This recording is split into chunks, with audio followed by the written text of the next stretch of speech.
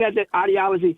When somebody's getting older, I'm going to replace. Yeah, it was the And, you know, opposite. Belichick was rather be a year early than a year late. I get what you're saying. They're very different philosophies. Brad, it's a noble goal. I'm going to draft super well, and I'm going to pay my own, but you can't fall in love with your own.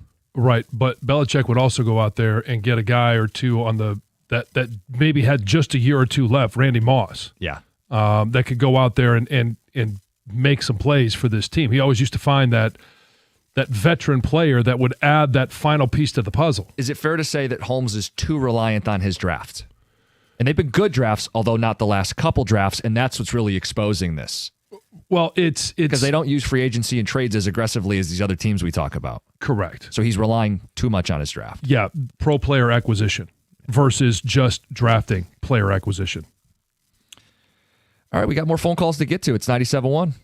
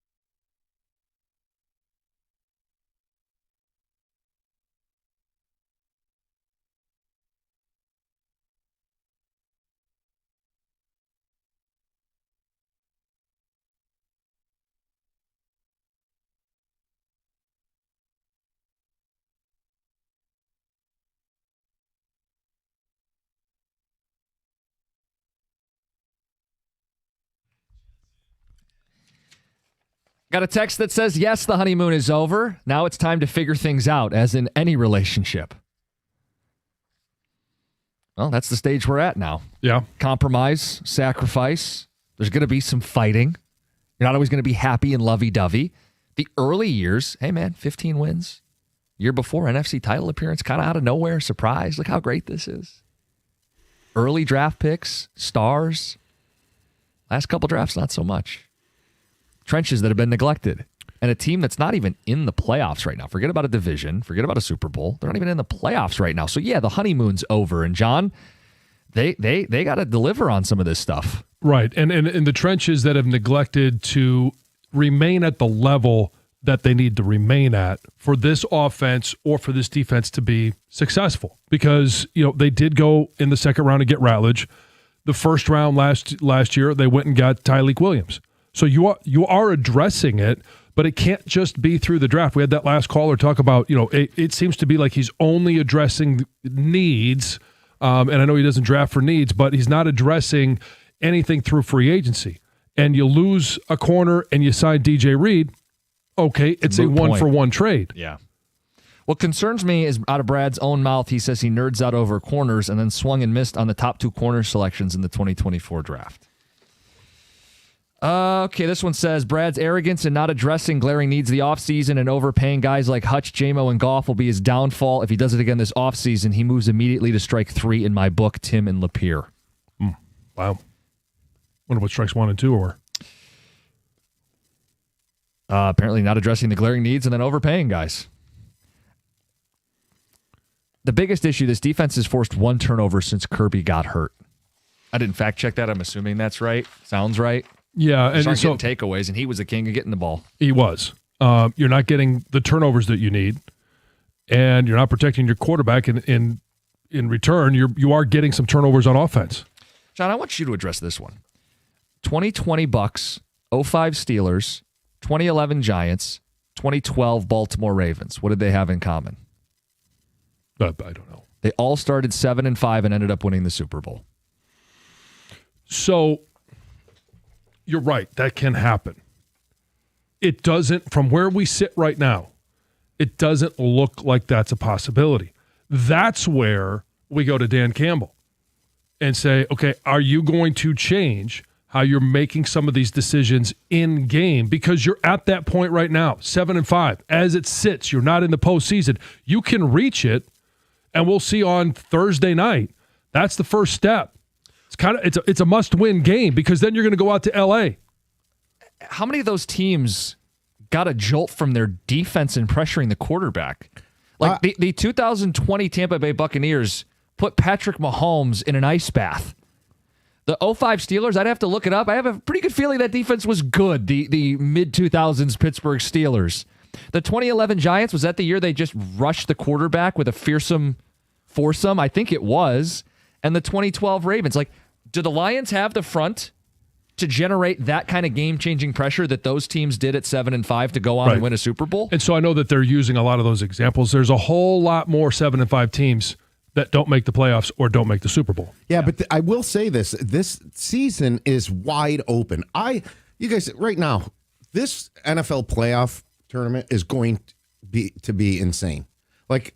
There's so many wild card teams that I think could end up winning the Super Bowl, so why can't the Lions be one? Here's the deal. The defense can get better, and it has to be better. The talent is there to do it. But I don't know if they can fix the middle of the line. I don't know how you get through a game where you don't have a few of these pass rushes where literally Goff is going to get destroyed. Well, yeah, I think that's the reality is you're alive until you're not. But what would give you hope that they're going to go on, a run in the regular season, and then ramp it up to another level and be able to go on a run in the postseason? Because that text says Super Bowl. That would mean 4 straight playoff wins. Find a way to generate offense against a Dallas Cowboys defense that's really good where you're right now deficient. Jason and Troy, you're on 97.1. Yeah, I just wanted to comment on. I think Dan Campbell's really done a terrible job since he's taken over play calling. A couple of his 4th down plays that he calls is just highly questionable. I think Hutch, since he's gotten that big extension, hasn't really done anything as far as even pressures are concerned, legitimate pressures are concerned.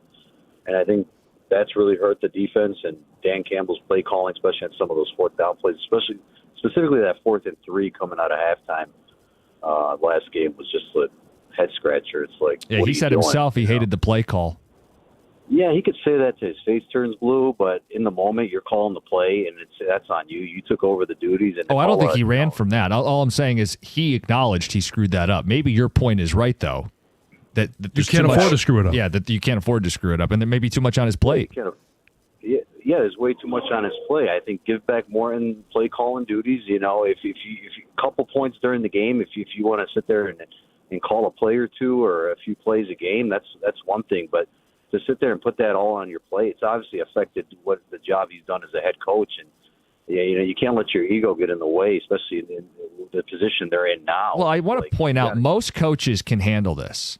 Most head coaches call at least one side of the ball in today's NFL. When Dan took over the role, we did the research. I think it was 18 or 19 coaches. The majority call one side of the ball while also managing challenges and timeouts and game decisions. John, you made a face when he said give Morton the play calling duties back. Yeah, I don't want to see that. So he's just going to have to figure out how to handle this then? Yeah.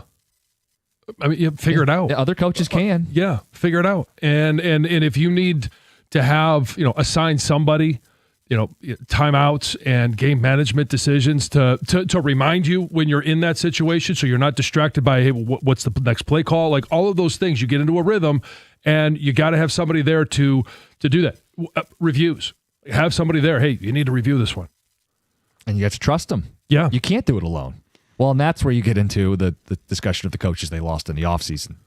Sure. Yeah, I mean, that's all part of the conversation of where this team is right now. And that's kind of, Peter, your thing is like it's not any one thing. It's a lot of things. Peter in Birmingham, good morning. Good morning, guys. Can you hear me? Yeah, Yes. we got you.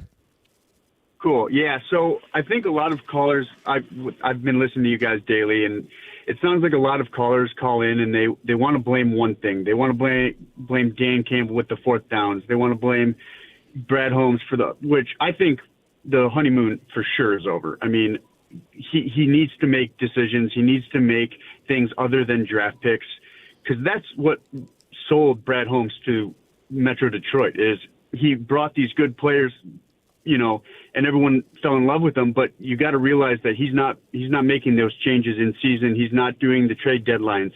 And then on top of it, we lost Ben Johnson, who is an offensive guru. Our offensive play calling is going to take a hit now, especially when we lose two unbelievable offensive line. It's a combination of things. That's why we're here. It's not Goff because he's regressing. I think Goff is what he is, and I think you guys alluded to it. He needs a good offensive line, and if he's not, he's going to feel the pressure, and his judgment and his decision-making is going to change. Now, if you put the offensive line of last year, maybe our offense is still not as good because we don't have as good of play calling, but we'd be much more sustainable. Yeah, you can cover up for. I think that's the key. Whether it's Ben Johnson calling plays or Morton calling plays or Campbell calling plays, if you win up front, your play caller is going to look a lot smarter. Mm-hmm. And when he doesn't, you start pointing fingers and going, "Well, why can't we get this right?" John, you've been hitting it. It all comes down to what happens up front for this football team. It's not a secret. It's sure not. So we'll hit Heather's news. We'll wrap up the show. We'll get to Carson Anderson. It's 97.1. Tell you about Brightside Dental, because as the year wraps up, we're into crunch time. And you want to start the new year with a brighter smile, now's the time. Brightside Dental is always welcoming new patients, $35 new patient special. With football season, a calendar in a crunch, holidays, family, work, all of it. You want to make that appointment. They can get you in often same day with 9 offices to choose from. Get the dentist. Go to the dentist where it doesn't have to be a pain. 1-800-PAINLESS, BrightsideDental.com. That's Brightside Dental. No judgment, just care.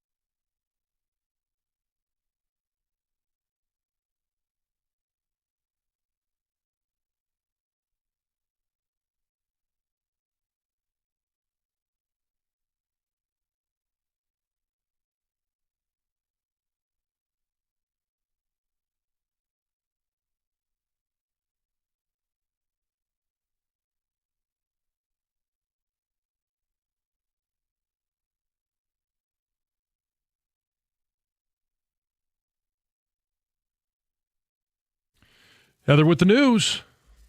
Well, you guys, small businesses in downtown Howell are on high alert after a new wave of fake cash started hitting registers. So several shops say they've been impacted and say the counterfeit bills are affecting their bottom line as the holiday season ramps up. So M Street Bakery was hit with at least one fake $100 bill, and they say it wasn't noticed until they went to go deposit money at the bank. And now the owner is hoping that police can catch the deceitful shopper or shoppers sooner rather than later.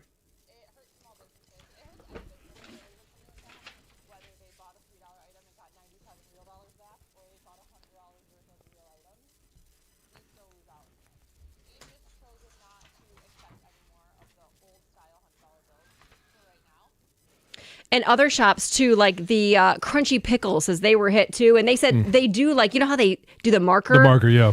Apparently, they did the marker on a $100 bill they received, and it passed that passed test. the test at the time. Still fake, though. But still fake. So, obviously, everyone hopes that whoever did this pays the price. Road rage incident in Jackson turned deadly. So police say two men were road raging with each other and then decided to pull off onto a shoulder, get out of their car, and start fighting right there in the street. Oh, seems like a good idea. Yeah, unfortunately, another driver in a truck hit both of them. Oh, both they had. lost. Well, it is sad because one of them passed away. Oh. I mean, so they both had to go to the hospital, Yeah. and one of the young men, I mean, they were both 22 and 24 years old. Oh, man. The 22-year-old man passed away. It just, like, I understand driving sometimes can be frustrating, right? And there's But I've times. never felt like I needed to get out and fist fight somebody. No, over it. never. You just take a deep breath and keep on keeping on. Or MF them to yourself in the car Sure, of and go course. home. Yeah, that's what I do. Exactly. Oh, really? Oh, yeah. The only time you're going to hear me really swear. Oh, Heather's Traffic. a potty mouth behind the wheel. Gosh, definitely. An 88-year-old Army veteran in Michigan has received an outpouring of support from around the world after his story went viral on social media. Ed Bombas works as a cashier at Meijer in Brighton, and despite the fact that he retired nearly a decade ago, he still needs to work to pay his bills. And there's this really popular, I've never heard of him, social media influencer from Australia that heard about Ed's story, flew to Michigan to meet him, and it turns out that his story really resonated with a lot of people. So he worked for GM, retired in 1999, ended up losing his pension when GM filed for bankruptcy.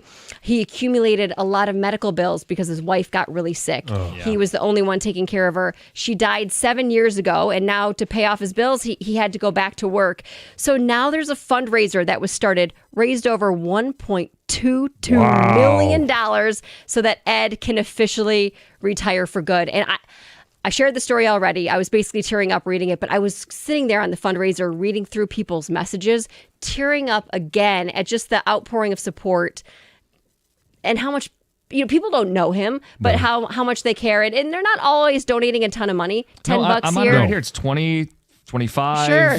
Yeah. But it's just the messages of love and support and thank you, to him for his service. It's just amazing. After a recent loss by the Cleveland Browns, Dylan Gabriel's fiance, Zoe Caswell, posted a TikTok that basically lit up social media. So the caption was very simple. It said, "Browns lost, what's new?" with a crying, laughing emoji.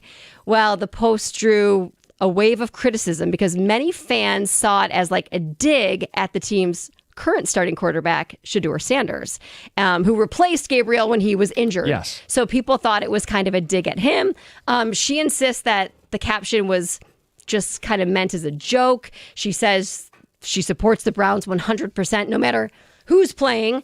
But she did kind of respond to some comments and stirred up more controversy, and people are What'd she say?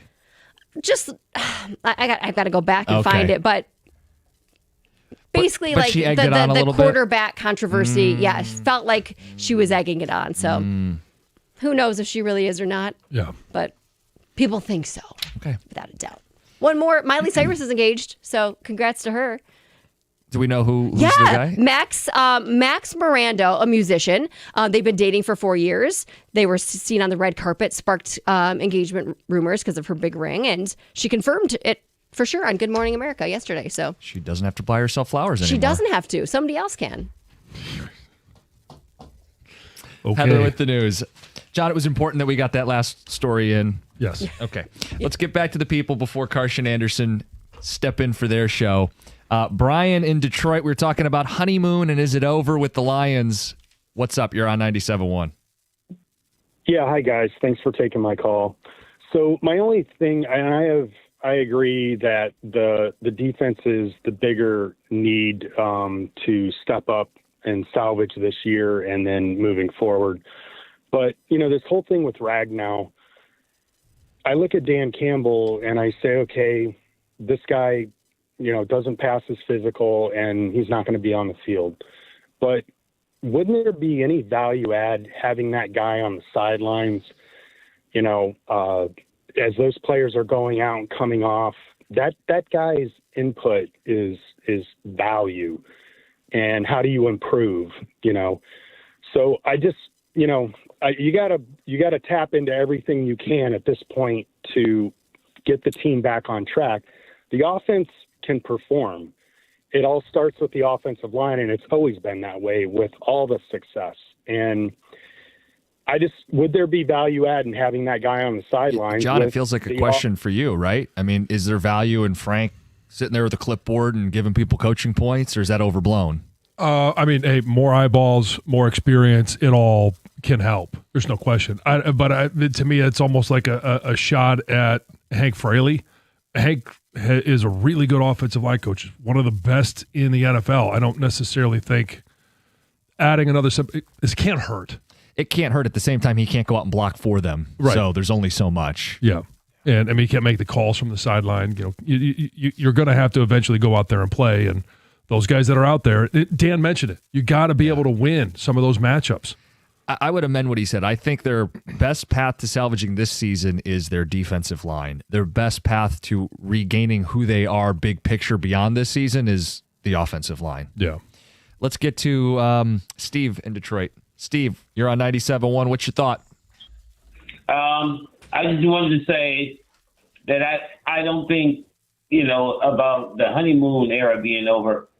I think all that grit, motivation that will get them to do whatever, run through brick walls, I think that era is over. I call this era the sideline era. We're so worried about what goes on the sidelines with these coordinators and all that they lose focus on the actual thing. The actual thing is the talent on the field. You can have the best coordinators in the world. It proves itself over and over again. When Frank Ragnow went out, whole offense changed. It's about the talent. Yeah, Steve, it's been field. said. I'm sorry, we're really up against it here, but you're right. Like, great players make great coaches. So I get what you're saying.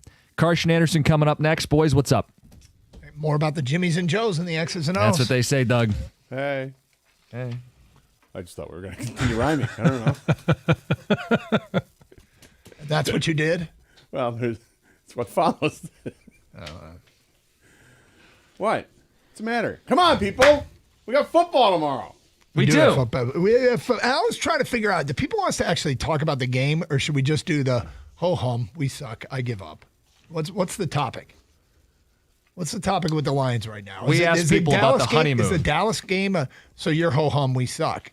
No, Yeah. it's a question about the honeymoon. Is it over? And now you have to get to the hard realities of a relationship where it's not always pretty. But it doesn't have to be pretty. You just have to find a way to beat Dallas. Right. And because you still have a path to the playoffs this year. Like dude said, grit's over. If grit means anything, it shows up on the football field tomorrow night, right? It should. Right. Yeah. If that's who you are, it's got to be part of tomorrow night's game. Karsch and Anderson, they'll get into all of it coming up next. Stay tuned right here. It's 97.1.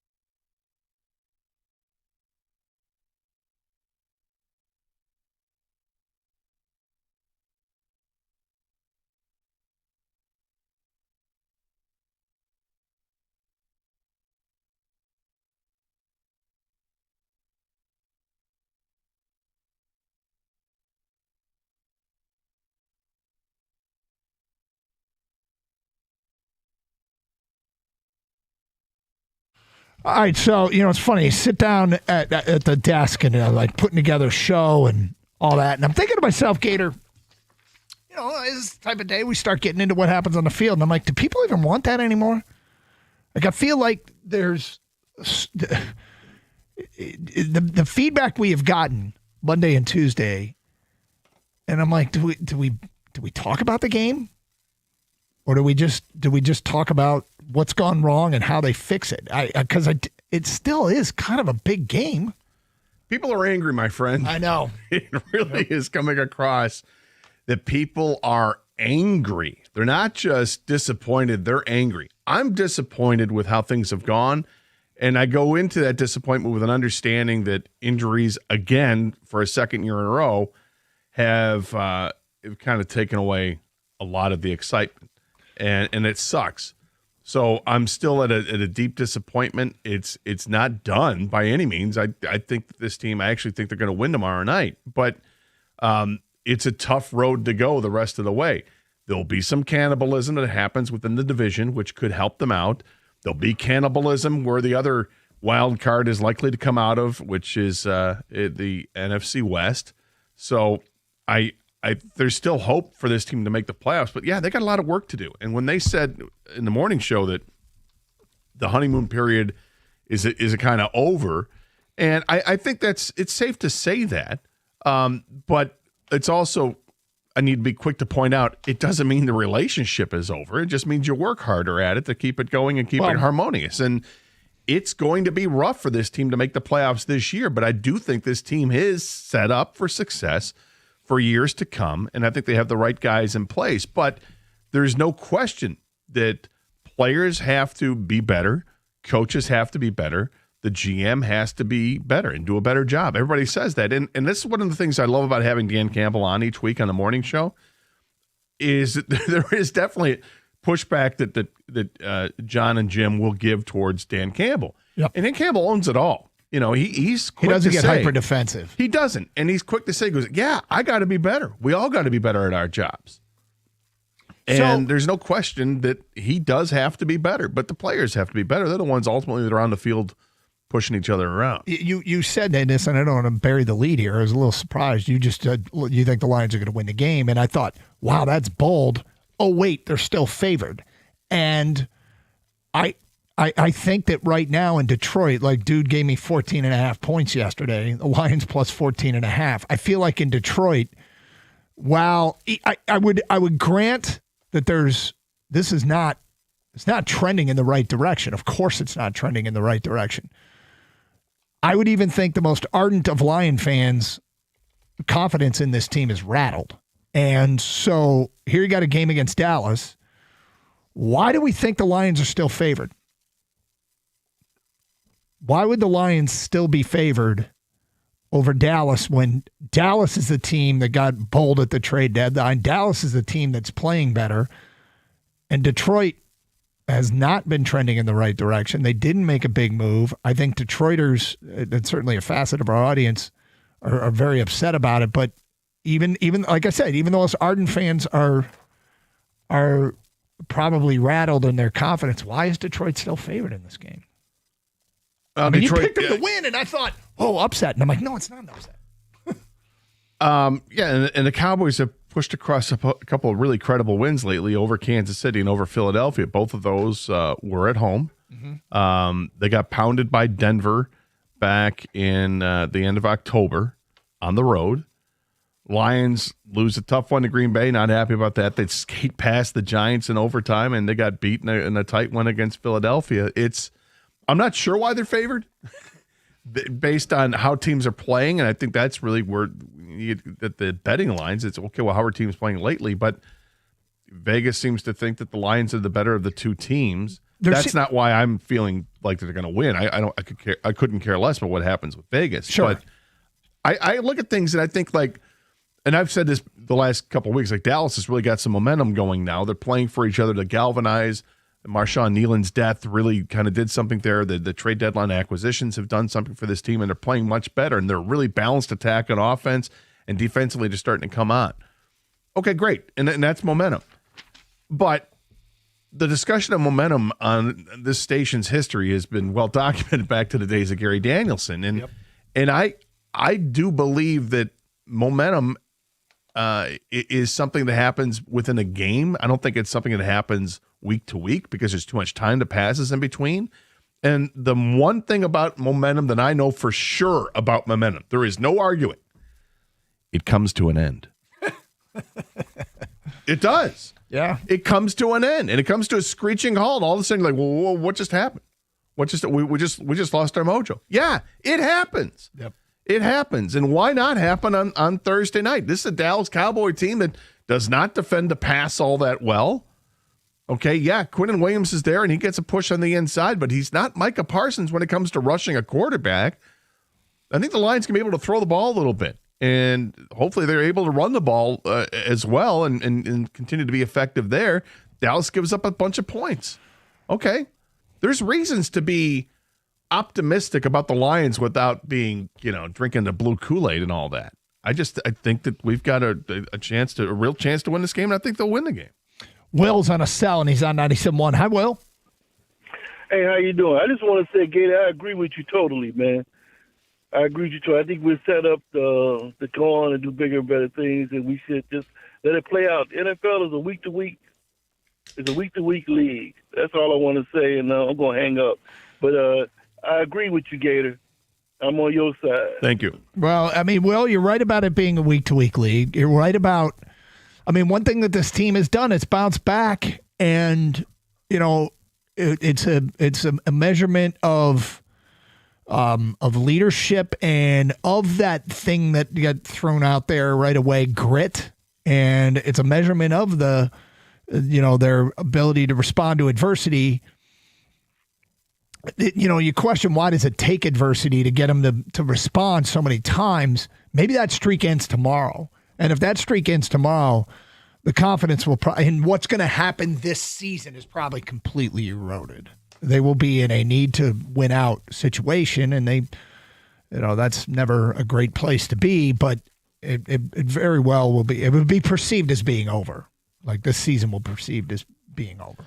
Yeah, and if it gets to that point where, when they are officially eliminated, if it gets to that point, it's going to suck. It's going to be brutal, and there's going to be questions asked, as there would be even if they made the playoffs and won a playoff game. There's still going to be questions about, okay, got in here, got to win, but maybe even a couple wins.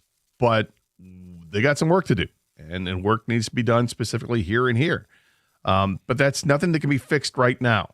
As much as I'd like to just wave a magic wand and create an offensive lineman that's of substance. You can't do that. It doesn't work that way. And I understand that's why people are upset by the trade deadline and not getting something done and a sense of urgency. And maybe it wasn't there, and can scream till the cows come home. We don't know what was available, but what we do know is they didn't acquire anybody, and that's also a constant. So that part sucks. 248-539-9797. Lions are beyond the football field as a favorite against Dallas. Doesn't feel like they should be favored. They are still favored. Do you have a good or bad feeling about this one? Jake is on a cell. What's up, Jake? Hey, good morning, guys. Hey, Jake. I don't think anyone's brought this up yet. The Lions have won 13 straight games following a loss. Yeah. I don't know if that's why they're favored, but in my opinion, I think they're going to go out there. Give me the Lions -6.5. Whoa. Oh, you don't need to do that, Jake. You just take them -3. Write it down, Doug. Write it down. Write it down. All right, Jake's got the Lions winning by 6.5. Detroit 6.5. Why is it just that they always bounce back? Is there anything else? No, they're relentless. They always bounce back, and I don't know. Someone said the grit was taken away, but I think the grit's still there, man. Well, that was somebody who called last show. I walked in to grab something off the printer, and I heard somebody call up and say the grit era is over. And I'm like, well, I don't. A loss tomorrow would certainly take away one of the things that there's been a constant throughout the grit era, and that's the ability to bounce back. All right, Gator, you've heard the phrase in sports, take a flyer. Yes. Yeah. Should a Detroit team take a flyer? We have a Twitter poll that accompanies this, but we'll get to what it is today at 10:16. Hey, it's a Wednesday. The college football blitz thingy at 10:30. Later, we got Are You Going to Eat That? Another edition of Would You Buy? Doug Karsch, Scott Anderson, 97.1. The holiday season, you can use your UMCU credit card to make a difference. It's the 10th annual Shop Local, Give Local campaign benefiting the Children's Literacy Network. Now through January 31st, UMCU will match 1% of your purchases at local participating businesses as a donation. Plus, every time you shop local with your UMCU card, you automatically enter to win $1,000. And don't forget, your UMCU Visa Cash Rewards card gives you over 1% cash back on every purchase. So you'll earn while you give. Shop, earn, and give back this year. Visit umcu.org for participating businesses and complete details. UMCU is insured by NCUA.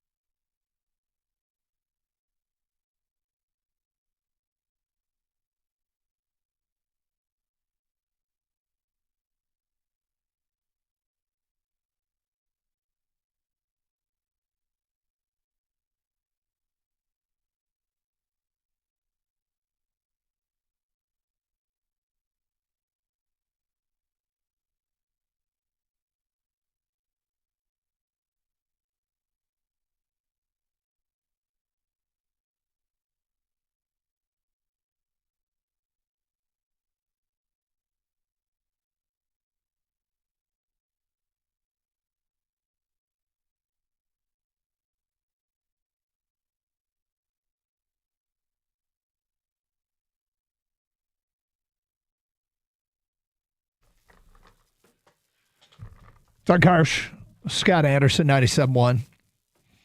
248-539-9797. All right, I mentioned before the break there, the term take a flyer. When you are taking a flyer on a guy in sports, you're essentially finding a player It is suddenly available, that doesn't feel like he's got any gas left in the tank, but there's nothing to lose. And 3 players, the names that we're mostly all familiar with, are suddenly available. With news overnight that the LA Clippers are sending Chris Paul home from a road trip with the intentions of ending the relationship, he will be waived or traded. Chris Paul, at 40 years old, a former All-Star guard, is suddenly available. The Pittsburgh Steelers are releasing former Pro Bowl cornerback and former Detroit Lion Darius Big Play Slay. And the Texans are releasing former Pro Bowl guard Laken Tomlinson and former Detroit Lion Laken Tomlinson, who's still in the league. If Detroit takes a flyer on any of those guys, who would you take a flyer on? So we get Chris Paul, Chris Slay, and Darius Slay, and Laken Tomlinson. Darius Slay and Laken Tomlinson. Yep. I question why the Texans would release Laken Tomlinson, being that the Texans are, in the hunt for playoffs and stuff. They got some guys healthy. They moved a tackle inside. He's been inactive the last couple of games. He struggled this year in pass protection, is considered a decent run blocker, interior offensive lineman. And former Detroit Lion as is Darius Slay. Like if he were playing great, they wouldn't, Yeah, I guess my thought is that offensive linemen that get released this late by good teams probably don't have it anymore. Mm-hmm. But reports out of Pittsburgh, Darius Slay is kind of done as well. But it would be one of those two. I have no interest in Chris Paul. No. The Pistons have plenty of guard depth. I'm not worried about that. Not to be that veteran. No, I don't need Chris Paul. All right.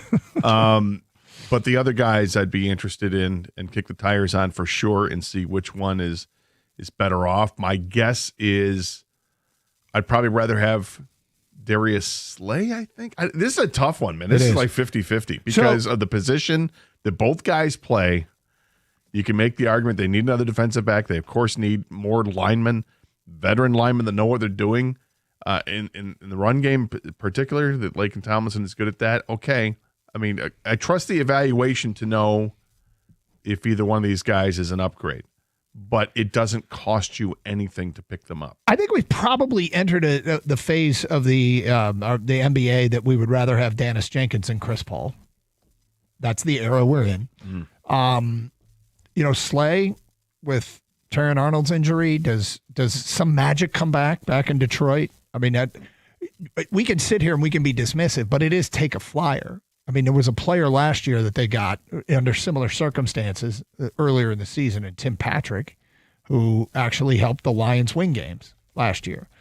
So Slay or Tomlinson, who, okay, if he's still a decent run blocker, and that's a book on him, he just struggled in pass protection, well, you don't want him anybody who struggles in anything, but if he weren't struggling in pass protection, he wouldn't be made available. But that might be the bigger position of need. Here's some of the comments we got. Raymond writes in, give me Darius Slay for pure entertainment value. It would be a couple of weeks. It would be in a couple of weeks. The Darius Slay revenge game, Steelers at Lions. Detroit Dan says, Tomlinson would be an immediate upgrade at a position of need. Would love to have big play Slay back, but O-line is more of a priority. Zach says, Tomlinson, need O-line help with injuries, but really need Slay too. Jason says, they just need bodies on the interior O-line, signed Laken. Steven says, Slay for entertainment, Tomlinson for need. From far out, man, Paul was past useful 5 years ago. Slay ain't big play anymore. Tomlinson is the best position fit on the offensive line, most in need of improvement. All right. I mean, look, none of these, we're not expecting these guys to be game-changing players. It's just the question. Can they right? just be an upgrade? Yeah, like that's all. And I could live with that description if that's what you think. That Laken Tomlinson's there for the position upgrade. Okay. It could just prove out that, pass on all of them. But maybe, just maybe, you got to think about this. John says Pistons do not need a guard at all. Lions do not need corner help, in my opinion, at least not as much as guard. Yeah, it's time to reactivate the Legion of Whom back there. 248-539-9797. You can go vote and comment. Updating the voting right now. Chris Paul, 3.2% of the vote. Darius Slay, 41.6% of the vote. Laken Tomlinson, 55.2% of the vote. All made available in the last 24 hours. If you were to take a flyer, kick the tires, that's another term, kick the tires. Kick the tires, yeah. Kick them. Who would you take the flyer on? Let's go to Nate on a cell. You're on 97.1 The Ticket. What's up, Nate? Hey, fellas, how you doing? We're good, Nate. All right. I just wanted to make a comment about the game today. I'm a Cowboys fan. Yeah. So, them guys, I've been listening to y'all radio station. I listen to the radio station in Dallas, too. They've been talking about the 47-9 whooping that the Lions put on them last year. Yeah. They want revenge for that. And as far as the pass rush, I don't know if y'all saw that Thanksgiving game. I'm kind of winning. I'm walking. But the Cowboys really gave Patrick Mahomes fits. Yeah. And he's a mobile quarterback. So I don't think the pass rush is going to be a problem for the Cowboys. And they offensive line, I think, is better than the Lions this year. Not last year, but I think when Ragnar, but this year because they got that stud guard, Tyler Booker. Yeah, I think the Cowboys going to give the Lions some problems. I don't think it's going to be a cakewalk by any means, but I think this could be a great game. It really could be. And your points about what Dallas is able to do to Patrick Mahomes are valid to a point. I think that the difference is the Lions have a star running back, and I don't think Kansas City has that star running back. So that running back keeps teams honest. They can't just pin the ears back and get after it. But the Lions need to prove they can run the football too. If they can't run the football, if Dallas is going to be stout at that line and those big defensive tackles do their job and they prevent you from getting big plays, then it's going to be a long night for the Lions. But the good thing about Jahmyr Gibbs is that not only, Doug, can he run between the tackles. Yes. He's also clearly got the speed outside to get things done outside, which can eliminate the effectiveness of Quinnen Williams and others. But I think that's really the key to the game is can the Lions run the ball with Montgomery and Gibbs? Well, let's go to D in Detroit. You're next. Hello, D. DK, Gary King. What's up, fellas? How we doing? Hey, bro. Frustration is at an all-time high. Check this out, bro. We're talking about Darius Slay. 2 years in a row, the Lions are going down the stretch looking for bodies at key positions. This is unreal, and it's frustrating to the core, bro. It just hit me last night. 2 years in a row, key position, we are looking for bodies to replace them this late in the season. And I just can't take it no more, bro. I just can't take it no more. And I just want to ask how. Well, hold on, D. Don't do anything drastic. You're okay, right? I'm good. All right, good. DK, man, all this hype, all this looking forward to the next year. Check this out. This is what I called you guys for. If the Lions don't get it done within, say, next year or two, don't even get to the Super Bowl, would you consider this a bigger disappointment to the city and the state than what the Tigers put us through in 2012 and 2016? I'm up here talking to people that say, oh, no, the Tigers let us down. At least they got to the big dance, bro. The Lions ain't even knocked out the door. I guess it's up to what your favorite sport is. Would I consider it? I don't know, probably only because I've never seen a Lions Super Bowl appearance in my lifetime, but they'd both be major disappointments. I hope, but let's start with this. The Tigers were in the mix for a decade. They were in the mix for a decade. You can't count on anything in the NFL. I do like the guy in charge still, in spite of, what's happened this year. And if you keep drafting well, I think you could stay in the mix long term, but I would consider that bigger, but and make sure, hey, take care of yourself, D. He's good. I'm not sure. He's, a little down the lines, but he's good. He says, I can't take it anymore. Like, that just means maybe turn the TV off. Yeah. Go play some pickleball. Yeah, we'll try and help. We're not always doom and gloom over here. I know we're not. I know you and I, Scott, are really negatively programmed, and we'll try and keep your spirits up for a change. We're going to try to fight off the dark side. Yeah. All right, straight ahead, the college football blitz thingy here on Carson Anderson on 97.1.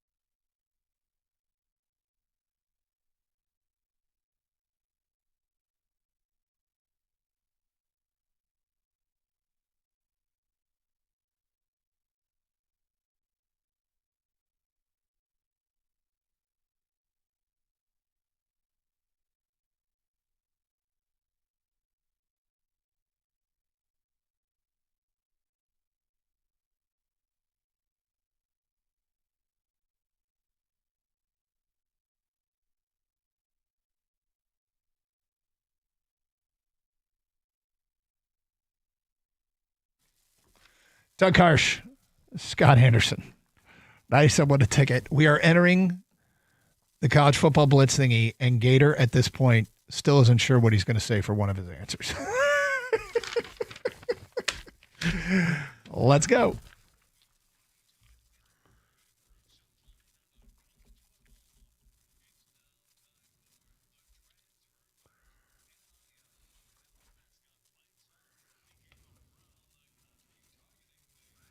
Heads or tails? Tails? He goes tails. It's heads. I'll receive. Kang is out. Paul is playing the role of the show moderator with all the questions. Paul, are you ready? Yes. All right, let's go. So Pat Fitzgerald was introduced as Michigan State's 27th head coach yesterday. Will he be able to turn things around quickly? Okay, I don't think so, but that's okay. Fans should be patient. The portal is a quick fix for positions. I don't think it's a quick fix for teams. Now, every Michigan game, I get a 2-deep for both teams, and I highlight in blue the players on the 2-deep who are transfers. The team I highlighted the most this year was Purdue, who went winless in the Big Ten and had 52 transfers and a full class of freshmen, 82 new players. And they go winless in the Big Ten. The team I highlighted the least was Ohio State with 9. Now, it can be done when you come into a new program like Curt Cignetti, but he brought a sizable portion of a roster from his old team with him, which Fitzgerald doesn't have access to, and he brought guys from his conference. Texas Tech went big in the portal this year, but they added to an 8-5 team. Michigan State went 1-8 with 6 double-digit losses. And with this portal, and the portal players, there are guys that can make a difference, but most portal players are there because they weren't getting playing time at their previous school. And the really good ones, everybody wants. It's okay. I don't expect it to be a quick fix. People should be patient with Pat Fitzgerald. He's a good coach. I think there will be a quick turnaround. I think that you've got the alignment between the president, the athletic director, and the head coach, which was what Pat Fitzgerald talked about yesterday, and it seemed pretty harmonious with that triumvirate yesterday. They've got the backing of the coffers for NIL. I think they're set up for that. And his dynamic personality is going to retain a ton of players at Michigan State, guys that may have thought about leaving. They're like, oh, I'm sorry, Pat Fitzgerald's here? Well, I just talked to him. He's pretty awesome. I think they're going to be able to hang on to a lot of those players and important players. Like, the most important one will be the quarterback, Alessio Milivojevic, and I think he's going to stay. And if he stays, that's huge. And then what Michigan State did this year, not good, right? 4 wins. They should have won 6.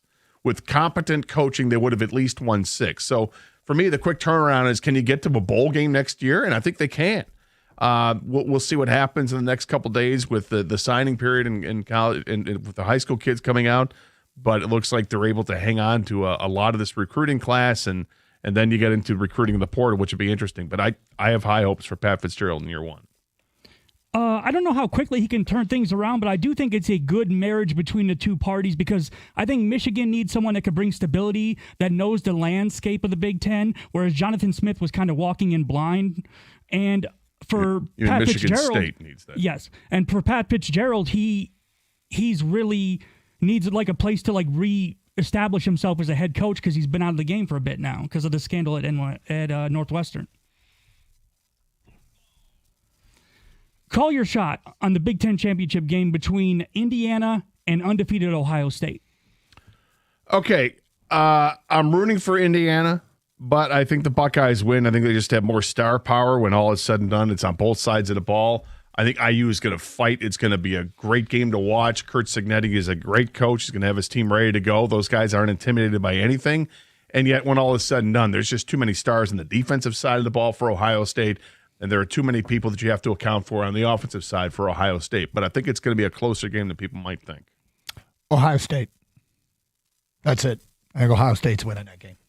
You got nothing else? Not much of what you said, but Ohio State. Mendoza's had a great year, but he's never seen a defense like Ohio State's going to throw at him. I think Ohio State's going to win by double digits.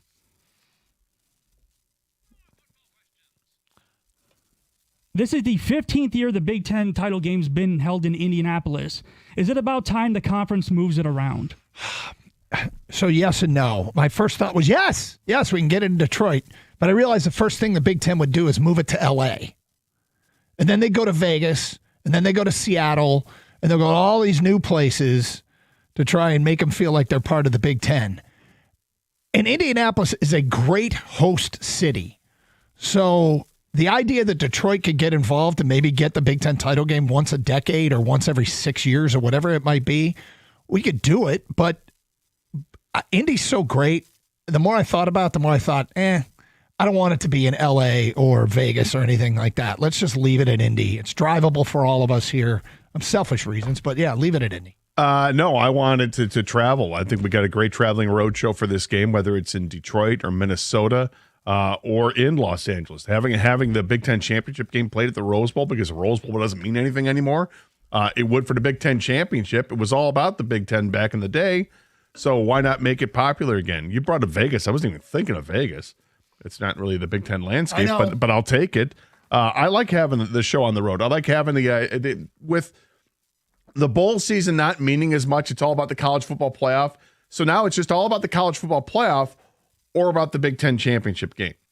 So why not make it a place to go to, a destiny? I like that it's in Indy. Indy's a great place to have it. It's been to a Super Bowl there, and it was awesome.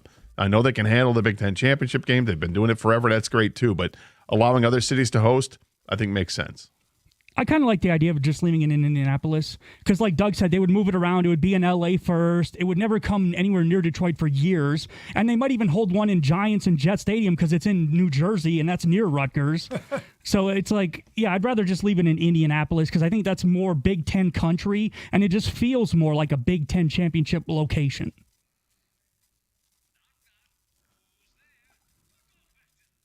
So Lane Kiffin leaves Ole Miss for LSU. Will the Rebels win a game in the CFP without him? Yeah. Out of spite, they're going to win a game. Plus, that Charlie Weiss Jr. is going to be, he's been given permission by Lane Kiffin to coach alongside Pete Golding, the new head coach over there at Ole Miss. So, they've got the band back together. Defense coordinator, offensive coordinator. The only thing that's not there is Lane Kiffin, and I think that those kids are going to be inspired to play because he's not there. I think it's going to help galvanize that team. They're going to shoot up in the rankings. Where are they, 6th now? So they're likely to host a game. I think they're going to win at least one game. They're going to host a game, and their opponent at this point is aligned to be either Virginia or Tulane, depending on who wins those conferences. And yeah, they can beat those teams. In fact, I would expect them to beat those teams, and they likely will host. So the answer to my question is yes. I'm really hoping they go on a run and win the national title because I think it would be hilarious if Weiss Jr. has a national title under his belt as he goes to be an offensive coordinator somewhere. That would be hilarious that he has more on his resume than Lane Kiffin does, who he's going to be his OC for. So Kalani Sitake, who's Penn State's number one target, will get a big raise and stay at BYU. Other coaches are being snatched up. Call it now. Who will be Penn State's next head coach? Well, with breaking news this morning that Brian Hartline is going to USF, are they going to try and pilfer Manny Diaz and get him back from Duke? Maybe. I'm going to go Brian Daboll. At this point, I'm throwing darts at a dartboard. I don't know what happened there. I think Penn State might become example number one. If you have a punitive fire, you're mad at somebody and you let him go and you have no plan, or they've had plenty of time. I don't know how this happened. Gator, what do you think's going to happen at Penn State? Well, if you just hang on a second, because you're still Googling names. It is ridiculous what I'm trying to come up with here. I have no idea what is going to happen. I mean, when I started to sit down and think about these questions, the first name that came up was Brian Hartline. Then you're like, hey, Brian Hartline's going to South Florida. I'm like, what? Well, delete. And then I'm thinking Jeff Brom, but I can't even I get him confused with his brother Brian Brom. And then Jeff Brom has been at Louisville for, he played there. He's from Louisville. Now he's coaching there. Why would he want to leave? I guess Penn State, sure, but why not just stay there and be happy? I thought about Brian Daboll. That was the other name I was going to throw down there. And I'm like, he failed miserably with the Giants. What else? And I'm coming up with a different name. Let's hear it. I'm going to go with Joe Brady, the former passing game coordinator, wide receivers coach at LSU that did such a great job there with Joe Burrow and company. Moved on to become an offensive coordinator in the National Football League. Was a quarterbacks coach in the NFL. He's been with Buffalo for a while. Now he's still there as an offensive coordinator. Joe Brady will take over as head coach of Penn State. I have no idea. With conviction-ish. I cannot believe that Penn State has put themselves in this position. I think it's hysterical. Penn State, who got rid of their coach well before everybody else did, with one other exception, and they're just sitting back like they're the Cheshire Cat, oh yeah, we got our guy. Hold on, we're going to be fine. We're Penn State. We can get anybody we want. And they've been shot down. They got beat by BYU for Sitake. They passed no Hartline. They didn't jump on the Fitzgerald train. What are they doing? Hysterical. I love it. I kind of feel like interim coach Terry Smith's going to get the label removed and be the head coach for one more year, and then they're going to enter the coaching search in 2026, 2027. You might be right. You might be right, and they probably should say that real soon because the fax machines are working this morning, Doug. Yeah. The fax machines. All right, so Notre Dame hangs on to the last at-large playoff spot ahead of number 11 BYU and number 12 Miami, who beat Notre Dame. Did the committee get that right?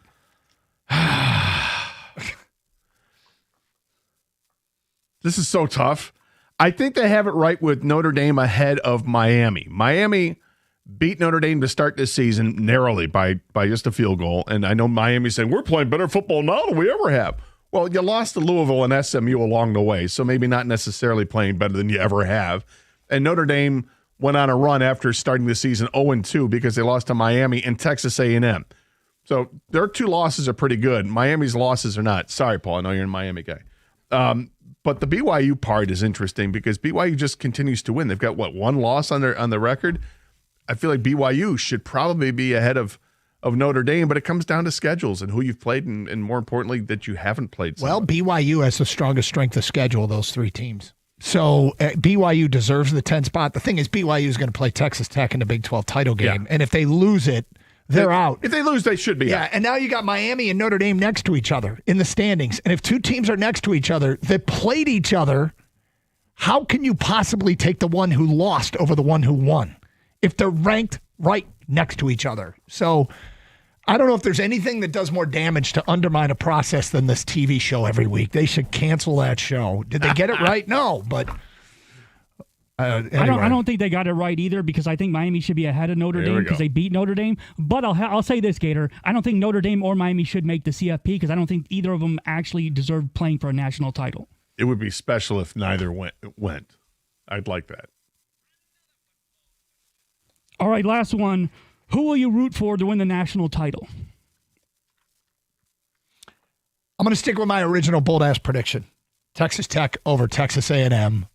I got no rooting interest this year, so I'll just take Texas Tech because that was my bold-ass prediction back in October. Texas Tech over Texas A&M for the national championship.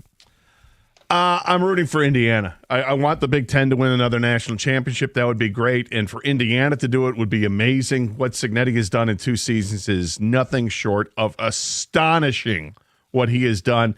If he can validate it with the win over Ohio State on Saturday night, that'd be fantastic. But to go all the way, I'm here for it. Let's go Hoosiers. If Miami gets in, I'm rooting for them. If they're not, I'm with Gator. I'm rooting for Indiana. I want to see Mendoza hoist the trophy and then go and be a number 1 overall pick in the draft.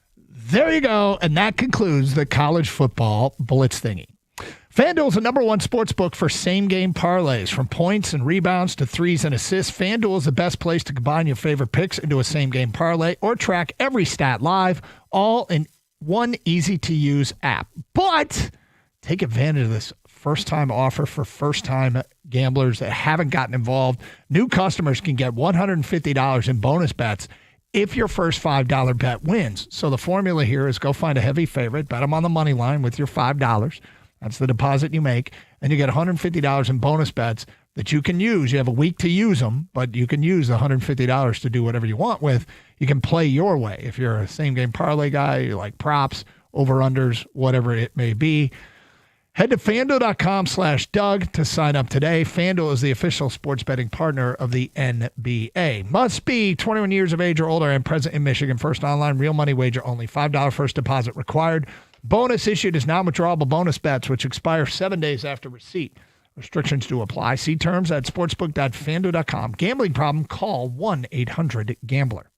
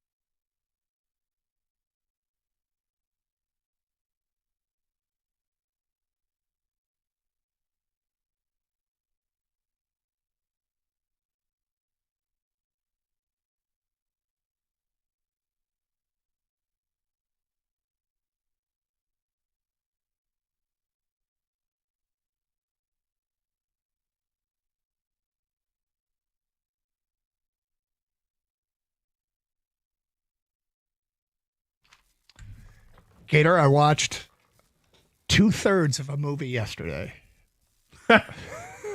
2/3 of a movie. Yep. Okay. Is this a guessing game? I mean, it can be if you want. Okay. It. Yeah.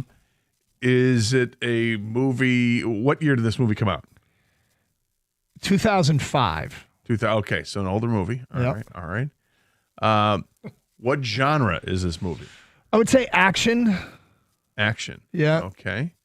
Let me see if it's described any other way. Well, a science fiction action film. Okay, I was going to say like a sci-fi. Yep. 2005. Interesting.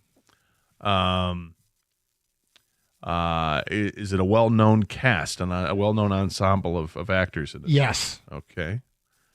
Is this part of a trilogy or a series of movies? I don't believe so. Okay, so kind of a standalone. Yeah. Does this take place on Earth? It does. Does it take place in the future? When it was made, it yes. I think we've now moved past. Okay, the time that it in was 2005, it was in the future, and now I think we're past. Okay. I think the scene. I think at the beginning of the movie they set the scene. Don't quote me on this. 2019. The year is 2019. 2019. Interesting. Mm-hmm. Yep. 2005. Okay. But it's a standalone, so it's not going to be a Terminator movie. Right. So it's not like that. This is one of those ones when we go back. Don't say you said it was a standalone. I'm pretty sure it is. Okay, I understand. Your knowledge is not. Yeah, I'm not a movie guy Hi. at all for people who are new to the show. So when I see a movie, it becomes a bit of a topic. And in this case, I saw 2/3 of the movie, and I'm expecting to finish it. So going back to 2000. No guarantees. In 2005, how old was the lead actor? Good question. Noticeably younger. 2005, he was early 30s. Okay. There were kind of two lead actors. Okay. Yeah, he was early 30s. She was early 20s. Early 20s, 30s and 20s. Okay, that's good to know too. Yep. Did you enjoy this movie? I did. I mean, there was a lot of eye rolls, but yeah. Is this a movie you had heard of? Like, if people talked about this, have you heard me talk about this movie? Nope. No. Okay. Nope. I'd really heard nobody talk about it, to be honest with you. But I don't think it's not a thing. I think it's Doug. I think it's a reflection of me. Sure. I think it's a movie people saw and are familiar with. But is the female lead attractive? Yes. Is she still attractive to this day? Yes. Okay. Early 20s. I have an idea. Do you? Yeah, because if you say this is not like a mainstream movie that everybody's talking about typically, you don't think so. I don't think so. But Okay. people, I have no credibility when it comes to this. So I feel like taking a stab. Okay. Well, at least at the actors. And I'm trying to think what the name of the movie is that they were in. Okay. Scarlett Johansson and Ewan McGregor. That is correct. But I you can't think remember of the name of the movie. The name of the movie, the title, I believe, is it's a title that has also been used by another movie, the same title. Is that right? Yeah. Yeah. What's the title of the movie again? You're giving. I'm sorry. How many? Is it one word? 2 words. It's 2 words. 2 words. What's the first word? The second word? Island. I was going to say give you the letter. But Oh. yeah. It's okay. Yes, The Island. Yeah, and it's yes, The The Island. Island was also another movie way back. Yeah. I feel like I'm impressed a little bit. That you were able to guess it? Well, I mean, the fact that I called out the actors before you you did were able well. to give me the actors, and No, I knew you what the were- movie was, I couldn't come up with it. No, you did well. I'm impressed. I mean, there's some real strong eye rolls. Like, all right, but like I like the premise. And I mean, are we doing spoilers for a movie that's 20 You years can old? go ahead and give this one out. Yeah. You think? Yeah. Like the premise is basically Ewan McGregor and Scarlett Johansson figure out that their whole lives are about being farmed as organ donors, and that they're basically clones that've been brought up in this society. And now they need to get off the And island. they got it. Well, they're not on the island. The promise is that when you get sent to the island, the island, that's paradise. The whole world's contaminated. We have to live in this place. But there's one place that's not. It's the island. And when your island card gets called, you're like, hey, I get to go to the island. Turns out No, they're just harvesting your organs Yeah. because they're needed now. They figured out they escape and Organ harvesting. yes. So bottom line is the escape, and I guess this director is known because I looked some stuff up for insane stunts. Yeah, there's some stupid things. Who's in the there. director? Starts with a B, I think. I don't know. I clicked on Scarlett Joe's name, so I got to go back to the island. Yeah, I'm sure you did. The Island is directed by Michael Bay. Oh, yeah. Yeah. So Michael Bay is famous for the action movies. Anyway, I was entertained, and I want to see how it ends, but I will dismiss it as a fine piece of cinema. What on earth made you start to watch this movie? I've watched all the I like documentaries. I've watched all the documentaries on Netflix. Sure, but the and I'm Island? not interested in the Diddy one that got released yesterday. So A 2005 movie that did nothing at the box office. So- that you never heard me talk about on the show. I quick search good movies on Netflix. The Island. I knew nothing about it. I clicked on it. That's it. You're better off watching the original Island. And it was that listed came under out good movies? Well, I was under the good. So here's the thing. Apparently, it was a box office flop, but it's doing very well on Netflix. For what that's worth, but Watch the Michael Caine, The Island instead. That's a better one. is it? Yeah, well, it's Is it on? Is it on higher- Netflix? Probably not. Okay. But it's a much older movie. Yeah. All right. Well, hey, look, I was It's about pirates. moderately entertained, and we'll see how it finishes. I'm not going to hold out. Yeah, I'm I think it might stunned. finish silly. I am. You could have listed 100 movies that The Island was You on never that would've list. got I that would say one? Doug's not watching this. Why All would right. he watch this? Question about the Lions. We'll get to that coming up today at 11:02. Big game with Dallas tomorrow. It is Carson Anderson here on 97.1.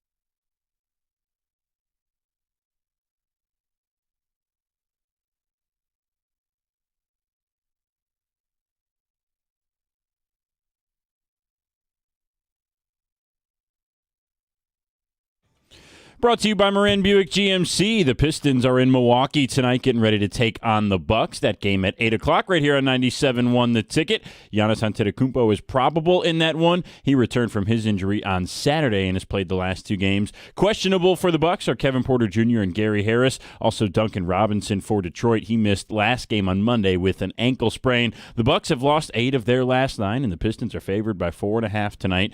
Former Pistons center Eldon Campbell has passed away. Born in Los Angeles and drafted by the Lakers, Campbell made a name for himself in the NBA in the 90s. He eventually made his way to Detroit and became an NBA champion with the Pistons in 2004. He was just 57 years old.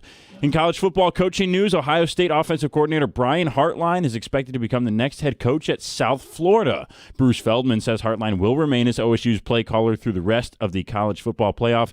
Penn State still does not have a head coach. The Lions getting ready to take on the Cowboys from Ford Field tomorrow at 8:15. Detroit is 14-0 in the game following a loss since October of 2022, but Dallas is on a 3-game win streak, and the Lions will likely be without Amon-Ra St. Brown. Good news for Detroit. They're 13-4 in primetime games under Dan Campbell. And the Browns have designated disgraced quarterback Deshaun Watson to return to practice, opening his 21-day window. At the Corewell Health Sports Desk, I'm Brendan Shabath. For more, go to 97.1 The Ticket or Odyssey.com.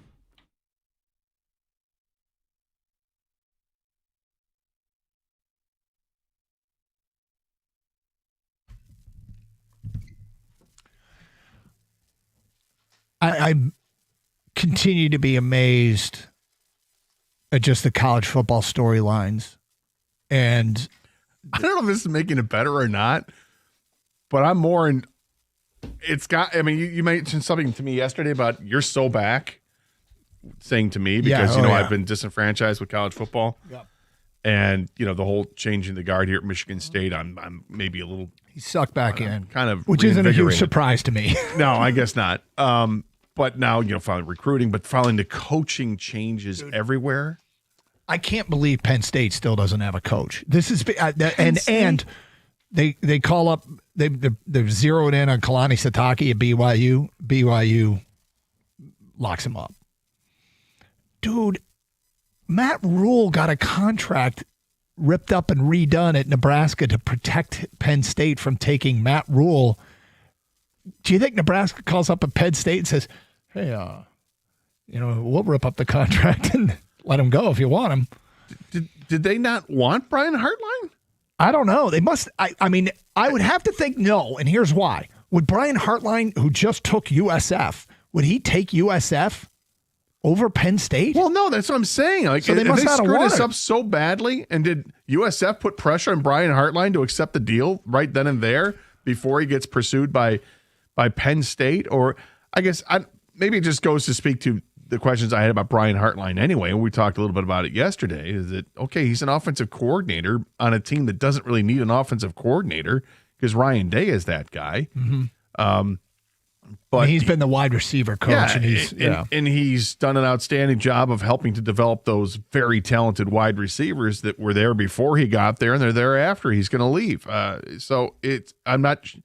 intrigued by Hartline, but I don't think it's any kind of slam dunk, and yet he gone. So what? I mean, it's like, what's left for Penn State at this point? Unless they're still waiting on some coach that's in the playoff. I mean, it could be Manny Diaz. Manny Diaz was there, and it was. I mean, Paul, you're a Miami guy. Is Miami Diaz? Would that thrill you? Manny Diaz, not Miami Diaz. Oh, I say from Miami. Yeah, he coached in Miami. He was not good. Right. So would Manny Diaz be like exciting for a fan base to get behind? I mean, I wouldn't. But you think they'd take a shot at Urban Meyer, maybe? Just to save face, a huge name, take a. Well, you can take your shots, but I think Urban made it clear a couple of years ago that wasn't going to happen. And I mean, if you're doing Urban's that, best friend, who's Doug Karsh. I mean, let's be clear, not a fact. But I was standing with him about a month ago. You were having beers with him. That's also true. When he was asked, "Would you coach in this environment?" and his eye roll and hell no was so emphatic, and I can't imagine Urban ever being misleading. But he was very emphatic about why he didn't like this era, and was actually really pretty insightful and fun to listen to. But Urban Meyer, if you're going to take a shot at Urban Meyer, you may as well call Nick Saban as well. But they're not Those guys aren't coming out of retirement. Is my strong belief. Well, I also and let's say they were to entertain it. Would they entertain it after signing day? Well, I mean, when there's no class the at this fact point? that I think they got 4 recruits. Right. And the fact that Penn State doesn't have a coach before signing day, when they were one of the early jobs that came open, blows my mind. Now, let's face it. If you have your guy and your guy says, I'll take the job, but I want to finish my season with my current team. If you want me, you'll wait. I respect that.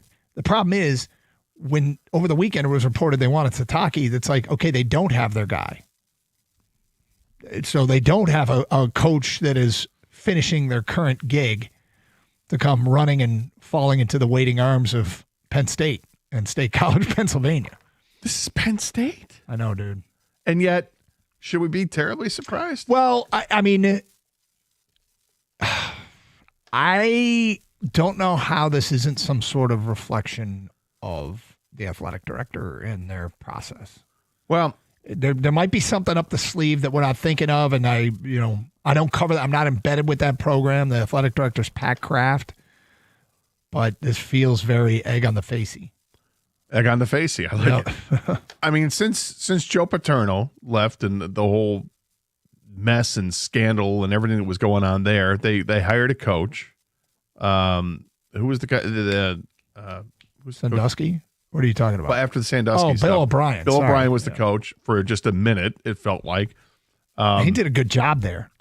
Well, Given all things yeah. considered, he did a very good job there. And I always thought he's more going to be better cast as a college coach, and it's not actually happening right now. So I might be wrong because he is struggling at BC.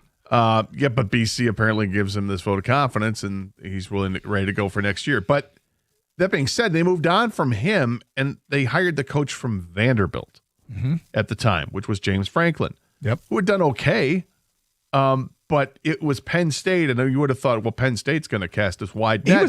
James Franklin was a hot name at the time. No, he was a hot name, but he wasn't like.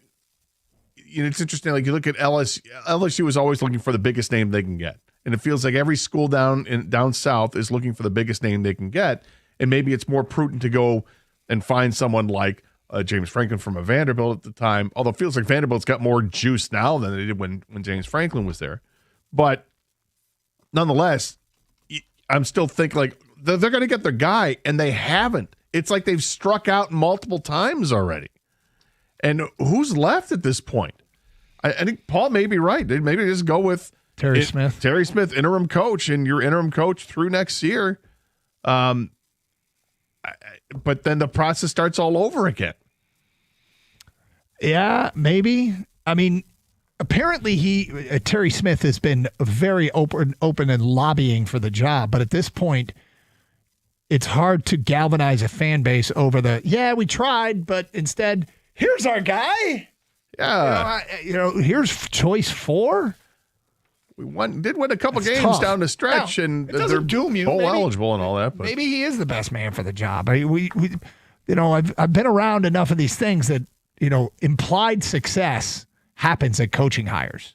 Every coaching hire has implied success or implied failure. Like he's going to be really like Florida is so mad they didn't get Lane Kiffin that when they got a dude from Tulane, they're not happy. I got to feel like that Penn State was sitting back thinking they've got this when they made the decision to fire James Franklin so many weeks ago now that they thought for sure we're going to get our guy. And there were some coaches that had a lot of juice at the time. Like Golesh had a lot of juice at the time, and other coaches, the guy from James Madison, all these guys had some big juice. And then other names were thought of as this guy's definitely going to go, and then those schools locked those coaches up quickly. Yep. And it felt like now this is going on, like Penn State saying, "Oh, we can get this guy," and then all of a sudden the door shuts because they're going to pony up the cash and give this guy a 5-year extension. Oh, well, we can't get him. What I'm okay. scared we got this of guy. is that maybe Penn State played by the rules and didn't want to interview anybody till their season was over, and they're getting burned by it. Well, everybody else was out there interviewing coaches behind the scenes and then pounced 30 minutes after they fired their previous guy. And that would suck because I hate offseason moves being made while the season's still going on. I think it's awful. Yeah. And I mean, look at Michigan State, how they did theirs. They fired their guy and they had their guy right away. They had it all lined up. Yeah. Now, their guy didn't have another job. Well, that's the thing. That helped a lot. That made it a lot easier. But that guy could be Penn State's coach. Right. Penn State could have done the same thing. Yep. Like, nobody's going to say that Pat Fitzgerald is a bad head coach. No one would say that. You know, if there were the negative side of it was, okay, didn't do all that well at Northwestern the last couple of years. And, you know, the issue that he was let go for, even though he was completely exonerated, that the university had to come out there and publicly admit that he had nothing to do with it. So, like, it kind of erases the scandal because he's not the scandal. I do want to say, I've heard for a long time how Jim Harbaugh should have known what's going on under his program, even if he didn't know. Yeah. And now the same thing's being said by many of the same fan base. Hey, he didn't know. But there's I go with other what the stories that rulings go were. with that too, sure. But when the university comes out and you know they fired him, yeah, like they wanted to save money, and then they have to come out and say the other side of it. Oh, I'm not saying it's not true. I'm saying it's the perception. We don't need to turn into a Michigan State thing. My apologies. You're right. My point was that this was a guy that was available for Penn State. Penn State could have done the same thing. And we talked about it at the time. Like I think you even said right away, you know what would be perfect for Penn State? You said Pat Fitzgerald. Pat Fitzgerald. I thought that name, that brand would go a long way together. But hey, I think he plays. Now he's at Michigan State. I think he plays a style of football that plays well in the Big Ten. And always thought he was going to be Michigan State, Penn State, Wisconsin, Maryland, or Nebraska. And I don't mean new Big Ten, but those programs, Maryland was the least likely. He felt like more of an old school Big Ten guy. And even though Nebraska's not an old school Big Ten, those places made sense. Penn State, did they even call him? I don't know.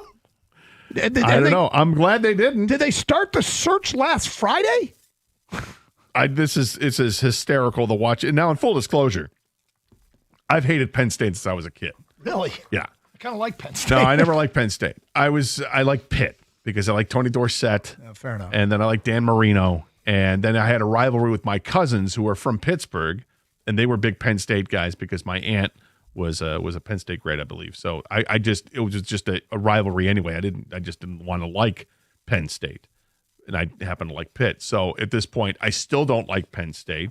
The whole Sandusky mess and the whole Joe Pa, stuff is just disgusting to me. So yeah, I'm enjoying this, and I'm going to continue to enjoy this right up until the point where they named the interim head coach. Terry Smith is now going to be the head coach of Penn State. Crazy. All right, we said we get the Lions. We got sidetracked. Let's do that next here on Carson Anderson on 97.1. Hey, are you planning to save money this winter by taking ice cold showers? No, not so much. Well, then you need to do what I did, and that's call the great team over at Birmingham Plumbing, Heating, and Cooling. And don't let a frozen disaster ruin your holidays.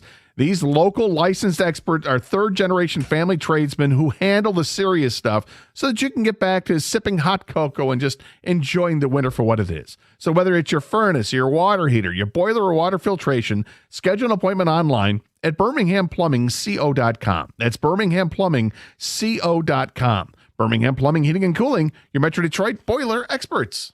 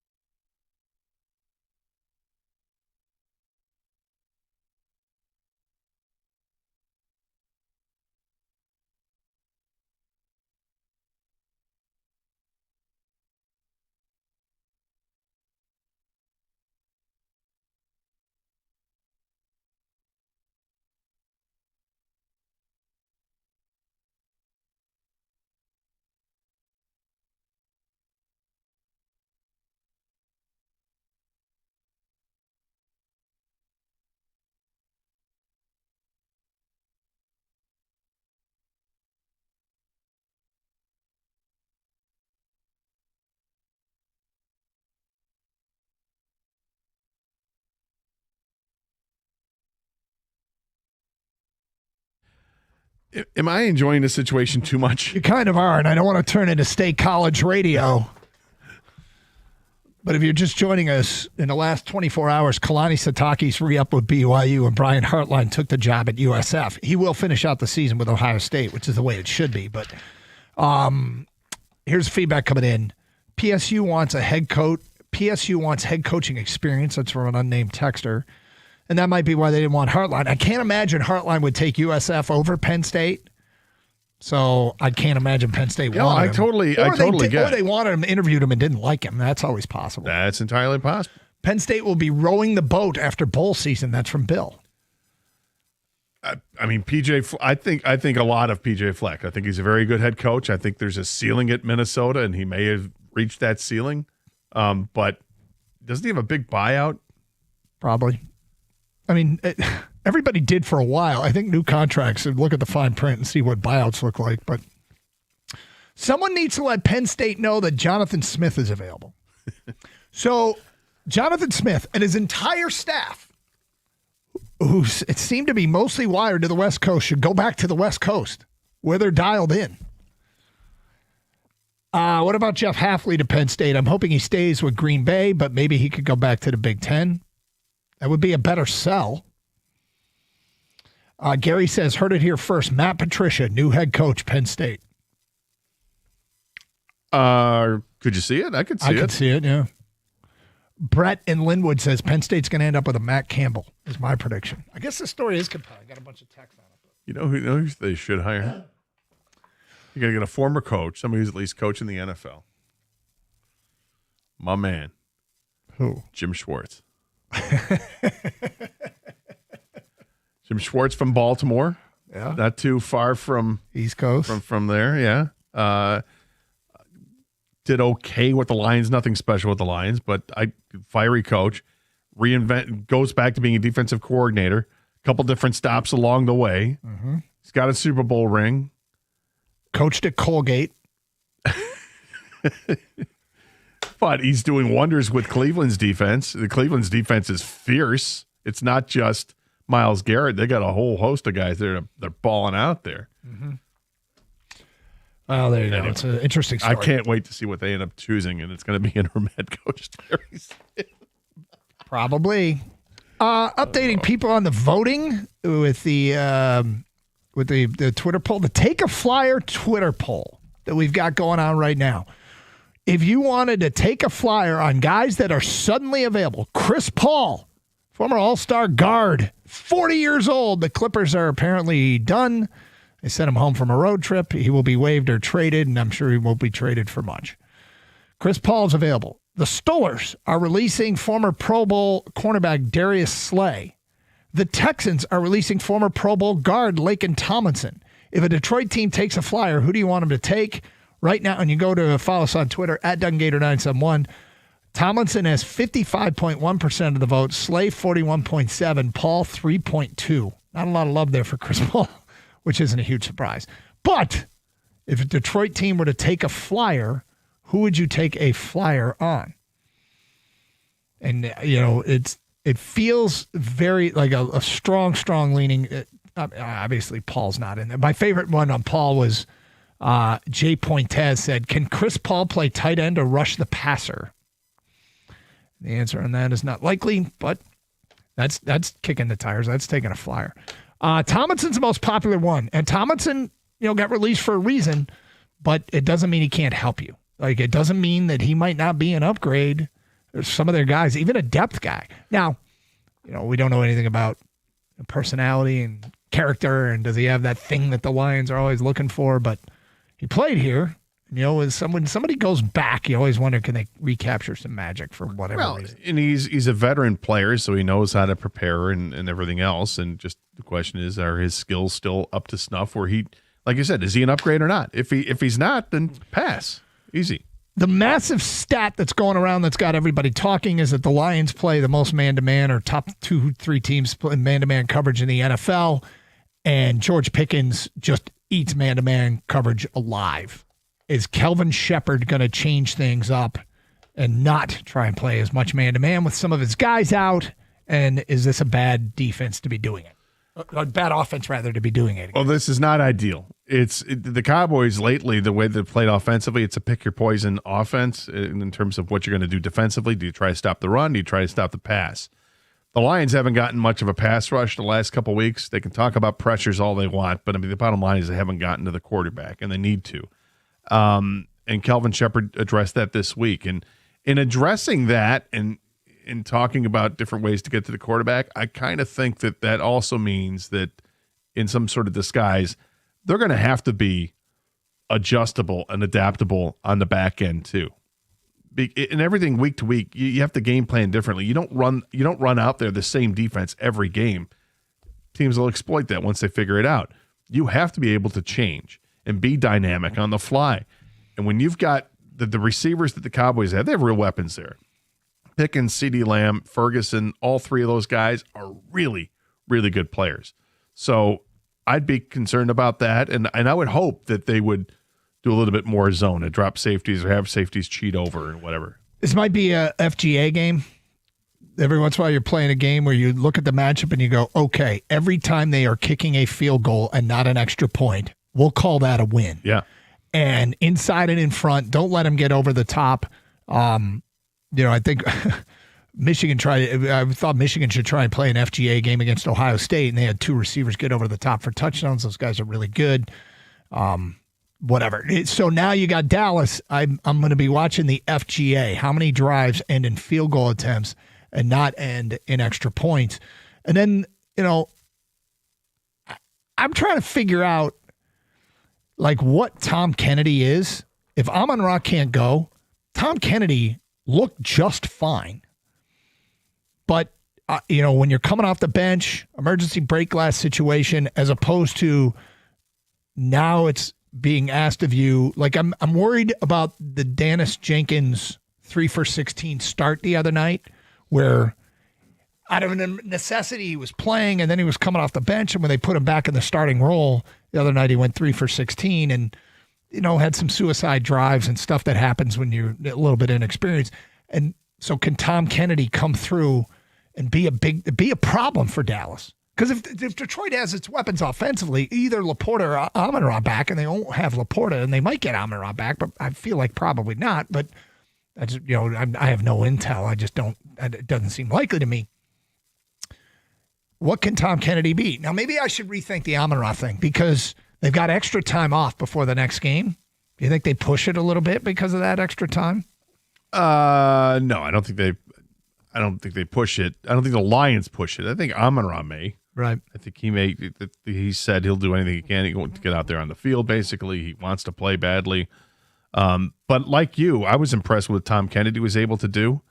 I mean, if Amon-Ra St. Brown is not comfortable making those cuts, right, which is what gets him open, he's able to start and stop so quickly on a dime, and obviously the relationship he has with Jared Goff, they know each other's moves. I think they can get by without it for another week. And to me, it's not just the ankle. If he's got an issue with the hand or the wrist, maybe another week off would help that out too. I'm not against it. But in the end, you want your best players playing if they can play. So if he's healthy enough to play, then he's going to play. Straight ahead, another edition of Are You Going to Eat That? It is Carson Anderson, 97.1.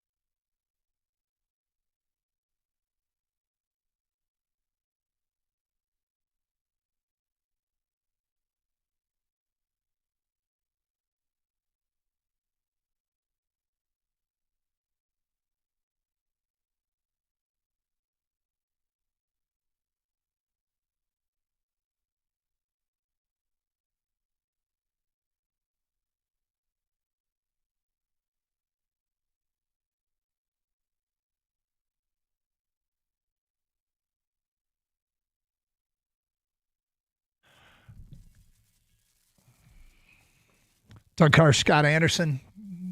Let's get caught up on some feedback here before we get to Are You Going to Eat That? Here we go. Chicago and Green Bay have each lost consecutive guys this season. Stop the consecutive loss nonsense, or at least also ask why the Lions can't seem to win consecutive games anymore. The consecutive loss thing is what it is. It's helped them stay out of a spiral out of control down the tubes. We're not drawing any long-term conclusions like they're clearly going to win this division over Chicago and Green Bay because they haven't lost consecutive games here, big dog. We're just making the point that it's kept things from getting out of control. So we hope that the pattern continues. And yes, they need to get on a hot streak. We've said it a million. I mean, if you listen to the show Monday, Tuesday, which you may not have, fair enough. I'm sensing a pattern here the last couple of days from you. What's that? Yesterday, the word cowboy was thrown at a listener. Yeah. Now today, it's big dog. Well, I mean, I like where you're going. No, Do I'm you? curious. I can't wait to see what tomorrow holds. We're all a little on edge because of this damn Lions team. Lions don't lose 2 games in a row. Detroit will own Dallas at home. Dallas always had the home field referee advantage over Detroit. 31-17 Detroit. Mike in South Carolina. Chris Paul. No. He's a team killer. Tomlinson was benched and Slay's been getting cooked. We know. Then the answer is no. You won't take a fly. Right. It's just like when we do the betting, so the fun with odds, with Vegas odds. Yeah. And we do like 50-1 odds. Which one of these would you bet on? Like, of course they're long shots. They're all 50-1. We got to pick one. But if you had to pick one. If you had to pick one, Chris Paul, Tomlinson, or Slay, who would you pick? So this guy would, I guess, take Paul. If you had to. Lions are third in yards per game and points per game. And while it might not look as nice as last year, it is fine. The problem is the defense and the number one forced turnover guy, Kirby, has been out. Well, that has helped. He did force a lot of turnovers. All right, let's get to another edition of Are You Going to Eat That?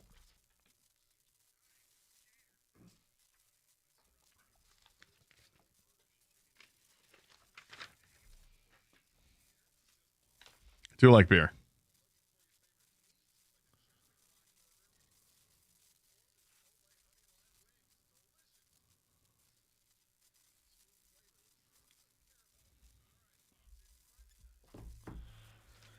All right, Gator, this is kind of a holiday-themed, a little early for this, but what the hell? Holiday-themed edition. Are you going to eat that? Because a lot of the holiday stuff is coming out, right? So are you ready? Yes, I am ready, and I do like the holiday stuff. Brixworth Beer, which I've never heard of, has come out with a holiday spicy cranberry chicken wing. The new special wing aims to keep the festivities going. Homemade cranberry sauce with just the right amount of kick. From Brixworth Beer, the spicy cranberry wing. Are you going to eat that? Okay, so when it comes to wings, I prefer the boneless wings, or the nuggets, as Kang likes to say, adult chicken wings. They're not adult chicken wings, adult chicken nuggets. So I prefer them without the bone, so I'll still do this. If this is a dipping sauce that I can use, I'd try it. Yeah, I think cranberry, having like a fruit compote with poultry is always good, I think. But going with this and having a kick to it, I'd love to try it. Playing the role of Kang is Paul behind the glass. Would you try this? No. That just doesn't sound appealing at all. So it tastes like chicken and cranberry sauce in beer. Well, no, it's not in beer. It's not a beer. No, it's beer. It's a chicken It's a wing. brewery. It's at a brewery. It's actually but this it is food. a chicken wing, yeah. Okay. I tried too, actually. I'm a big chicken wing guy. It's a weakness. And as long as it's not breaded, I hate breaded. You don't like the breaded chicken wing? No, not at all. So 3 S's on that. The Grinch meal is back at McDonald's. The Grinch meal? Yeah, McDonald's debuting a limited time, I guess it's new, and maybe it's not back. They're debuting a limited time meal built around its popular McShaker fries. Designed for the holiday season, the meal is inspired by the nostalgic character, the Grinch. The meal's combination features a Big Mac or a 10-piece chicken McNugget as the choice of main.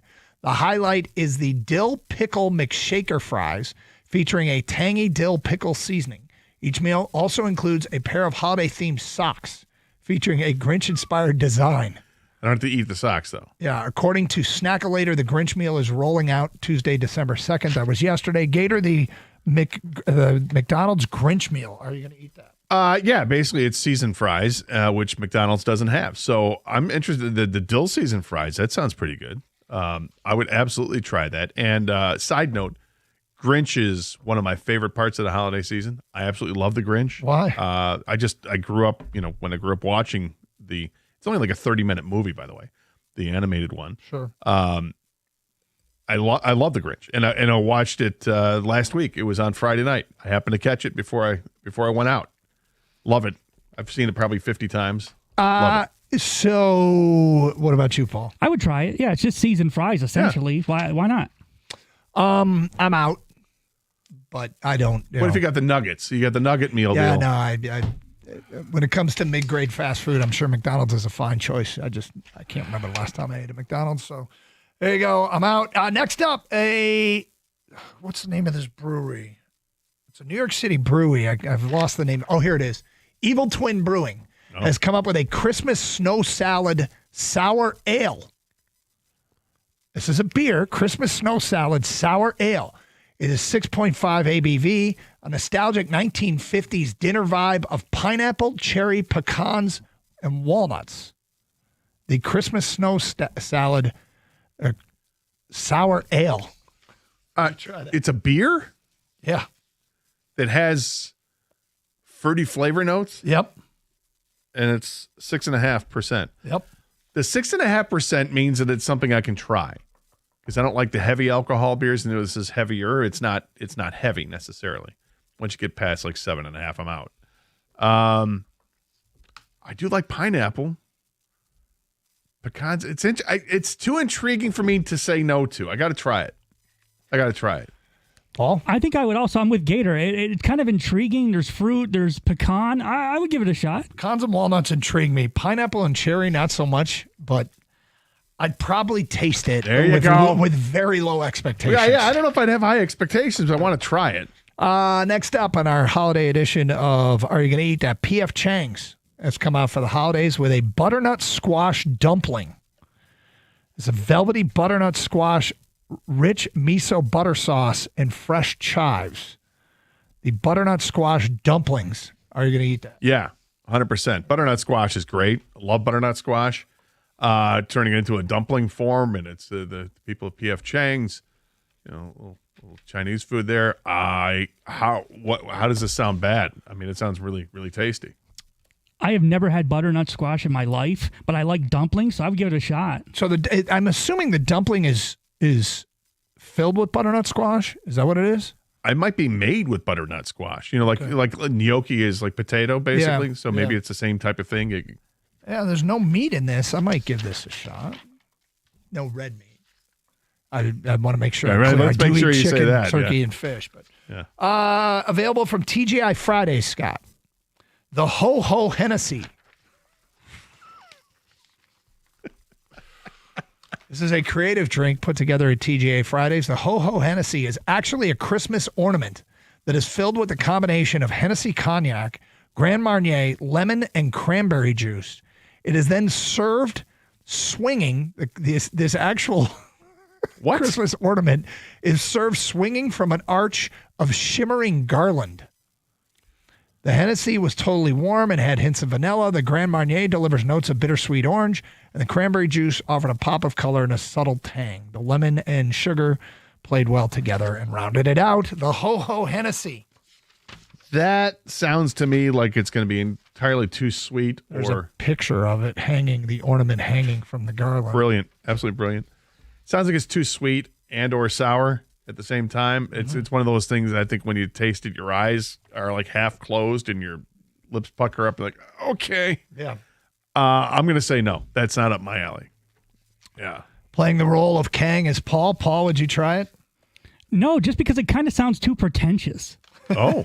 It just seems From like TGI it's Fridays? Ho-ho? Sounds too pretentious? No, the whole setup, though. It's not like a hook. It's an Yeah. ornament. It's not like, no. It is an ornament, and it is... it's quite a presentation. Yeah, it looks like there's a glass next to it, so you pour the drink out of the ornament into the glass. The other thing it goes, one drink is $11.99, which actually, given all you get, isn't that bad. Finally, Starbucks is jumping onto a recent craze that I knew nothing about. Starbucks is leaning into the viral Dubai chocolate trend with 2 new iced drinks.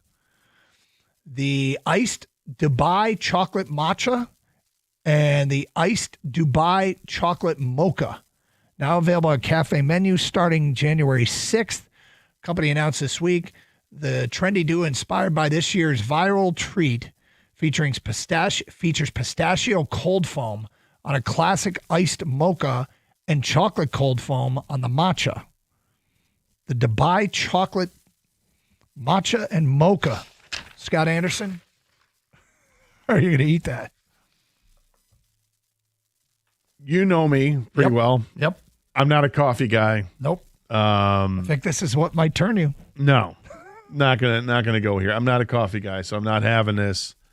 The only time I go to Starbucks is to get something for a friend, or when we're at spring training and we stop off at Starbucks to grab a breakfast item. Mm-hmm. That's it. Maybe a hot chocolate. I'll get a hot chocolate, but nothing to do with coffee and not matcha. I don't need that either. Okay. That doesn't need to be part of my life. I'm not particularly surprised, but Paul? I'm not really a coffee guy either, so I'm kind of with Gator on this. It kind of just like dressing up what is essentially coffee, so I'll pass. Yeah, if anybody of the three of us, I probably drink more coffee, and it's once or twice a week. I can't see myself getting something that is chocolate flavored. To me, if you want something chocolate flavored, you get hot chocolate. I guess if you want the coffee kick or the caffeine kick, fine, but not really my thing. So I think that's three of us that will pass. But I think the praline lattes are back, Scott. Oh, well, why didn't you offer that? Is that also a hard no? That's a hard no. There it is. And that concludes this holiday edition of Are You Going to Eat That? FanDuel is the number one sportsbook for same-game parlays, from points and rebounds to threes and assists. FanDuel is the best place to combine your favorite picks into a same-game parlay or track every stat live, all in one easy-to-use app. And now it's a perfect time to join. And if you do take advantage of this deal, my advice is don't go same-game parlay route. Just go find yourself. Here's the deal. New customers get $150 in bonus bets if your first $5 bet wins, which means you only have to open up an account and put in $5. And if that bet wins, which I would advise, take a team on the money line, a heavy favorite on the money line, you won't get a big return on your $5, but you will get the $150 in bonus bets, which you can't withdraw. You got to bet with, and you got a week to do so. Head to FanDuel.com/Doug to sign up today. That's FanDuel.com/Doug. FanDuel is the official sports betting partner of the NBA. Must be 21 years of age or older and present in Michigan. First online real money wager only. $5 first deposit required. Bonus issued as non-withdrawable bonus bets, which expire 7 days after receipt. Restrictions apply. See terms at sportsbook.fanduel.com. Gambling problem? Call 1-800-GAMBLER.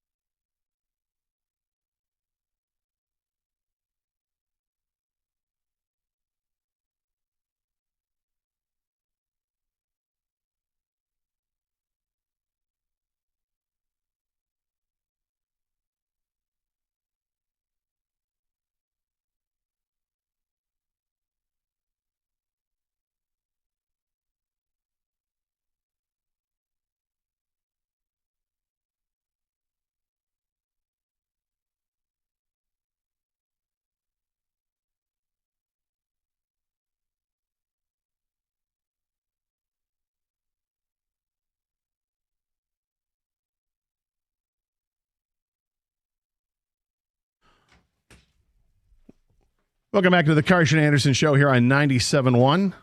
Taking your calls and texts, 248-539-9797. Some sad news, Doug. Just saw this. Reported about a half an hour ago. The Detroit News reports that former Detroit Piston Eldon Campbell has died at the age of 57. Yep. That's 57. No cause of death reported at this time.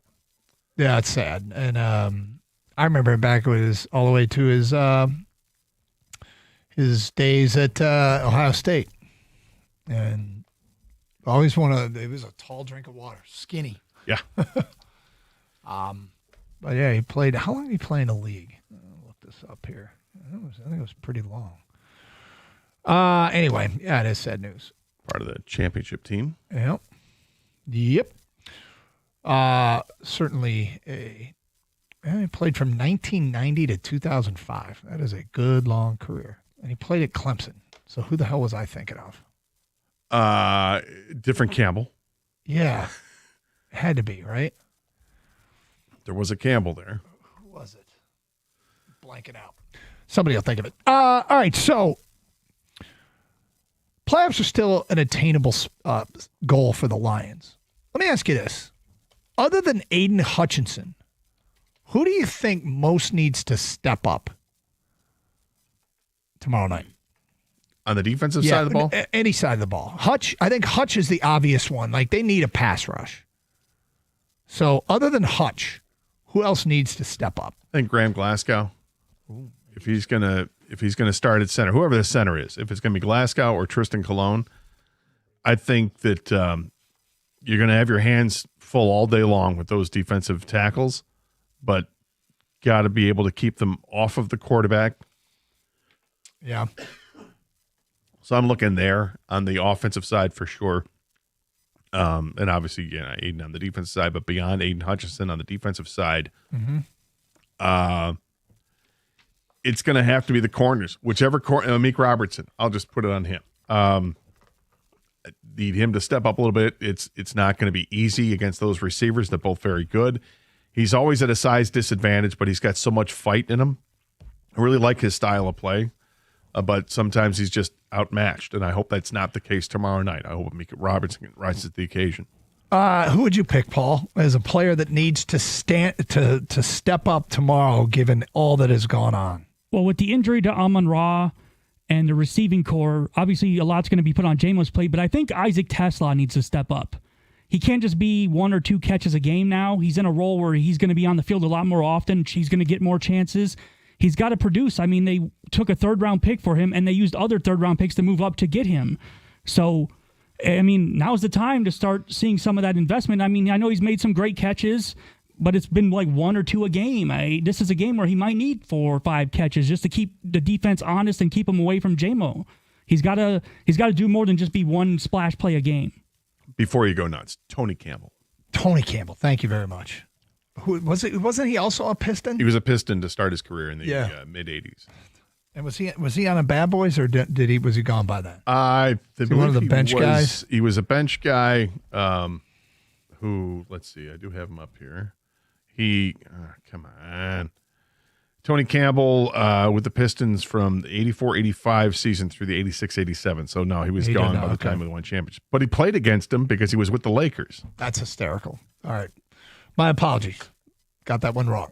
In the meantime, Isaac TeSlaa is a choice. The question is, who needs the most, other than Hutch, who needs to step up and have a huge game tomorrow night against Dallas?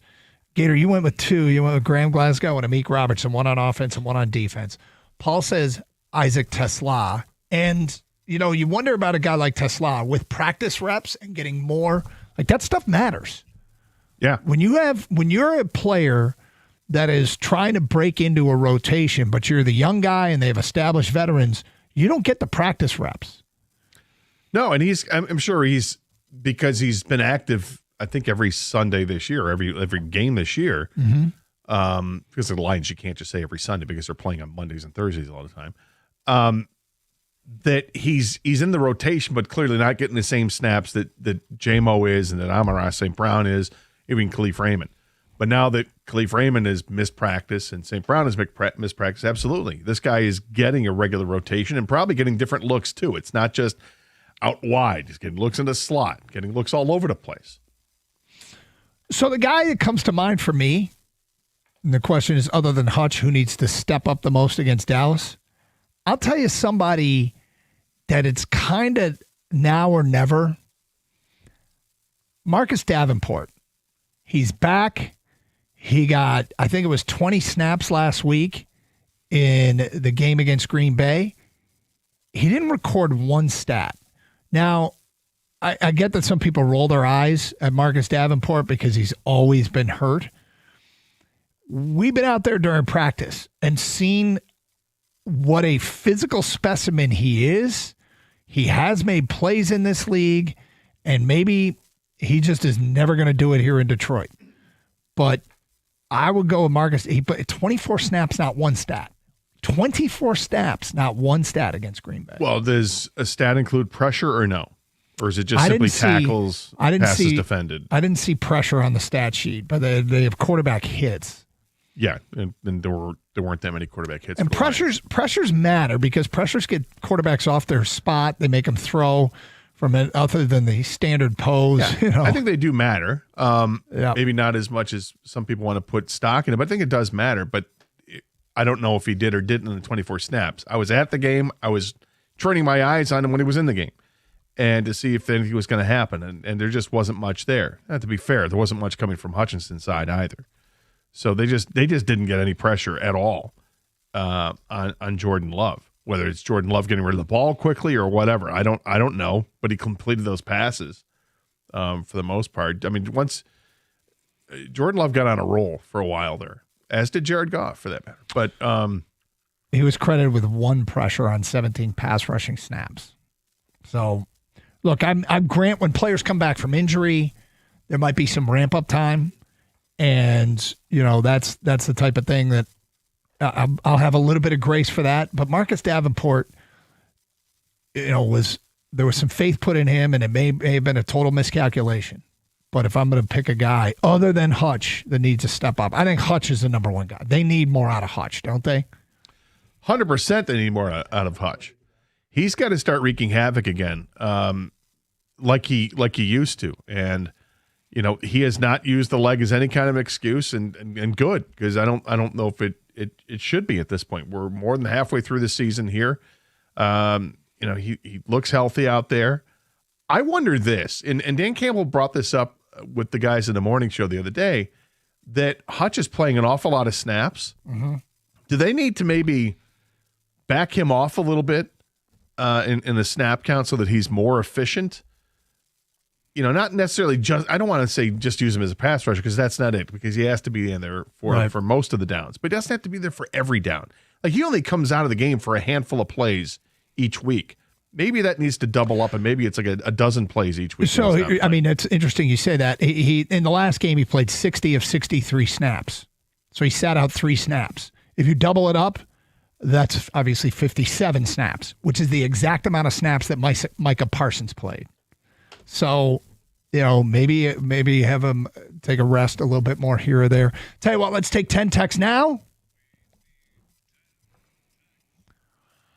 248-539-9797. Send your text over, sign your name. Who, other than Hutch, who most needs to step up tomorrow night against Dallas? First 10 texts. Give us the player you choose, the reason why, and sign your name. We read the first 10 texts that come in. Who needs to most step up against the Cowboys? That is coming up next. It is Carson Anderson here on 97.1.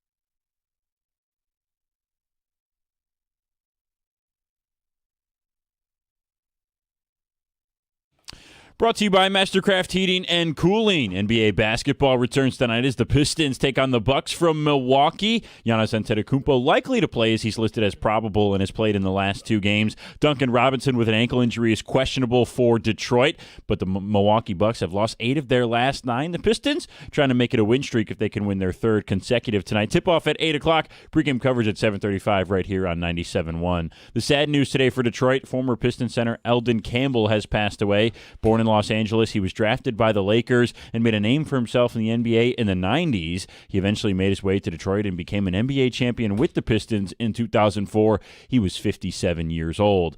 College football coaching carousel update. Brian Hartline, the offensive coordinator at Ohio State, is likely to become the next head coach at South Florida. Bruce Feldman says he will remain with the Buckeyes through their run in the college football playoff. The Lions are getting set to take on the Cowboys tomorrow from Ford Field. That's an 8:15 p.m. kick.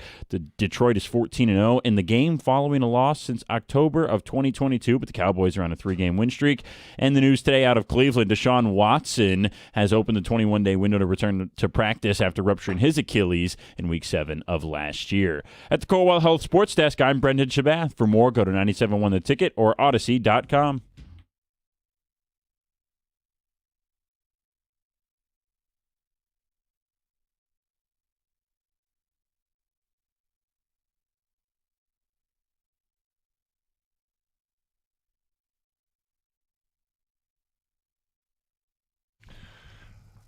Doug Karsh, Scott Anderson. You know, it's interesting. We had the question before the break.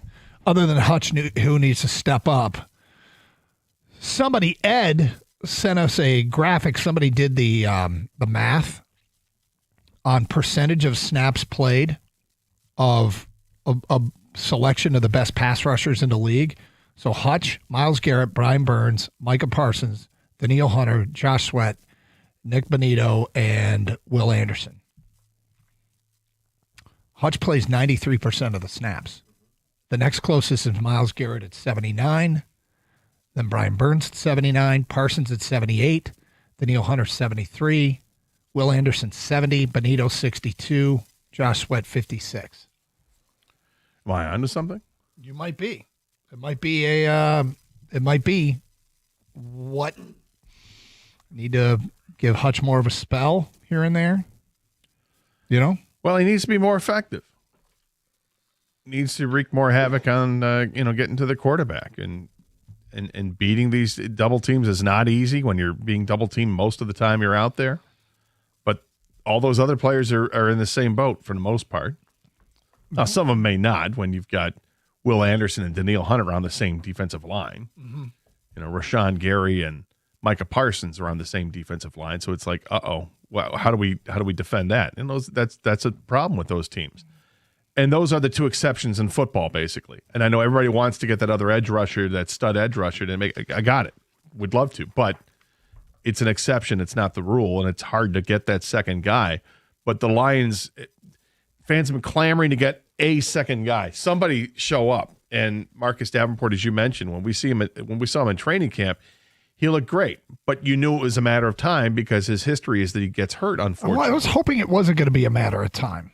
We can hope, but the reality is that it is what it is. And then he comes back, he battles back from the injury, and first game back didn't look all that impressive. Maybe tomorrow night it'll be a different story. Got another week of practice under his belt, came out of the game, I think, unscathed. He's not on the injury report, so that's good news.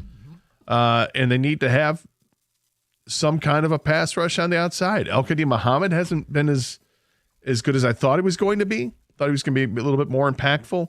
I don't know if Hassanin is going to be activated for this game against the Cowboys, but like to see what he can do, even though he's a rookie and completely unproven. But he's got one of these guys has that high motor, and you just get after it. If you're a one-trick pony, if that one trick is getting to the quarterback, I love that one trick. It's great. Yeah, James Houston had that one trick, and then hurt his leg and was not the same. But now he's got a second career, and it looks like he's getting back to having that one trick again. All right, so who's the Lion other than Hutch that needs to step up tomorrow night? Here's some of the feedback that's come in. Brian in a car says, Aleem McNeil. He needs to be He needs to be back inside and start pushing that pocket back. I have no faith in any of the defensive ends opposite of Hutchinson. Jeremy writes in, Dan Campbell needs to step up his game management. His play calling and his decision-making lately has not been well, he writes. Signed, Jeremy. Jay and Taylor says, Owasika or Cologne? Coach Dan, don't make ridiculous calls like 4th and 3. That's from Jim at a car. Will we be the first fan base that ever cheers the punt team? Like, really? Hey, a punter! Is that actually where we're getting with some of these people? Well, it's where we were at Michigan State. We cheered the punter. Iowa cheered the punter. Yeah. Iowa made shirts. Punting is winning. And Michigan State's punter's entering the NFL draft. Yeah. So good for him. But yes. Jared Goff needs to step up the most this week with Amon-Ra likely out. That's from Robin Wyandotte. From Eric, it's Jared Goff. We paid him to be a difference maker. He has to make plays when we need them most. Calvin Shepard, he used to be a player, signed Ben in Saginaw. I would say Tesla as well. Without Amon-Ra, we need to have a prominent figure. He's had the time. Now he needs to step up. Gez in Northville says Jared Goff needs to step up the most due to helping the diminished offensive line and adjust for the substitute receiving core. So looking at how you can disperse the football, right? If you're going to throw the ball 30 times in the game, where do you want these passes to go? Or let's say, Goff completes 24, which is that's asking for a lot if it's only going to be 30 passes. Let's just say it's 24 completions. How do you disperse that? You'd like to see Jameson Williams probably get a third of that. Yep. Be the guy. Have another day. Have an 8-catch, 150-yard, 1 or 2 touchdown day. That'd be great. So now what? Now you've got 16 receptions for the rest of the group. You know that you're going to get a handful from the running back, Jahmyr Gibbs. And so now you're down to 11. I hope it's 5 each for the other 2 receivers with Tesla and Kennedy, some kind of combination there. Do you want to get 10 out of that group, or is it less than that? Is it 8 out of that group? However you want to divvy it up. I mean, it feels like 10's asking quite a bit, but they're going to get more opportunity. They're going to get the reps in practice. So maybe it's 8 from that group. So now you got to find 3 other receptions. I don't know if the tight ends are really going to play a role in this game in terms of pass catchers. Brock Wright's got the trachea issue. Don't know if he's going to play. Probably not, I guess. Ferkser and Dwelly and Zylstra did he have a setback? Well, he didn't practice yesterday, which was interesting. And they just activated him, and it's not like them to activate a guy from IR and then play him right away. They do like to do a screen pass to Montgomery every now and then. Yeah, I was going to say Montgomery's the other one that it's probably going to get a pass there. So that was going to be my default after the tight ends. I'm not sure if you're going to see a whole lot of action with the tight ends, but Montgomery is the other guy that makes up for it. But if the Lions if they're having 24 completions and let's say Goff is efficient while he's throwing it, I kind of feel like they're in a good place if that's the case, because I think they're going to be able to run the football. If his passing numbers are down, well, just score quick. Well, I don't know if it's score quick. No, maybe not. Maybe you want to keep your defense off the field as much as possible. Just score. How about be efficient with your drives? Hold them to field goals and finish in the end zone. There's your formula. And the Lions, all these games after losses, not only do they typically win, they blow people out. But see if they can do it again. Let's go to Paul in Clinton Township. What's up, Paul? Hey, guys. Thanks for taking the call. Sure. Hey, a couple of things. I was going to comment on Hutch, but also on Brad Holmes. The Hutch one real quick. He seems to be used in one way, lining up wide on either side of the field on the outside, rushing around the tackle, and they seem to be pushing him past the pocket. Whereas you watched Parsons, and everyone wants to compare him to him, and rightly so. Parsons got 2 of his sacks by, coming up the middle, moving around, moving him on the line and using him over what the perceived weakest player is. And I think, you could certainly improve yourself by, possibly doing the same thing. But, that was just me. The Brad Holmes thing, as you know, listen, I've been a complete slappy for the guy, right? Let Brad cook. All right. Okay. And I admit it. And I'm fine with it. Okay. But, where we are now, you obviously have to look at, okay, what has the guy, where are the mistakes? And we've all admitted there are mistakes, and we all know that. But when you really looked at it, okay, Hooker, Manu, Broderick Martin, and Tesla, those 4 players, of which I think at this point 2 are gone. Tesla is playing, and who knows with Manu. He spent 6/3, 2/4, and 2/5 to draft those 4 players, and he spent 3 seconds on Pascal, Onzuwerke, and Rakestraw. When you sit back and objectively look at it and you say, okay, he's absolutely hit some massive home runs in the draft, but when you look at that allocation of picks, 3 seconds, 6/3, 2/4, 2/5, and basically. Well, Paul, I guess I got your point. Basically, if you take any GM over the last 5 years and start to put into different categories, here are their best picks, here are their average picks, and here are their worst picks. I would argue that the bucket of worst picks for Brad Holmes is probably less empty than a lot of other GMs. But you're right; those are bad.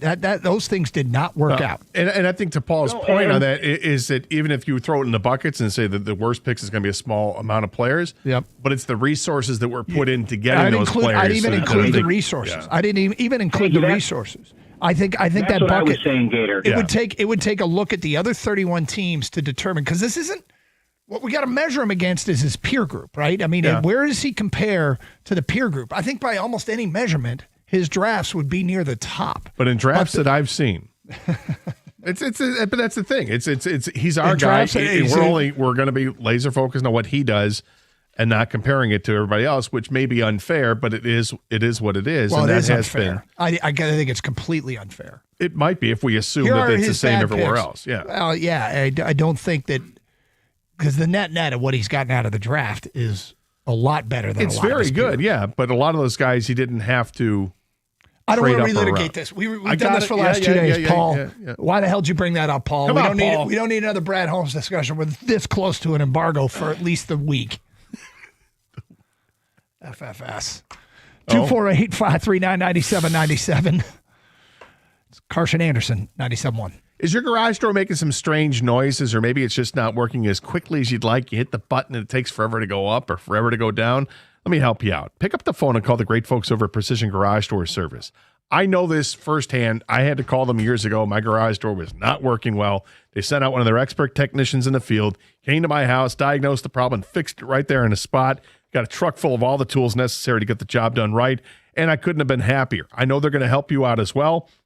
Look, this is a local company, proudly serving Southeast Michigan since 2001. They offer same-day services, and they have emergency repairs that are available as well. On weekends, they're available at no extra charge like some other companies might do. That's not the case with Precision Garage Door Service.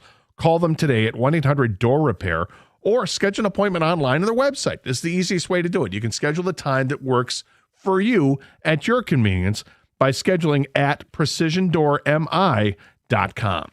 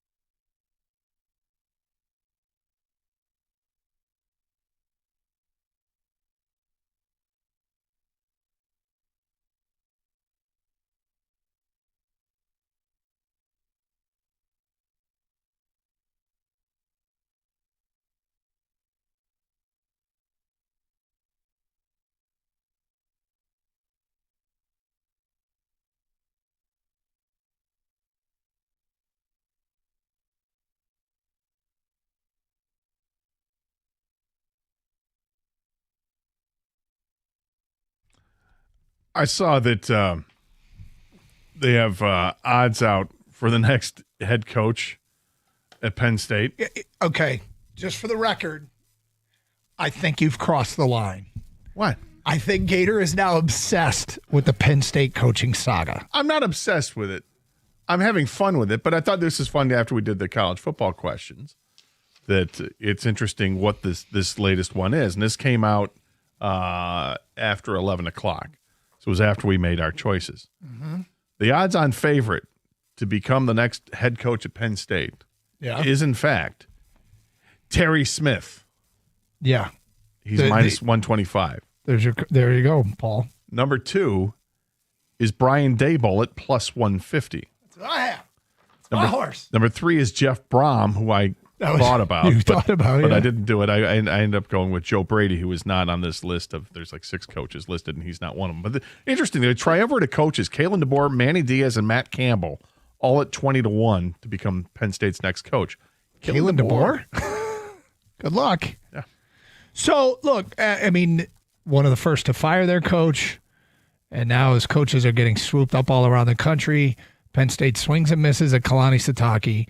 If you missed the news earlier today, Brian Hartline, the OC at Ohio State's taking the USF job, which I can't imagine selecting USF over Penn State, so they must not have been interested. Terry Smith. How do you tell your fan base that? Terry Smith, another year. So, you know what it is? I mean, maybe Terry Smith turns out to be a great coach. If you look at all of the coordinators that have been bumped up, like a lot of the top teams have that, but their guys were hot names. I don't know if Terry Smith was a hot name, but Ryan Day, coordinator, running Ohio State. Marcus Freeman, coordinator, running Notre Dame. Those were like their first jobs. And there's more. Dan Lanning, coordinator, running Oregon. I mean, you know, you can find a whole bunch of them. Dan Wetzel had a long list. Our old buddy Dan, friend of the show, Dan Wetzel. And it's kind of an interesting data point. And it doesn't mean that's the success. It just means it's not a failed idea. But was Terry Smith going to get another job this cycle if James Franklin were still there? I don't know. I don't think so. Not as a head coach, I can't. Didn't seem like it, but maybe it works out. 248-539-9797. I'm not obsessed. Well, he could. Yes, you are. But he could keep the seat warm until you just came up with a name during a commercial break. Because he's obsessed with it. I'm not obsessed. Okay, what was the name you came up with during the commercial break? I don't even remember. I'm not obsessed. He's lying. Baltimore, if the I'm Ravens... sorry. Yeah, it was a couple commercial breaks ago. I said if the Ravens don't make the playoffs, and they've been a little disenfranchised lately with John Harbaugh, is it out of the realm of possibility that John Harbaugh gets fired from the Ravens? And if he is fired from the Ravens, he shouldn't be unemployed for all that long.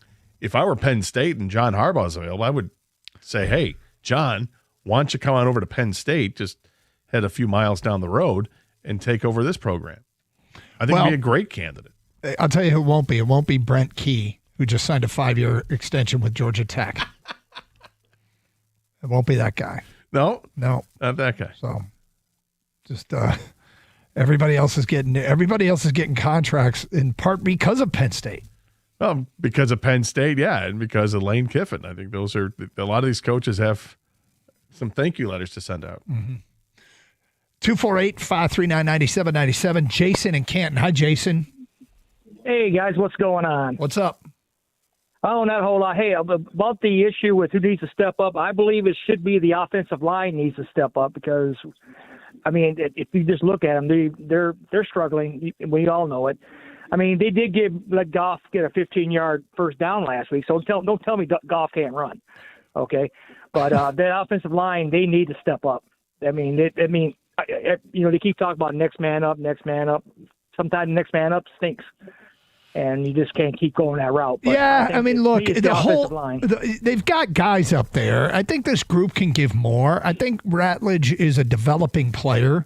Mahogany swears he's coming back, and obviously he doesn't sound like he's going to be. I hadn't seen any indication to be back tomorrow. But yeah, can guys play better? Guys can play better. And, you know, there's a reason why they go through practice and they watch film and all those things. Dallas is going to be such a challenge. It's going to be such a challenge for that interior of the O-line.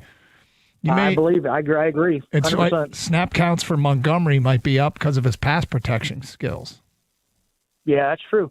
So It's a good call. They need something. Yep. All right, guys. Thanks. Thank you, Jason. 248-539-9797. We asked a question earlier. Who on this team, other than Aiden Hutchinson, most needs to step up? In the meantime, we await any news on injuries and availability. Amon-Ra hasn't been ruled out. Does that surprise you? No, it doesn't surprise me. Would it surprise you if he plays tomorrow? It's not going to surprise me if he plays tomorrow. Okay. But I'm not going to be surprised if he doesn't play. It's kind of one of those things. It's game time decision. Sure, I could see that. Although usually they come up with some kind of determination today, I would think. But it's a night game, so they've got plenty of time to work that out. Yeah, I mean, who knows how severe it is? Look, I've sprained my ankle a million times. I don't. Sometimes I'm able to spring back in a few days and play in a Thursday night game. Have you? Sorry. No, but sometimes the severity of the ankle sprain, I can walk around after a couple days, and I would think that, okay, if you taped it up, would I be able to do something? Sure, and that's without having any kind of real rehab done in a real facility and all that. But there have been other times that absolutely no way. But these guys are elite athletes. They spring back a heck of a lot quicker than people realize. Do you remember the last time you sprained your ankle? Didn't you have something with a curb in your dog? No, it was. I do remember really badly spraining my ankle in the wintertime, getting ready to head. I was leaving a restaurant to go to a holiday party. No, I wasn't liquored up, but there was a tremendous amount of ice. It was valet parking, and as we stepped out and walked towards my car, slipped on the ice. Oh no! And really sprained my ankle badly. I thought for a second, did I just break this? Because that really feels bad. Mm-hmm. We chose not to go to the emergency room. Went over to the party. Then I may have tipped a few at that point to try to numb the pain. It wasn't broken, but that was pretty bad. It took a few weeks. I'm glad it wasn't severe. Yeah. I used to do it like once every year. How? Just from playing sports. From the time I was like 14 to through my 20s, I would do it all the time. Yeah. I'm an athlete, Doug. Yeah, exactly. Was an athlete, Doug. We will get an update, by the way, tomorrow. The Birchie Kid will join us at 10:30, our Lions Insider. So maybe we'll find out a little bit. I asked him if he was going to be in the building, and I meant today. I meant our building. I said, are you going to be in the building Thursday? And he said, no, it's closed off. Maybe I'll crawl into one of the air ducts and hang out above the quarterback room. And I'm like, no, not that building, our building. But I'm like, actually, you from an air duct at Ford Field would be pretty sweet. That'd be pretty good. But judging what happened last week, you're going to have to be real specific with the Birchie Kid about what and when. Yes. And where. Yes, exactly. So tomorrow at 10:30 was our last communication. Perhaps I'll send a reminder. All right, straight ahead, another edition of Would You Buy? A little bit later on, I've got a Tiger scenario. That feels, I don't know if it's likely, but it feels like a realistic offseason goal. And I want to ask you, how would this make you feel about the Tigers? We'll get to that coming up today at 12:48 on Carson Anderson on 97.1.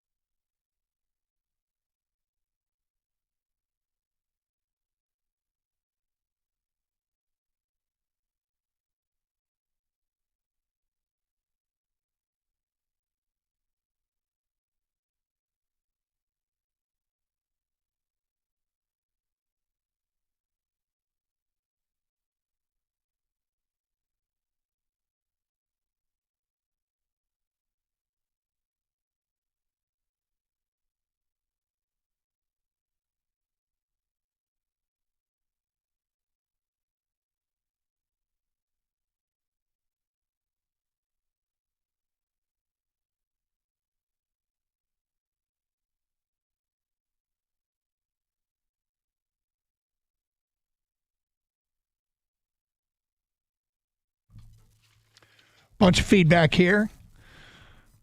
We got who needs to step it up. We got some college football stuff coming up. Unnamed texter says Penn State's next head coach is Chip Kelly. I'm calling it now. Sure. I don't see it, but your guess is as good as mine. Yeah. There you go. Penn State's next coach is Gwen Stefani. Sure, I could see it. I mean, yeah. I don't know. She might be stuck in the 90s. Gator, any chance Aiden Childs comes back? Can Pat Fitzgerald fix him? I don't know. I honestly don't know. I don't know what the situation is there. I think Childs is legitimately hurt at the end of the season, but the way that Milivojevic played, I think he's the better of the two quarterbacks. Milivojevic over Childs. I wouldn't at all be surprised to see Childs enter the portal and transfer somewhere out west because he's a West Coast guy. Mm-hmm. He came here because of Jonathan Smith. So where will he go? I think he ends up going back out west, but not out of the realm of possibility that he stays at Michigan State. I just don't expect it. I expect them to make a full court press on Alessio, and it looked like yesterday, right before the press conference, that Pat Fitzgerald was having a conversation with him. So it seems like that might be a sign that at least Alessio is coming back. David Work says Jared Goff, he needs to step up. He's been bad lately. Looks scared in the pocket. Thanks. Was he bad against Green Bay? Goff? Yeah. No.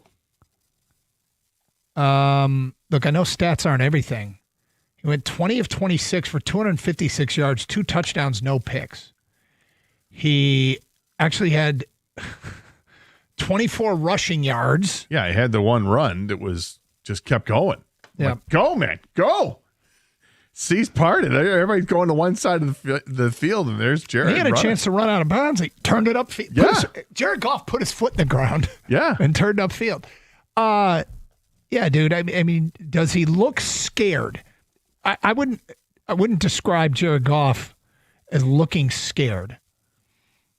But is he feeling pressure, like literal pressure, because of there being more pressure on him? Yeah, I think he is.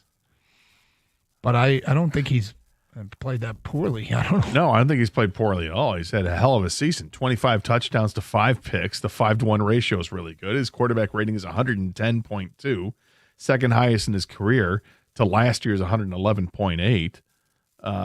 Yeah, I think he's playing very well. But you know, I've heard a lot of people say that Goff is only good if the offensive line is good. I think that can be said about a lot of quarterbacks because, yes, he does not make many plays with his feet, although he did. All quarterbacks are bad when given time. Right. He did make that play last week. But I like what the thing I think Jared Goff does best is processing the game in front of him. Mm-hmm. Walking up to the line of scrimmage, understanding what the defense is, what the defense could be, and how to counteract with that. Sending guys in motion, changing the play at the line of scrimmage, knowing what his progressions are supposed to be.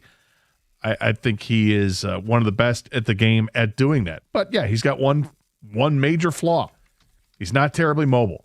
So he needs to have a decent pocket to work out of. I think he's done a better job of maneuvering through that pocket when there is some pressure to buy himself that extra half a second. But it's tougher for him when you're taking away a couple of big weapons he likes to use in the intermediate game, like Sam Laporta and Amon-Ra St. Brown. And now you're taking away Brock Wright, more than likely as well. So the tight ends, who knows what's there. All right, I said I get to this, Gator. I want to know how you'd feel about the following scenario. I would say that this is not a stretch. This is not a reach. This is a reasonable offseason goal, a scenario that could play out for the Tigers. And I want to know how you feel about the 2026 Tigers if this plays itself out. Okay. And how you feel about the bigger picture, long view of the Tigers if this plays itself out. I will start with this. Tarek Skubal doesn't get traded or sign a contract in the offseason. Okay. Out of all the possible scenarios, that actually feels the most likely to me.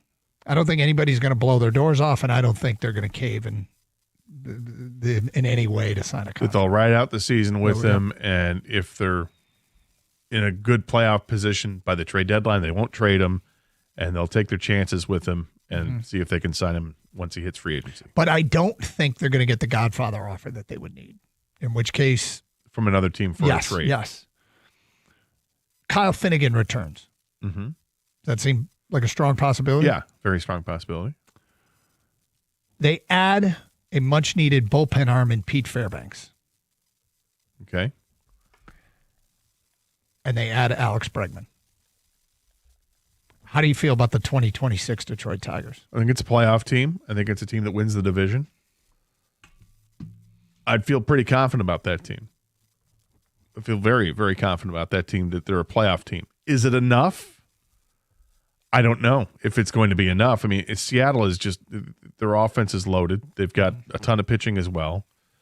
Toronto seems to be like they're in good shape. You know that the Yankees and Red Sox are going to add to their respective teams, but in the end, it just comes out to matchups. Who you match up with in the playoffs. But I like that. I like that scenario for the Tigers to be a winning team, and then how good they can be is dependent on how guys develop. You know, is Riley Green going to take a step back? Is Torkelson going to take a step back? Holy Costa, or a step forward? Well, that's what I'm saying. Are they taking steps back, or is it going the other direction where, you know what? No, they figured some things out. The strikeout rate comes down. They get on base more, and other guys are coming up through the system that are going to get the job done. The Colt Keith stays healthy for a season, and you know he breaks through a little bit and has a 20 home run year. He's found his position, can play wherever they need him to play, and that they get some development from some pitching too. I think what a team like that can find themselves in play or in a playoff spot or in first place come the trade deadline, and then say it's not enough and make a move. And to like, if I'm running them, you can try to make a move then at the trade deadline to bolster what you have with a rental, with a total rental. Because they're in this weird spot in that they're competitive now, but there's help on the way, and it's like it's not even help. They're like supposed to be cornerstones. Yeah. And so you don't want to block the cornerstone pieces that are coming up, but you also know that not all those guys are going to make it. No, and if they're coming up, I'm not sure if they're supposed to be, are they going to be hitting the ground running like a couple of other rookies that we've seen do? Last year, there were a couple of rookies in the majors. The kid Kurtz from the A's was outstanding for them. We've seen other guys do a great job when they've been brought up, but you know those were college kids that stepped right in. Mm-hmm. These are high school kids that they drafted with Max Clark and Kevin McGonigal that are matriculating through the minors quickly, but they haven't played a AAA yet. Right. Now, is it possible McGonigal makes the team out of spring training? It's possible, not likely, but it's also quite possible that he could join the team quickly. And same thing with Max Clark, I suppose. But yeah, I think there is a little bit of a difference there. Yeah, I thought that was a reasonable offseason and one that I would feel great about this team in the division. Above and beyond that, might need a little bit more, but well, and that's the thing. And if you're, I like the Bregman idea, but starting pitching, I'm still concerned about starting pitching beyond school. All right, coming up next hour, Would You Buy? It's Carson Anderson here on 97.1.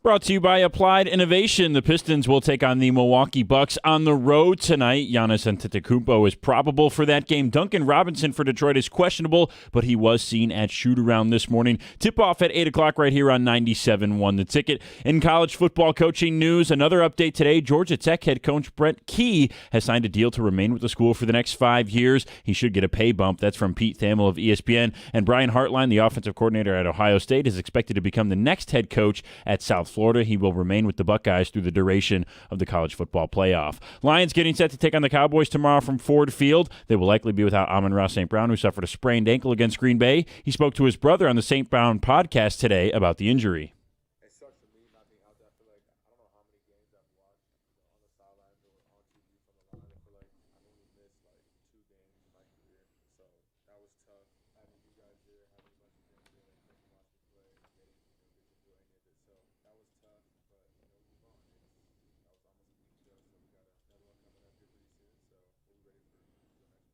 The Lions are favored by 3 points in tomorrow's must-win game against the Cowboys, who have won 3 straight. And the Lions are 13-4 in primetime games under Dan Campbell. Tomorrow's kickoff at 8:15 p.m. from Ford Field right here on 97.1. At the Coldwell Health Sports Desk, I'm Brendan Shabath. For more, go to 97.1 The Ticket or Odyssey.com.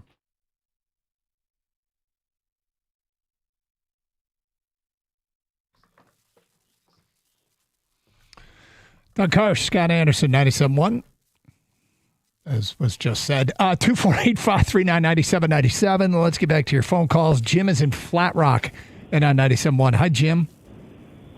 Hey, Doug. Gator, how are you guys today? What's up, Jim? Doing well, thanks, Jim. Good.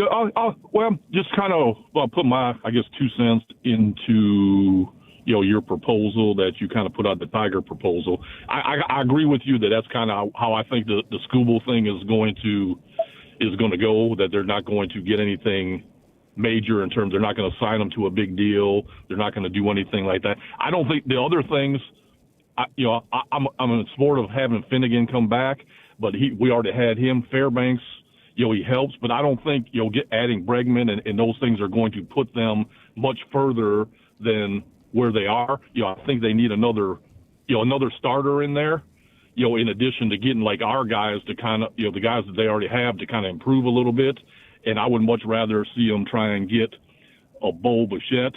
And if I could put out maybe another scenario, what you guys think about, I don't know what you think about this, but, Arias, who was with, been with Marlins, contact hitter, a guy that they know. I know he's kind of like, more or less just a DH. But if they don't do any of those other things, he's going to be fairly cheap and you can't get any of those big guys. What about having him come in there to give you another good contact hitter to get guys on base? Because I think that's what they need more than they need power hitters. They need guys that can kind of help move things along and not necessarily rely as much on the home run as they did last year. So at the beginning of this, Jim, you're giving us a lot here. Let's start with Bo Bichette. Are you talking about Bo Bichette in addition to Bregman or Bo Bichette instead of Bregman?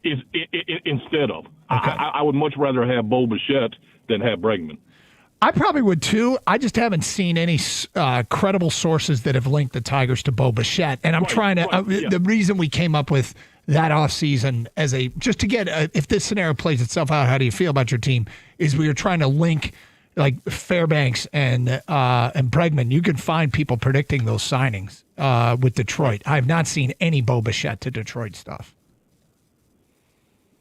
Right, yeah, there's no, there's like little scuttlebutt that he's a possibility. There's no like real big connection. And the most of the things that I did hear sounds more like he's going to go back to Toronto. Mm-hmm. But in terms of a player and a thing, I would be much more excited about him. So would I. Because, I would just rather have him and in hopes that, because I don't want to get stuff where they go too crazy and they stop, because I think in the past couple of weeks, when they've had Skubal talking and the Harris when he did talk, they kind of finally said out loud what I've been thinking all along, is that he really didn't believe, he had either one or two scenarios last year. He either believed that they were really that good, or the more pertinent thing. Who's he in this? You say he believed. When we're talking about Harris.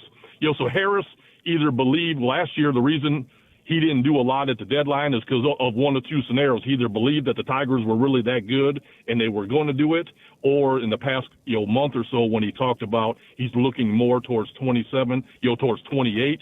I think that was more his scenario, and that's why he's not. I think the price is too high for the players that they were going to look at and to try to go after. Some of those bullpen arms, they didn't want to give up their top prospects, and if they didn't want to give up the top prospects, then that was closing the door. Whether it was a mistake or not, it's up to discussion. As far as what they need this offseason, I think they absolutely have to know what they're going to do with Tarik Skubal first and foremost. I mean, that's the thing. Skubal is the key to the whole offseason of what they're going to do. Do they need to plan for his departure? If they trade him, they know. Are they going to have to plan for what happens if he leaves after next year in free agency? So does that mean you go out and you sign a starting pitcher now? There's some pretty good starting pitchers out there in the free agent market. I don't know what the free agent market looks like after next year when Skubal's a free agent, but you got to think about that. At the same time, looking at this rotation moving forward, I mean, you have Jack Flaherty for another year. You've got Reese Olson coming back from injury. Casey Mize is back. Jackson Jobe should come back at some point next year, you would hope, but you have no idea what he's going to be like.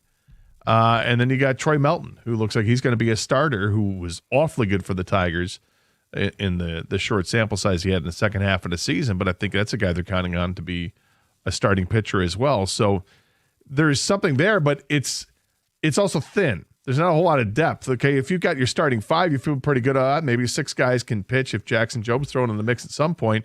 Great, but beyond that, I mean, because guys get hurt all the time. So there's that report from Evan Petzold that they're interested in Michael King, starting pitcher, I believe, is coming off injury. I got to look at that. But they could be in the mix there for him. There's a veteran guy. Coming off an injury-shortened season, limited to 15 starts, nerve issue in his throwing shoulder. Sweet. No, I mean, that guy, I've seen him pitch, and I've actually seen some good starts with him. I have to take a look at his numbers. Well, you had the season before last, so last year he had a 3.44 ERA, but only made the 15 starts. He made 30 starts the season before in 2024. Yeah. A 2.95 ERA and a 1.19, almost a 1.2 WHIP with 200 strikeouts. That was with the Padres, right? Yes, that's both when I seasons saw with him the pitch Padres. well.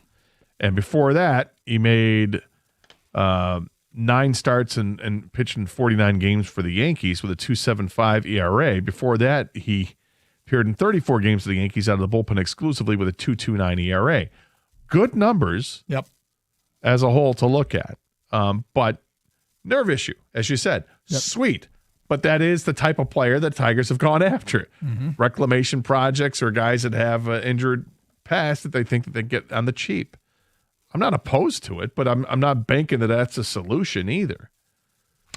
So the reason we're talking about this, if you just flipped your radio on, is I just said, how would you feel about the Tigers going into next year and beyond? If Skubal doesn't get traded and is with them all year, Finnegan returns, they add a bullpen arm, they're reportedly interested in Pete Fairbanks, and Alex Bregman signs with Detroit as the big bat addition. How would you feel about this team? And as Gator pointed out, it would feel like their success and failure, their ceiling would be really good shape in the division. Anything beyond that would be based on players like Riley Green and Spencer Torkelson and Colt Keith taking big steps forward. Yeah, I think that's true. Parker Meadows, is Parker Meadows a guy or not? Yet need to find that out. Mm-hmm. Because last year was not a good year. He actually took a step back defensively too, which was disappointing. But that's where you got to know, because they've got outfielders in the system, and they've got plenty of players that are infielders that could become outfielders if they have to. It's funny because I think the scenario that would make the Tigers be most aggressive is the scenario that we would all hate, and that's Skubal is done after next year.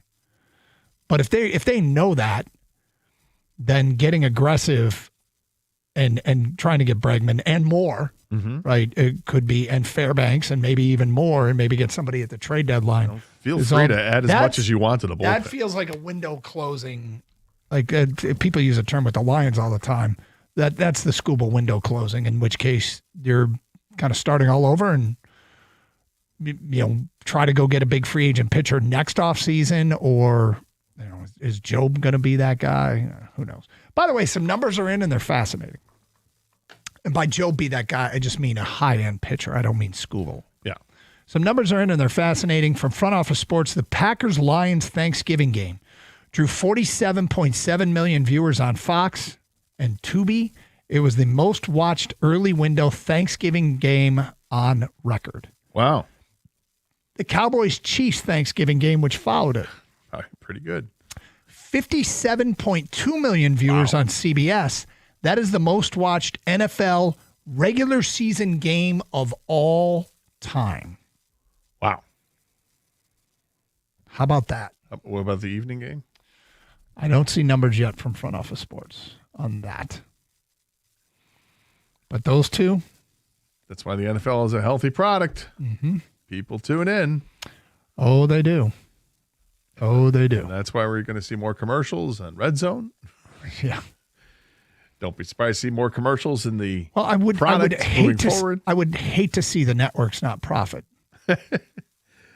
Well, but it works in benefit for the teams and the players too. If the networks, obviously they're profiting just fine. If that revenue stream keeps going up, the salary cap keeps going up, and there you go. Another edition of Would You Buy coming up today at 1:18. It is Carson Anderson on 97.1. Hey, it's Wednesday, and you know what that means. Twin Peaks is about to turn up the heat on Hump Day. That's right. It's bourbons and brews at your favorite lodges. And today's party's extra special is they're kicking off their Prohibition Repeal Costume Party.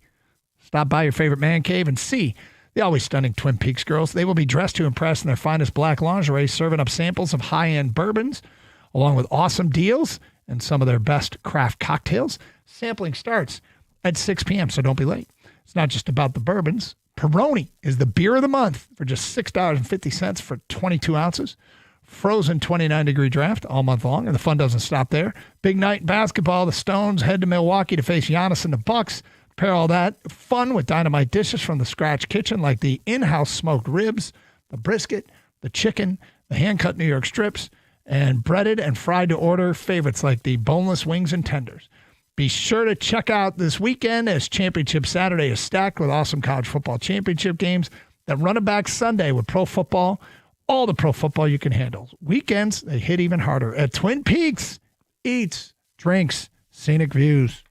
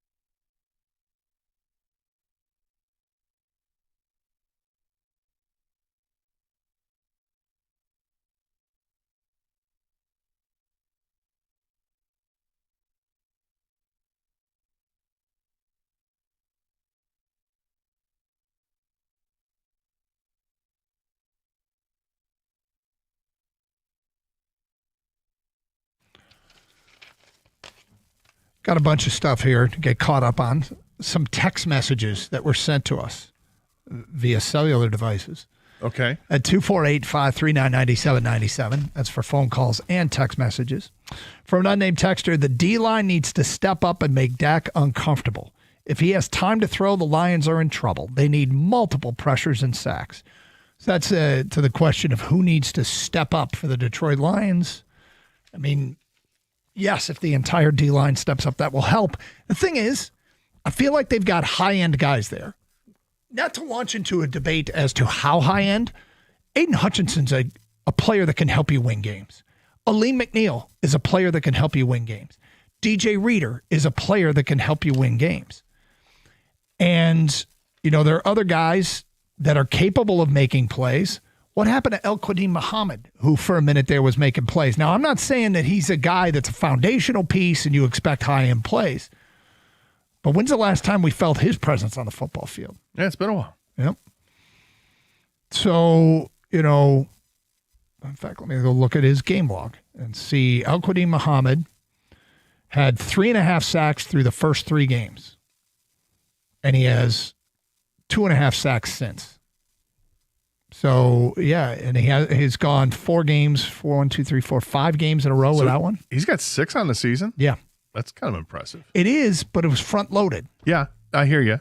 As we talk through other guys you want to see step up the game, Aleem McNeil is another one. Yep. They're putting him on the edge, and he's a disruptor when he plays in the middle. Are they losing that effectiveness by not having him in the middle as much? Yeah, maybe. I get they like Tyleik Williams a lot, and DJ Reader's going to be in there on first down and rushing downs. That you expected rushing downs, he's going to be out there, but Aleem getting pressure from the middle, I always thought was an advantage for the Lions. 248-539-9797. Dan Campbell needs to step up and use his punter and field goal kicker as the weapons they are. Help your team, Dan. You've cost them victories this year. It's from Donna Monroe. I think Dan Campbell's going for it has got them victories, but it's also this year. I said it after the Green Bay game on Friday's show. As the season progresses and you get more and more data coming in that your offense isn't as good as it was, you need to make the change and maybe not be as aggressive. Right? Yeah. No, I completely agree. I think that has to be a situational thing and a circumstantial thing, and I want him to be more conservative when the time comes for it. There are obvious times you're going to have to go for it on 4th down, but just punch button going for it on 4th and 3 from the 50. I don't like that. All right, Gator, are you ready for another edition of Would You Buy? Yes. Okay, so have you got your tickets yet for the Powerball, which is at $775 million? Not yet. I'm not my personal tickets, but the station, they do their buy-in. I have gotten in on that. Okay, something really weird happened, and I want your thoughts on this.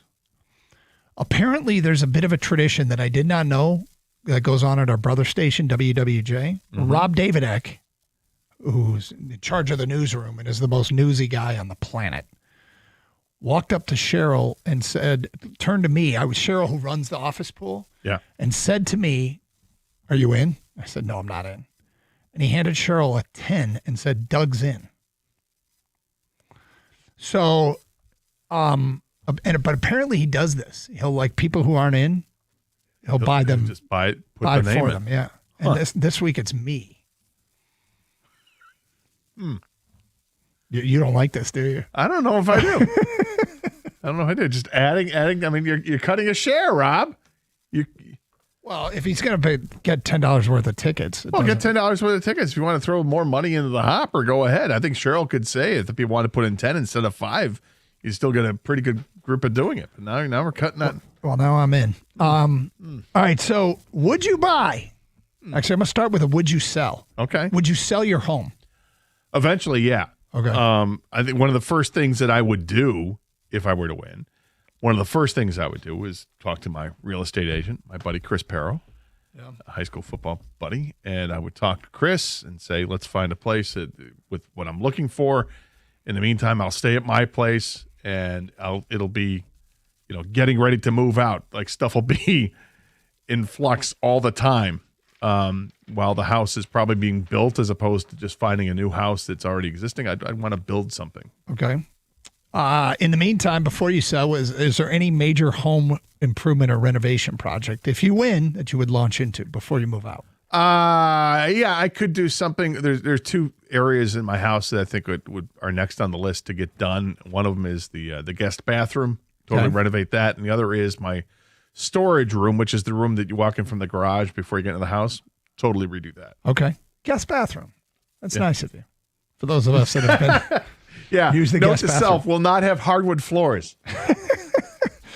All right. Powerball, $775 million. Gators in on the office pool. Are you going to buy tickets on your own, did you say? I'm sorry. Yes. Okay. Yeah. If you win, would you get an exotic pet? Love this question. Yeah. You know me. Over the years, I have said a million times to people, it's one of my favorite questions to ask. If you could pet a lion or pet a tiger, which would you rather pet? Not have as a pet, but would you rather pet? And you know I love bears. Love bears. The idea of playing with a bear sounds awesome, except for the fact that they can decapitate you. Well, aren't there are different levels of rage associated Yes. with different bear types? Yes, there are. I don't want anything to do with a grizzly bear, but a black bear, different. Would I have an exotic pet? I follow on Instagram. There's this couple, I think they're a Russian couple, that have a big Rottweiler dog and a Black Panther. Really? Yes. And those animals get along swimmingly together. Mm-hmm. I have loved a Black Panther since they put Hugh Green on the cover of Sports Illustrated back in 1980 for the preseason All-America team. And there was a Black Panther over the shoulder of Hugh Green from Pitt. And since that moment, I have loved Black Panthers. I would like to have a Black Panther. Okay. Next up, $775 million Powerball tickets. Would you visit the south of France if you win? No particular reason, just south people, of France. People visit the south of France. Would you visit the south of I don't France? think I would. I don't have much of a desire. We talked before about, hey, we don't want to go to Paris or anything. I don't really have much of a desire. I mean, the French don't like Americans, and now it's even more contentious. So I don't. Do I look like a guy who wants to hang out in a European thong out in the south of France? Yep. I do not look like that guy. But also, if I had this kind of money, I imagine I'd look a lot different a year from now. I think get myself in some really good shape, and maybe I could. But I don't know. I don't want to go to the south of France. That's not my place. If you hit and win the $775 million, Scott Anderson, would you go to Army Navy next weekend? Probably not. Okay. I enjoy the game. I love the tradition, but it's not a game that I've ever said to myself, I want to go to that game. I enjoy watching it on TV, but I don't need to be there. And you know me, I fair weather football fan. I don't like the elements. Okay. Or you get a suite. You just Well, want that's obviously, $775 yeah, I million. would probably go to Sweden if I went, but it's not on my bucket list of things. Next up, $775 million Powerball tickets. Gator, if you win, would you contribute to that new Sparta Fund thingy and help MSU build their version of Jerry World?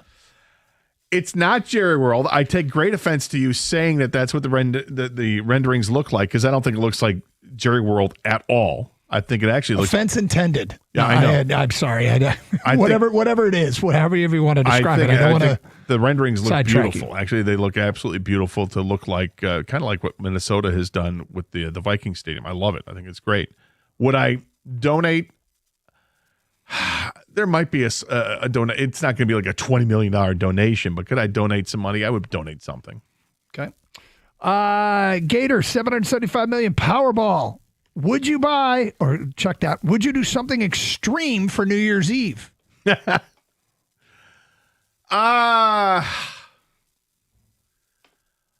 Maybe get some friends and go to Vegas. Let's do New Year's in Vegas, perhaps. Okay.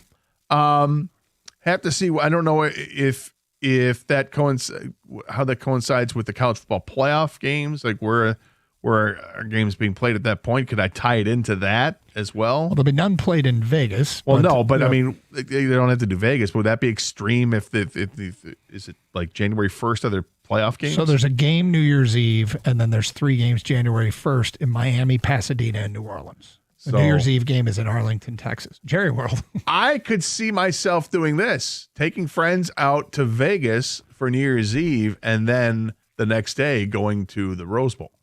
Gotcha. And final thing, Powerball 775 million. Scott Anderson will have multiple tickets tonight. Would you? Well, let me tell you something that just happened. A Superman #1 comic book in mint condition was found in an attic and sold for $9 million. You can get it now for $13.6.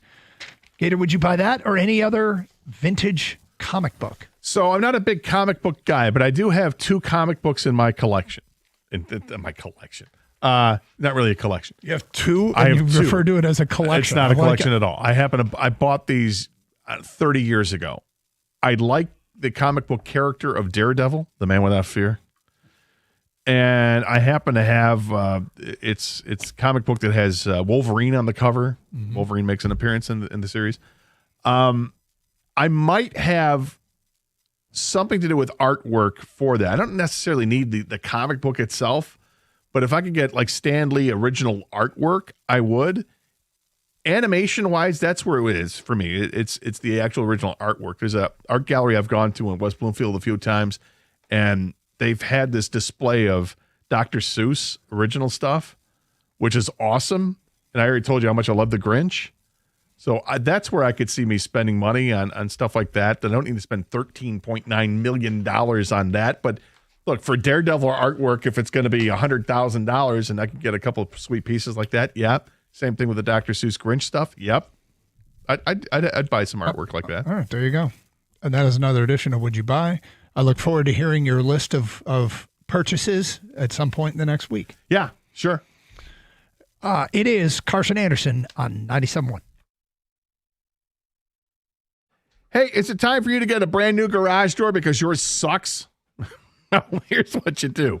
Pick up the phone and call Precision Garage Door Service today. They're going to help you out like they helped me out. A few years ago, I needed to get the new garage door. I picked up the phone, called 1-800-DOOR-REPAIR, and John and Jeff and the crew came out, walked me through the entire process, showed me all the different options that I had for new garage doors, and I couldn't be happier with the way things turned out. They were amazing.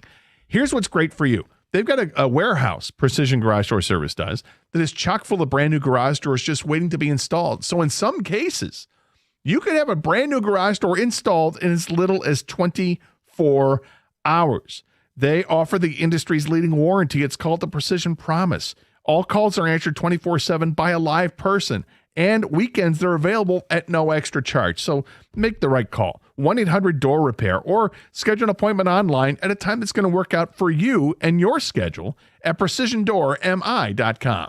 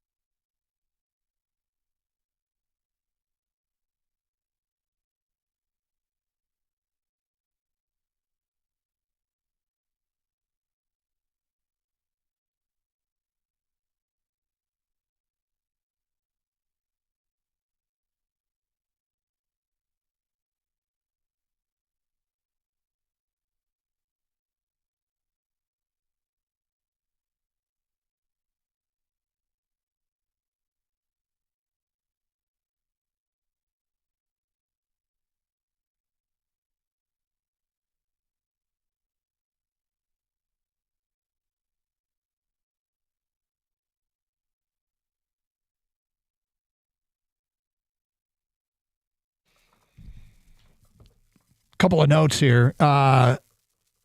Pistons at Milwaukee tonight, taking on the Bucks. Red Wings. Did you watch the Red Wing game last night, or were you Spartan basketball, or back and forth, or both? What was it? I was back and forth, but saw most of the Red Wing game. Yeah. So that was it was a good start by Gibson. It was a great start by the Red Wings. Got out to a 3-0 lead, and Gibby had stopped, I think, the first 12 or 15 shots he faced. Mm-hmm. And then gave up 2 goals. And then Red Wings scored quickly after the second goal was scored to make it 4-2. And then things started to get interesting. Yeah. Well, I guess they scored a 5th goal, and then Boston scored a couple. Lucas Raymond goal, and then the DeBrincat goal was kind of a gift, and Boston came back. But hey, you had a great question. It is probably worth more time, but they're better than last year. But how much better than last year is a question. Yeah, I mean, clearly they are this year at this point in the season, and at some point, going to have to stop looking at the youth of this team and saying, well, they're young. They're still okay. Well, now it's been 27 games. This team needs to start taking some different strides. And I don't like how they're playing defense in front of the goaltenders, and I don't like how the goaltenders are playing. And I don't think that's talking out of turn. I would imagine that's probably the same things that Todd McClellan isn't thrilled with right now either. They haven't gotten consistency from the netminders. And Gibson was better early, but in the end, he still gives up 4 goals. They're not all his fault, of course. And at times, he made some outstanding saves. But the Red Wings, I'd like them to win comfortably. A couple in a row to win comfortably would be nice. The last goal, I think it was the last goal, the Raymond goal, was such beautiful passing. I mean, I think it was on a power play, and they end up Raymond to Seider, to back to Raymond, back to Seider, over to Patrick Kane, sends it back to Seider, who sent it back over to Raymond on a one-timer, and it was wide open. But the passing was so quick. Yeah. The goaltender was like, where am I supposed to go? And boom. I mean, they chased the starting goaltender for Boston. That was cool. Boston got chippy in the game. A couple their big players, their big bruising players decided to try to, rough things up a little bit and end up with 10-minute misconducts, missing the game. There was an attempted spear at the end of the game, which is, I hate that. I can't, it really bothers me when it's the big players that do that too. Like, you guys are there. If you're on this team because you can fight and push guys around, do that. Don't use the stick. Right. Why are you dismissive of that? I'm not dismissive at all. It's time for another edition of Are You Going to Eat That?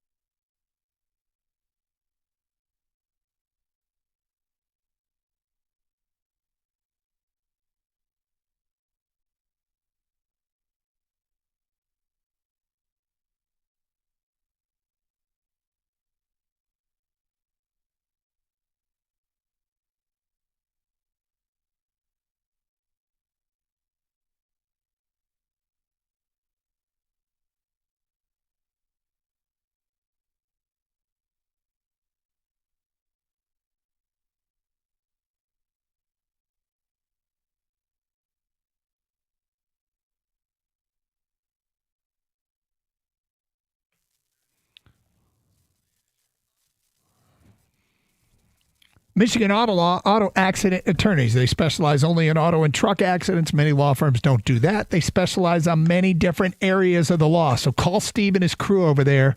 And first of all, they have white glove customer service. They'll call you back. They'll be in communication with you. They also choose to take on fewer cases than other law firms. They do it on purpose. It's a formula that means they have more time for your case. They get faster and larger settlements for their clients. It's a win-win. It's a law firm that puts people over everything. Visit autolaw.com. That's autolaw.com.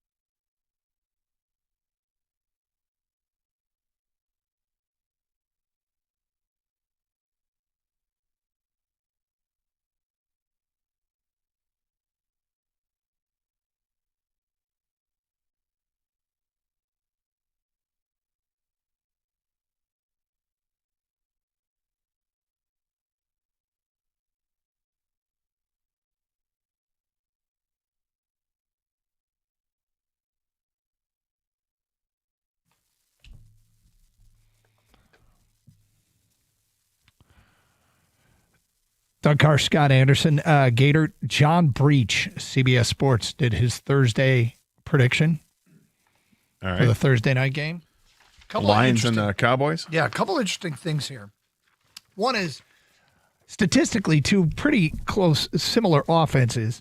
Cowboys averaged 29.3 points per game. The Lions averaged 29.2. Tenth of a point difference. That's second and third in the NFL. The Cowboys average 393.1 yards per game. The Lions average 376.3 yards per game. That's first and third in the NFL. You want numbers? We got numbers.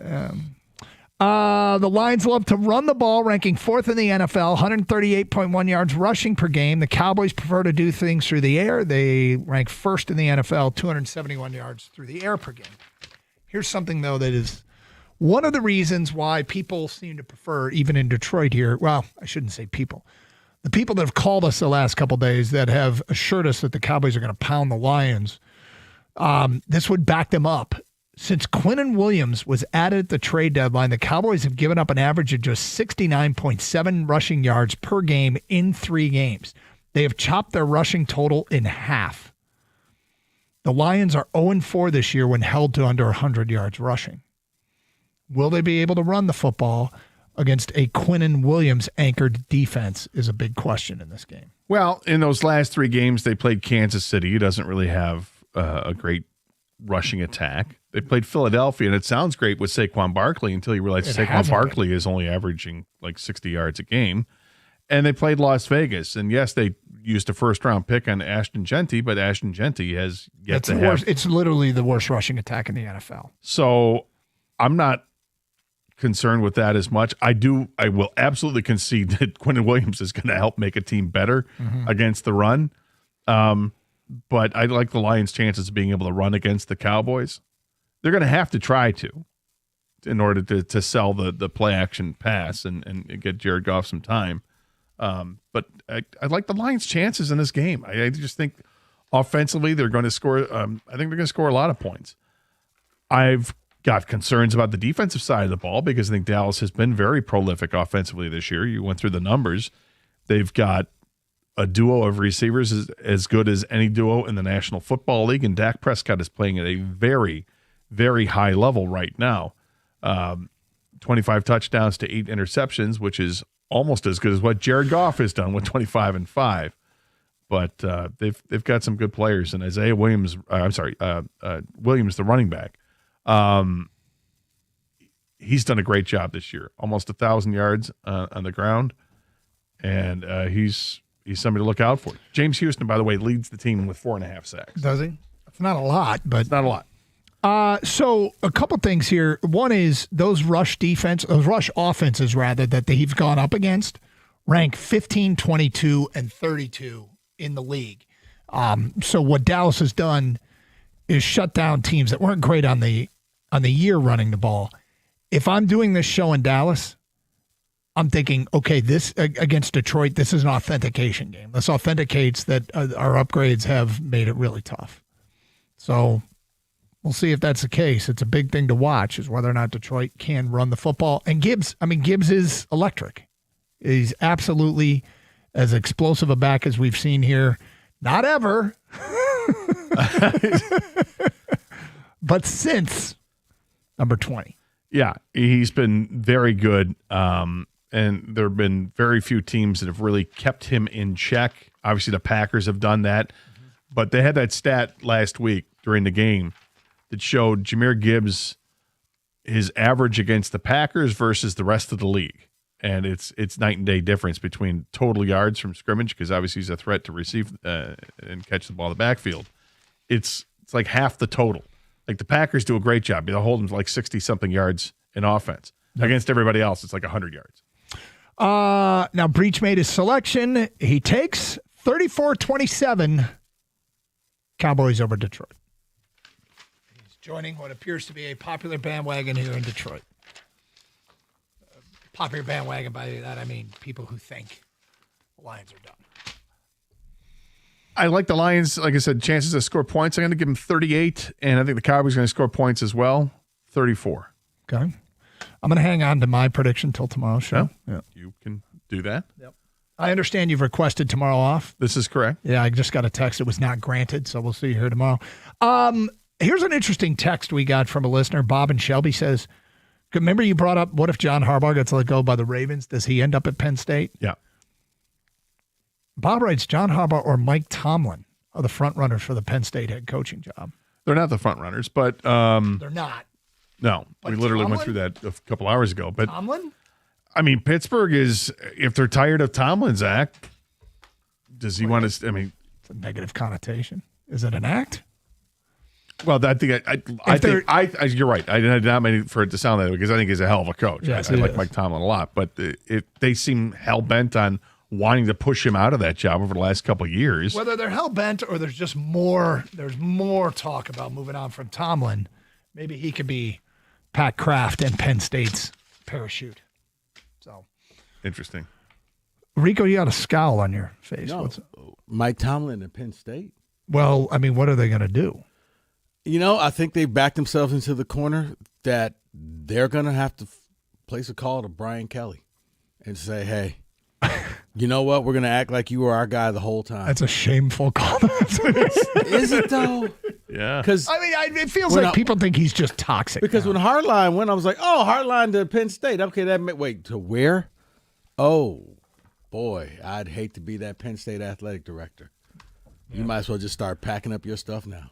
Well, yeah. If they get the Terry Smith, keep him, but be able to pull the trigger at any time and hire a full-time guy seems to be more and more possible. Real quick, what do you got next? Honeymoon over. Is it over for Holmes, Scott Harris, Sharon Moore? Have a great show. Stay safe, everyone, and treat each other with respect. Thank you for listening. Carson Anderson here on 97.1.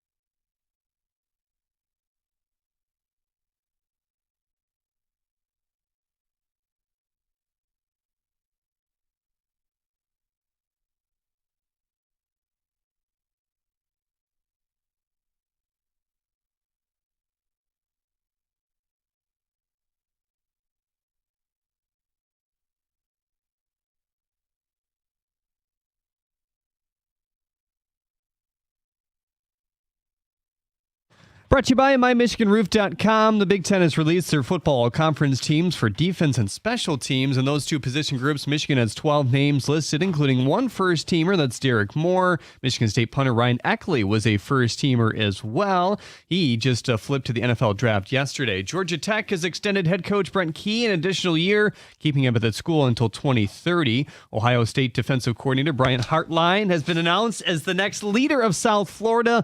The Pistons also take on the Milwaukee. Penn State. Huh? You said Penn State? I did not. You said South Florida. Yeah, I did. Oh. Yes. The Pistons take on the Milwaukee Bucks tonight. Hear it here on the ticket at 8. The Bucks continue to struggle, having lost 7 of their last 8, even with Giannis back from the last 3 games. Duncan Robinson is questionable. Kevin Porter also questionable with back spasms. 15-year NBA vet and 2004 NBA champion with Detroit, Eldon Campbell, has passed away. The cause of death is still unknown. ESPN is reporting that ex-Clippers player Chris Paul was not on speaking terms with his head coach Ty Lue for weeks before they let him go. A couple weeks ago, the Red Wings will be back in the practice ice today as well. Dylan Larkin sitting out with a maintenance day. Michael Rasmussen sustained an injury in that Bruins win last night and left the game early. Tom McClellan says he's fine and ready to go at this point. At the Corwell Health Sports Desk, I'm Jeremy Otto. For more, go to 97.1 The Ticket or Odyssey.com.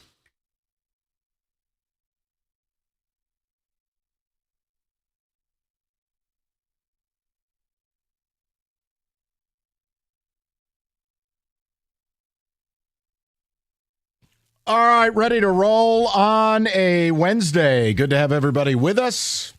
We got a lot of ground to cover, but we are all Lannisters. We settle all our debts. We have a brewing issue here at the station that requires a little bit of time to start the show today. It is Rico Beard versus Jim Costa, or maybe to put it in a better term, Jim Costa versus Spartan Nation. Rico, I would like you to begin this because you committed a party foul. I did. You angrily texted another host during their show. His take was so patronizing. It was so asinine. You felt a need to disrupt his show.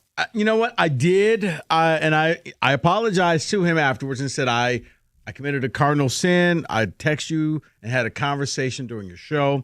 I apologize for that. I do not apologize for what I said to you, though. What I said to you, I believe wholeheartedly. So I'm sitting around, I'm in class, and I'm listening to their show as my students are working on their projects. It beats what Abdul Carter was listening to. All right. Abdul Tucker. All right, so Cookies is talking about expectations for Jonathan Smith in Michigan State. And it was Cookies and John and Gov, and Cookies was like, well, you should be Iowa football, 8-4, and, occasionally you may actually get a shot at the playoffs, but just 8-4 is good enough for you. Be Iowa football. That's where they should be. And I'm waiting for somebody else to chime in, and they're like, yeah, Iowa's a good comp. And I'm like, Iowa is not a good comp. What? Iowa? I'm like, that was the most condescending pat on the head I've ever heard from you, Cookies. He's like, how was it a pat on the head? I'm like, why not the next Indiana? Why can't they be the next Indiana? That's not right. You can't be Indiana. Why not? Indiana turned this thing around in 2 years. Can you be Vanderbilt? Right. There's so many teams that with the portal and the right, going after the right players and spending the right amount of money, you don't have to sit there and just be slightly above average and that's good for you. I'm like, no, that is not good. Like, Cookies, seriously. You are so wrong on this. I'm like, they could easily go after and try to beat Indiana. And I knew I was on to something when John then said, because then he read the text on the air, and John was like, well, he's actually right. If you're not going to try to win, what are you doing? I'm like, under Cookies, just be happy being little brother, being 8-4, and don't settle, don't thrive for anything else. And that's cute. And I'm like, if that's the case, then Pat Fitzgerald can pack his bags, go back to Chicago, and just, as you would like to say, Mike, just burn the whole thing down. All right, so then maybe the way to phrase this is the following. In today's college football, not yesterday's and not tomorrow's, just where we stand today, what are Spartan fans allowed to strive for? What are the guardrails? Because I'm just of the belief, and you guys know this, it's prestige worldwide. It's boats and hoes. If you have the money it gives you a chance. And if you don't have the money, you have no chance. The money doesn't guarantee anything. So let's save that phone call. But if you have the money. Yeah, look at Miami. Once again, though. I'm just saying, I can hear there now. Miami spent money. Yeah. Right. And they also have an idiot who coaches their team. Mario Cristobal's terrible. The point I'm making is if you don't spend the money, you're dead. Can Spartan fans, look, think about it this way. Pat Fitzgerald got on the podium yesterday and talked about winning championships. Do Spartan fans have a right to say that, yes, because here's where I laugh at what Jim said. Basically, he's saying Spartan fans can't hope to be the fourth best team in the Big Ten. Big Ten's going to get 4 teams most years. Now, this year, the Big Ten was poop. This Big Ten was awful. But most years, 4th place gets you in, right? Right. Okay. If you can't have those hopes, why do you have a program? Exactly. If tomorrow, Purdue had a mystery astronaut benefactor who wanted to bring Purdue back to its glory, they exhume the body of Joe Tiller, and they stuff a helmet on Drew Brees. Purdue would have every right to believe they could be a playoff team. Exactly. So I would like to know from people, and hell, if you're a Michigan fan, let's party. Tell me what MSU's allowed to strive for. Let's have some fun for a second, because maybe I'm a babe in the woods. No, because for everybody who tells me, well, what Indiana did is unrealistic, except for I'm watching it happen in real time. Indiana football was never, let me say this for the people in the back, never a powerhouse in football in the Big Ten. Take Indiana out of it. How about this? This will be a better discussion if you take Indiana out, because Indiana triggers people. And while no, I don't expect Pat Fitzgerald to walk in and make the playoff next year. No, use Texas Tech. Okay. Texas Tech simply got together and said, we're going to outspend. Right. And we're going to get where we need to go. And they bought a $7 million defensive line. They're going to win the Big 12. They're 2 touchdown favorites over BYU. They're going to the playoff. Why can't you be Texas Tech? Like, just answer the question. Like, look, we're living in a time last night. This year's Bryce Underwood, the #1 quarterback in America, decommitted from Georgia to play for Vanderbilt. If that's not a sign of the times, I don't know what to tell you. Well, you're not allowed. Vandy shouldn't have hopes and dreams. Just you're Vandy, and just be 7-5 and be happy with that. I just thought that was the most condescending thing he has ever said. It was like, and he believed it. Like, no, what Jim is saying is win 8 games a year, and every 3 or 4 years cycle up and maybe hope to make the playoff. I don't think that is good enough. I don't think anyone would be happy with that. And as long as there are no rules, and if State is going to put the money into the program, if they don't put the money into the program, yes, be happy being Iowa. But by all accounts, the money is flying into the program. Well, then what's the money for? It has to result in winning things of substance. Let's flip it this way. If you agree with what Costa said, then you agree with how Brad Holmes is building the Lions, just to be consistently good. You don't want to pursue championships. I don't have the drop board over here, but that was worthy of a cheer drop right there. I mean, that's really what you're signing on for. No, you are. Am I right? The consistency of good. Never great, just good. David, why don't you tell us? Stay relevant. As our big brother, why don't you tell us? What is it, Team Cookies or Team Rico? Is the ceiling the roof, as Michael Jordan would say, Jim Costa, or is Rico saying shoot for the stars? No, you should be able to shoot for the stars. Michigan State, you can correct me if I'm wrong, when it was much harder to get into the playoff, 14 playoff, Michigan State was one of, I believe, 3 Big Ten schools to represent the Big Ten. You had Ohio State and you had Michigan. So I think with that tells you, yes, you can do this. If you invest what you need to invest in the program, they can be that again. Yeah. And nothing wrong with striving for that. And I cited that, and he was like, no, just be consistent. Be Iowa. You get 4 wins. You go to bowl games. And I was like, what? This isn't football 30 years ago. No. At this point, you're trying to make the playoffs. And if you are not making the playoffs, then you've made a poor decision as a coach and as a university, because that's the goal now, to be one of the 12 teams. It's why you're seeing the Miamis and the Notre Dames and all of these teams getting angry, because they feel like they're being cheated and being left out, because they realize it's all about being in the playoffs. And if you don't make the playoffs, sorry to all the chambers of commerce out there. Sure. No one really cares about your bowl games. Now I will tell you, I miss that there were levels of happiness. In the old college football, pre-COVID, there were levels of happiness. New Year's Day Bowl. Hey, these are the bowl rankings. Bowls in certain locales were better, more respected. There was something. If you could make it to a Florida Bowl. Like there was something about the logo that, yes, it was invariably better to go to the Peach Bowl in the New Year's Six than it was to go to the Outback Bowl. But there were levels. Hey, we had an 8-win year and beat our rival. We didn't get the ultimate prize, but this is good. What's happened now, and this is a conversation for Michigan fan as well. In the old days, a 9-3 season with a freshman QB would be celebrated. Right now, half these people want to get rid of their coach, because if you don't make the playoff, what did you even bother doing?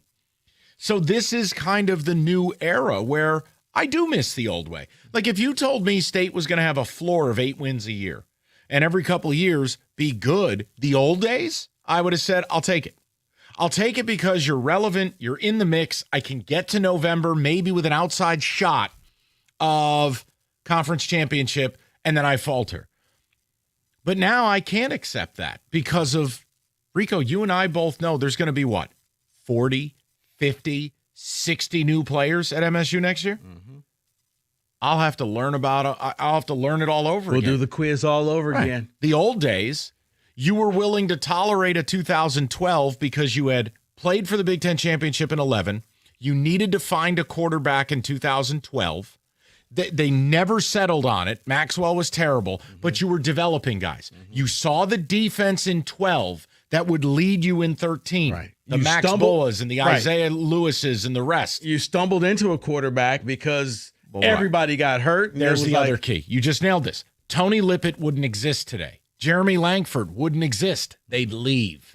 So that's where Cookie's opinion is so flawed. But to me, look, I don't care about the Indiana thing. If you want to say Indiana is unattainable, I actually agree with you. Meaning, if you hope to be that, that's fine. If you expect it, that's not fine. Right. But to tell State fans they should not aspire to be more than Iowa, i.e., if we're rebuilding our stadium and if we're pumping tens of millions into NIL, guys, then what are you playing for? 248-539-9797. It's Team Rico or Team Cookies. 97.1. Let's talk about the Chevy dealer in the area that's been leading the way. It's Hamilton Chevrolet in Warren. Now through December 17th, Hamilton is participating in the Season of Giving, a bottomless toy chest toy drive, delivering new toys and crafts to hospitalized children with cancer and blood disorders right here in Metro Detroit. Stop in the Hamilton Chevrolet, drop off a new toy to help lift the spirits of a child fighting cancer. You can find a toy wish list at hamiltonchevy.com. Then, while you're there, you could also talk to Andrew and the sales staff about getting into a new Chevy, including the December Rico deal, a new 2026 Chevy Silverado Crew Cab 4x4, as low as, get this, $199 a month for 24 months. It includes 10,000 miles a year. You just walk into Hamilton with $995 down, and you'll drive off in the Rico deal. Guys, you know what I say. The best deals are found at 14 Mile and Mound. See my guys at Hamilton Chevrolet for details. Visit hamiltonchevy.com. Go ahead and drop those toys off for the kids. Chevrolet, together, let's drive.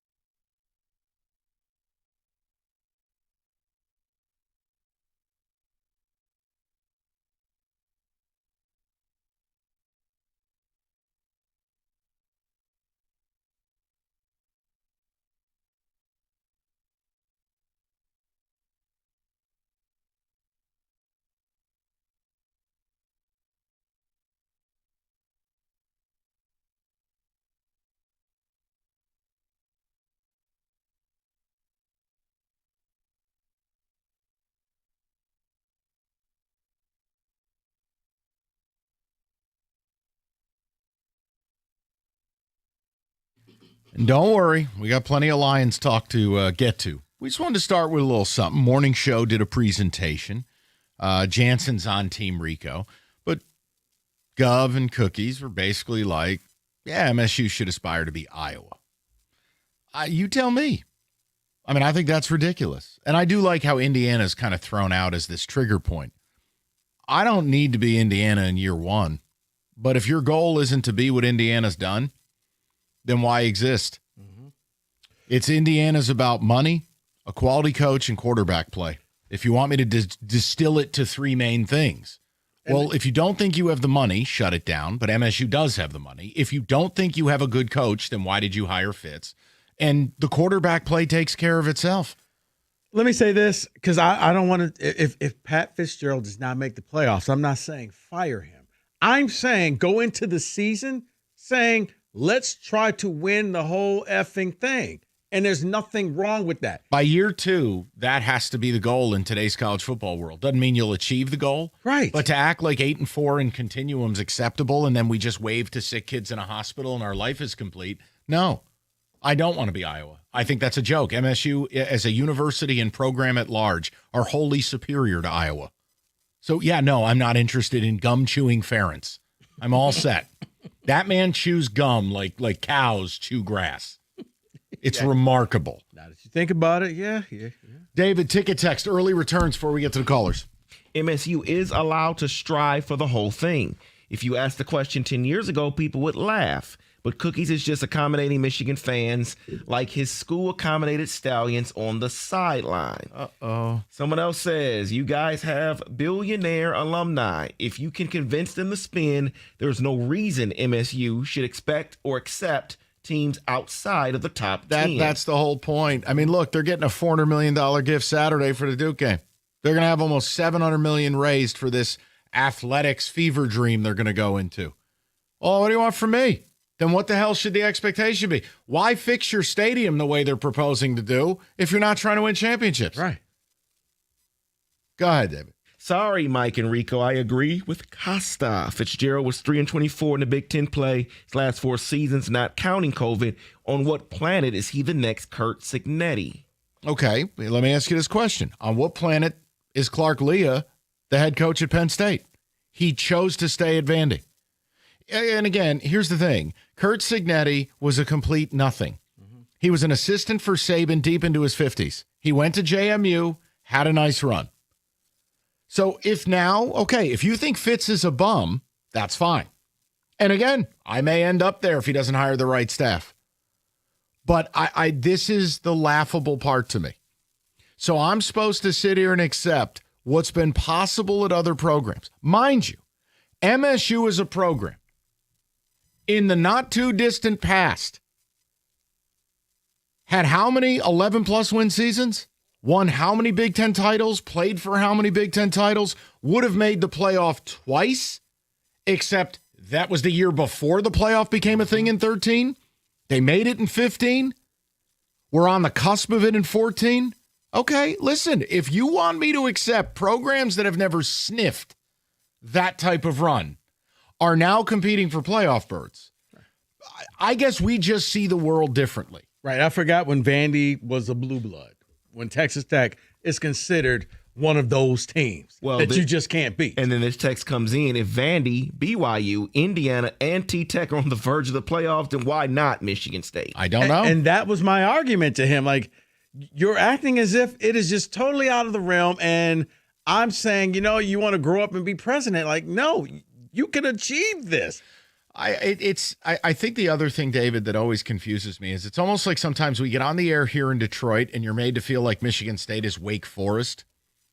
But if you step outside of Detroit and the ginormous amounts of idiot Wolverines, Michigan State is way better thought of outside of here.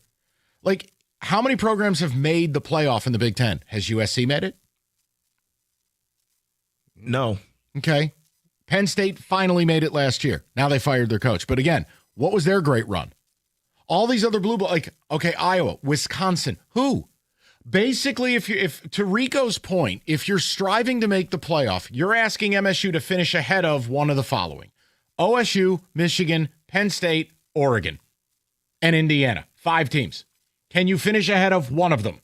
That's really what it is in most years. And if you think that's outrageous, I would encourage you to write J-Bat, shut the program down. Then what's the point of existence? As you like to say, that's what the money's for. 248-539-9797. We'll get to the people. Go to Jeremy 97.1. Yes, Jeremy.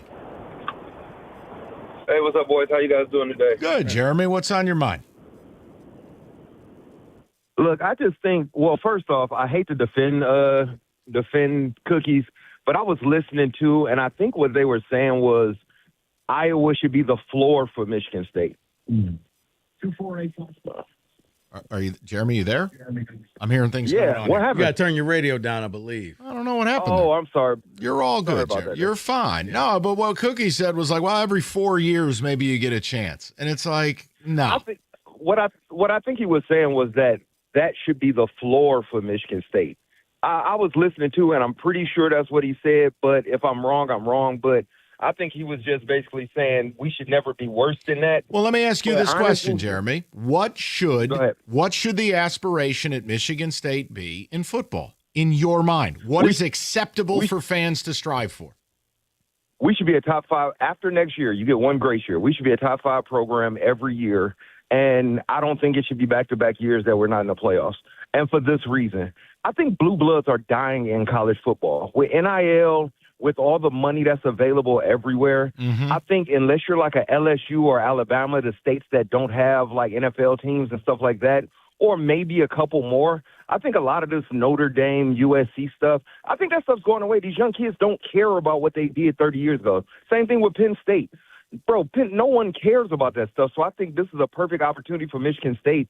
If they're going to invest in the facilities, invest in the program, and invest in the NIL, I think they can be, within 5 years, Ohio State or Michigan. Like, I think they can pass Michigan, to be honest with you. I think after the Harbaugh scandal and all that stuff, I'm being dead, and I know they're going to kill me over this.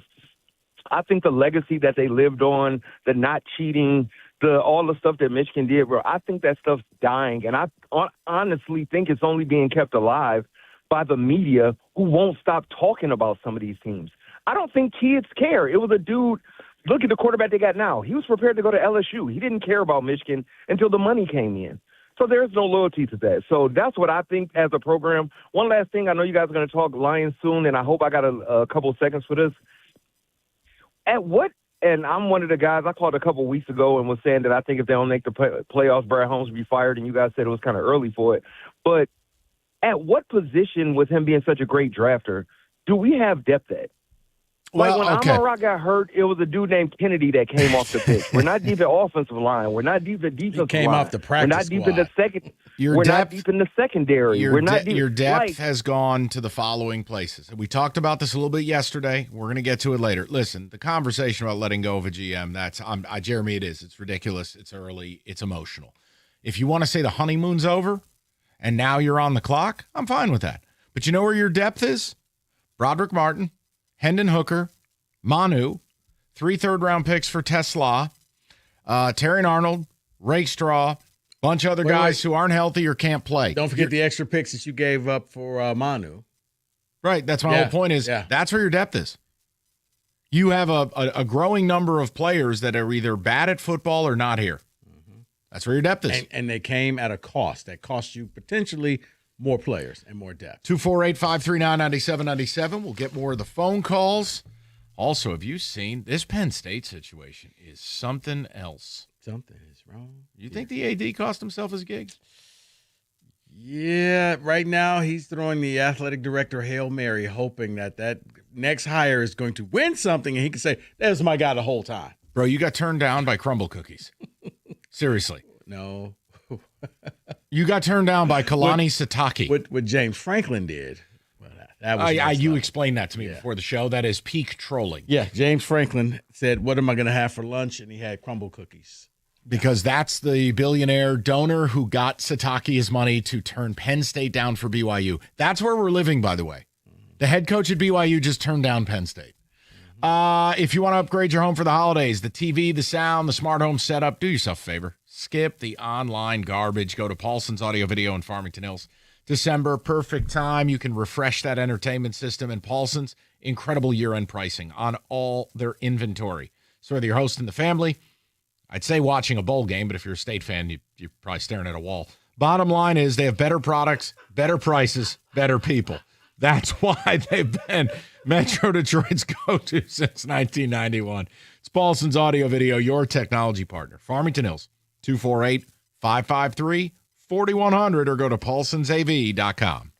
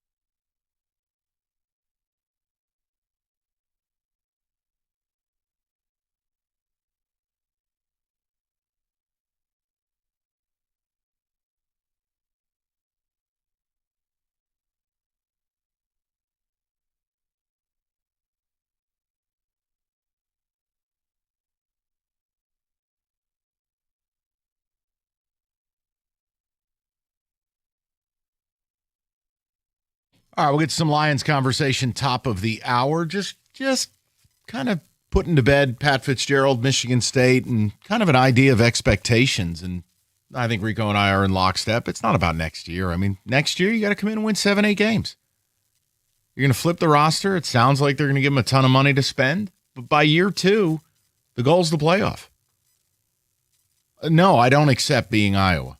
To hell with that. No, otherwise, what's the point of all this? So we're just rapping about that. David, couple ticket texts. We'll get the callers in the mix. Do a little football today. Go ahead, buddy. I used to think and like Costa, get consistent and win 8 games a year and win bowl games. Because my guy, Jerry Mack, is doing it at Kennesaw State, then it's not unreasonable for Michigan State fans to expect competing for Big Ten titles. I never said Big Ten title, by the way. I just want to be very clear.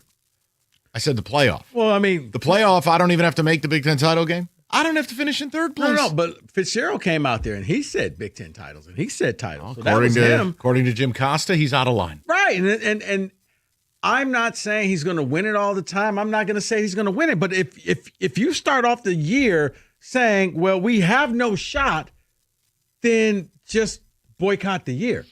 Don't even show up, because the other thing people have got to sort through, and look, I don't know where I land on it. I know I'm not absolving it, and I know I'm not saying this guy is Chernobyl.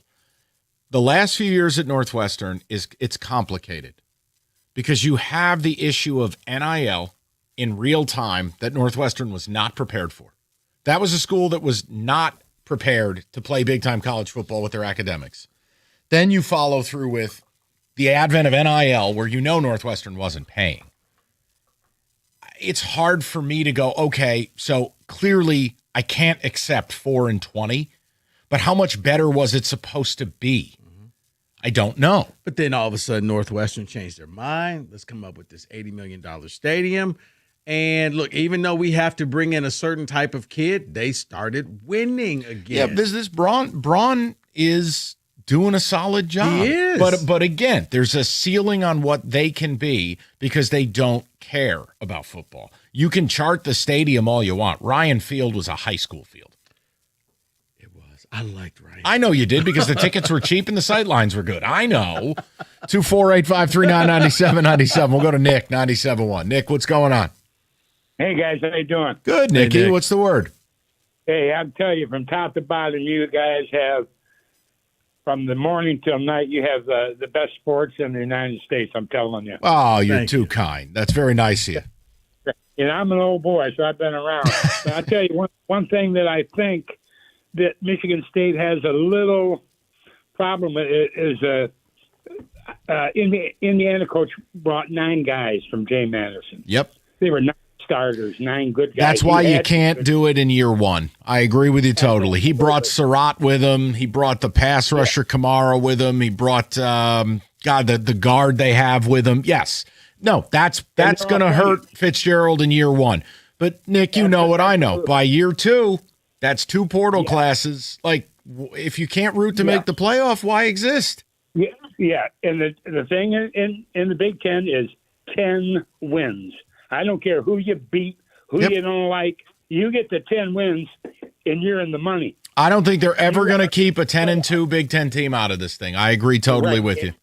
Well, that's why Michigan wanted to beat Ohio State, because they would have been in. Yes. If you're Fitzgerald, you pay these guys, and you say, look, I'm going to pay you this year, and I'm going to pay you next year. So you want these guys around so that when you get the guys next year, you pay them too, and then year 3, you go for them 10 wins. No, Nick, I don't have a problem with it. That's the whole thing is no one is suggesting you can repeat what Indiana did in the same time frame. But the goal is the goal. Mm-hmm.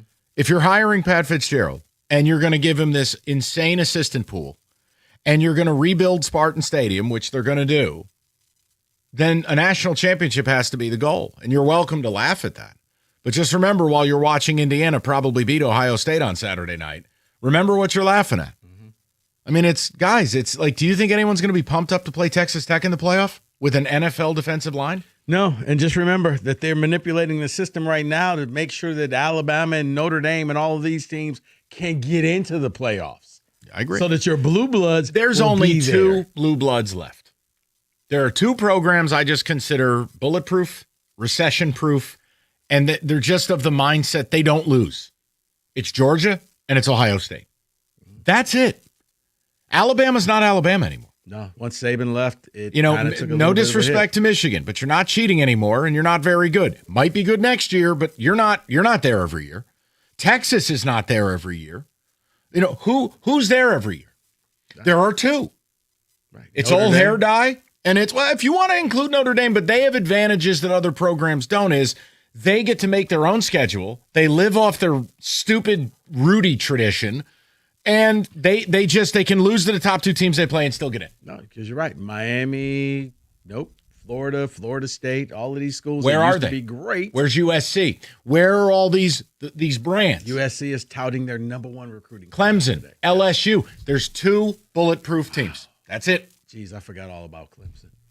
So did Dabo. Let's go over to Albert. 97.1. Albert, how you doing? Hey, how's it going, guys? Good, Hey. Albert. What's up? So I think I don't agree with Costa. Let's start with that. I think Indiana having Mark Cuban as their main donor also helps. That's like the top of the top. You know, he built that team in essentially a year, and this year made them into a real national contender. I think the problem is, I don't know, I'm not familiar with MSU's NIL program. I'm a Michigan fan. I don't know if, I don't think the expectation going into year one for Pat Fitzgerald is to win the Big Ten or make the playoffs. No, I'd like 7 or 8 wins and kind of a what's the word? I don't want to be in the fetal position feeling shame having watched Michigan State. That's year one. Right. Restore some pride and get me 7 or 8. Right. And I think Indiana's jump is largely due to Chris Cignetti being an elite coach and that their NIL program. It's and money. I think the reason why their program has such a big story, the reason why it's such a good story is because they came out of nowhere and things like that don't happen. But with NIL now it's possible. Correct. And you saw that with Texas Tech. They have an NFL defensive line. So I think for Costa to say that the expectation is fair, that you shouldn't be Indiana, but you should definitely strive to be them. And after year 2 with this growing NIL program that MSU has, why can't you reach for that? That's and guess what? And Albert, that was my argument with him going into the season. Look, if they won 8 games next year, am I going to be angry? No. Oh, I tip my cap. Go into next year saying, guys, why can't we do what they did? And you know what? Cignetti has probably ruined things for a lot of schools. No. Where you have a higher expectation. It's like, well, if you go in expecting, and Albert, I want you to finish your point. Just give me 10 seconds. If you go in expecting what he did, you're an idiot. Right. If you hope for it, that's different. Right. Albert, go ahead, brother. Sorry about that. No, it's okay. That's my whole point, is that I think people having Indiana-like expectations is just not realistic. And I think especially for this year, MSU kind of restarting. I don't know where Aiden Childs stands, and Nick Marsh is gone. You guys, First of all, let me say this. MSU found their quarterback. It's not Aiden Childs. Yeah, This Milivojevic kid, first of all, he had more passing touchdowns than Bryce Underwood. Yeah, he can sling it. He doesn't have elite arm talent. It's good enough, but he processes fast. He's tough as nails. Aiden Childs, now he needs to change scenery. We'll see Aiden later. Nick Marsh, I'll tell you right now, I'm calling it. Nick Marsh to Indiana. He's not going to be a superstar to a team that's already got a couple $1 million receivers. Follow up Surratt. Why not? Big Ten, you know what? close to home. He's going to get a good quarterback. Don't know who the quarterback's going to be. But Whoever they want. Whoever the number 1 quarterback in the portal is, Cignetti's getting him. You're right. Lunch bet. Oh, no, I'm not betting that one. But the Childs thing, newsflash, Alessio Milivojevic, with 17 offensive linemen hurt, played half a year. He threw for 10 touchdowns. Go watch the Minnesota game. The kid didn't have any time to pass. He still put up 350 yards passing. I mean, I'm happy to keep that kid. And here's the thing. In all their losses, it wasn't like, oh, my God, he went out there and threw 5 picks.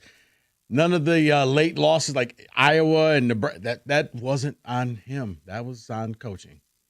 So, no, I think they kind of – I'm not saying he's Connor Cook, but kind of like they stumbled into Cook. Nobody thought the Cook was going to be that guy. Same with Alessio. That's my quarterback. That's my teammate. I like the kid. He's tough. I don't know. I'm willing to give him a shot. He is. I mean, he looks like he's like 15, but no. He's a redshirt freshman. I mean, he's a kid. I know he's not a true freshman, but he didn't play last year. So, like, he walked into a terrible situation with no help. I thought he was decent. I didn't hate it. So what do we call him? The beta and the theta, since the alpha and omega is taken? Oh, please. Please. I just would love the lighting unit to collapse upon Gus Johnson. Mid-broadcast. Just the lighting rig. I think it did. I think it did in the Michigan-Ohio State game. When when he threw the pick and Gus disappeared? Yeah. Either he had digestive issues or he was pouting. Northville Lumber. Largest Trex decking outlet in the country. Northville is Michigan's Trex Superstore. They stock all colors of Trex decking, railing, lighting. They have it all the time. Absolute lowest prices. Guys, stop by the showroom, take home some samples, and then let's get to work. It's Michigan's Trex Superstore. Go to northvillelumber.com. That's northvillelumber.com.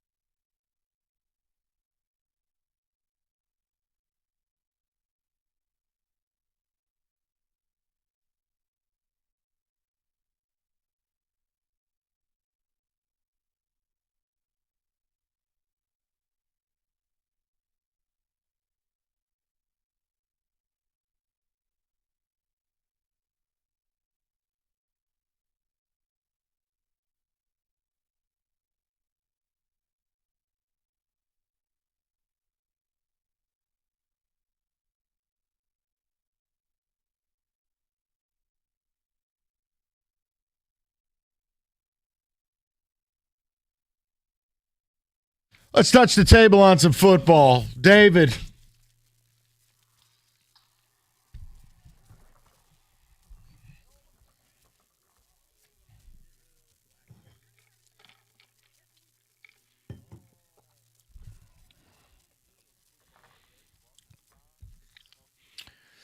Well, David, your voice sounds very sultry. So CBS put together a list of 20 playoff hopefuls. And what they did was they placed them in tiers based on trust level. This NFL or college? This is NFL. All right. So based on trust level here. So let's go down to the bottom here. The untrustables. The untrustables. And let's start with the tier 6, which is not trustworthy at all, would be the Carolina Panthers and the Pittsburgh Steelers. Would you agree? Yes, because Carolina, they can look like a steely, tough team one week, and then the next week get beat 30-0. And you're like, how is this the same team? Yeah, it's like taking a 8-hour road trip with a 4-year-old. Steelers, the same damn thing. Highest paid defense in football. One week they look amazing. The next week they're giving up 300 yards rushing to Buffalo. Yeah, man. This is the untrustables. Yeah, Carolina is truly spin the wheel. You don't know what you're going to get with them. And again, you have to respect them with what they did against the Rams. But can you tell me beyond shadow of a doubt you know what they're going to put on the field next week? No, they're spin the wheel. Like, do we get good Carolina? We got bad Carolina. Okay, let's go beat the brakes off of them. So let's get to the next tier here. There's more teams in this one. We can have a discussion here because they list them as tier 5, the wild cards. So these are teams that they think something can click and they could be a great team in the playoffs, or it can go downward spiral here. Let's start with the first two, the Philadelphia Eagles, Chicago Bears. Wow. For me, the issue with Philadelphia, and I don't know if you agree, Rico, the constant drama and tension. I don't know whether the Eagles are about to go and win 7 in a row or implode. We've seen both the last 3 years. I would go with the Bears because they're just young enough and stupid enough to not recognize what's actually happening here. And I can trust them more because beyond shadow of a doubt, I know Ben Johnson will show up with a plan. I can trust the Eagles once you realize what the Eagles are. Guys, the Eagles are the dysfunctional couple who show up to your Christmas party and pretty much shut it down because it's a knockdown, drag-out fight between the two. And you're asking yourself, why do we invite them? But in the end, they're all hugged up and kissing, walking out the door. That's it. They need the strife. They need the controversy in order to thrive. They don't know how to just be peaceful in Philly. They don't. I trust that, David. It's as dysfunctional as it sounds. Once you realize what they are, it makes sense. Trust level here, I put these next 3 together because they've all dealt with injuries, and maybe if something gets right, they could jump up and be a good team in the playoffs. The 49ers, Ravens, Bucks.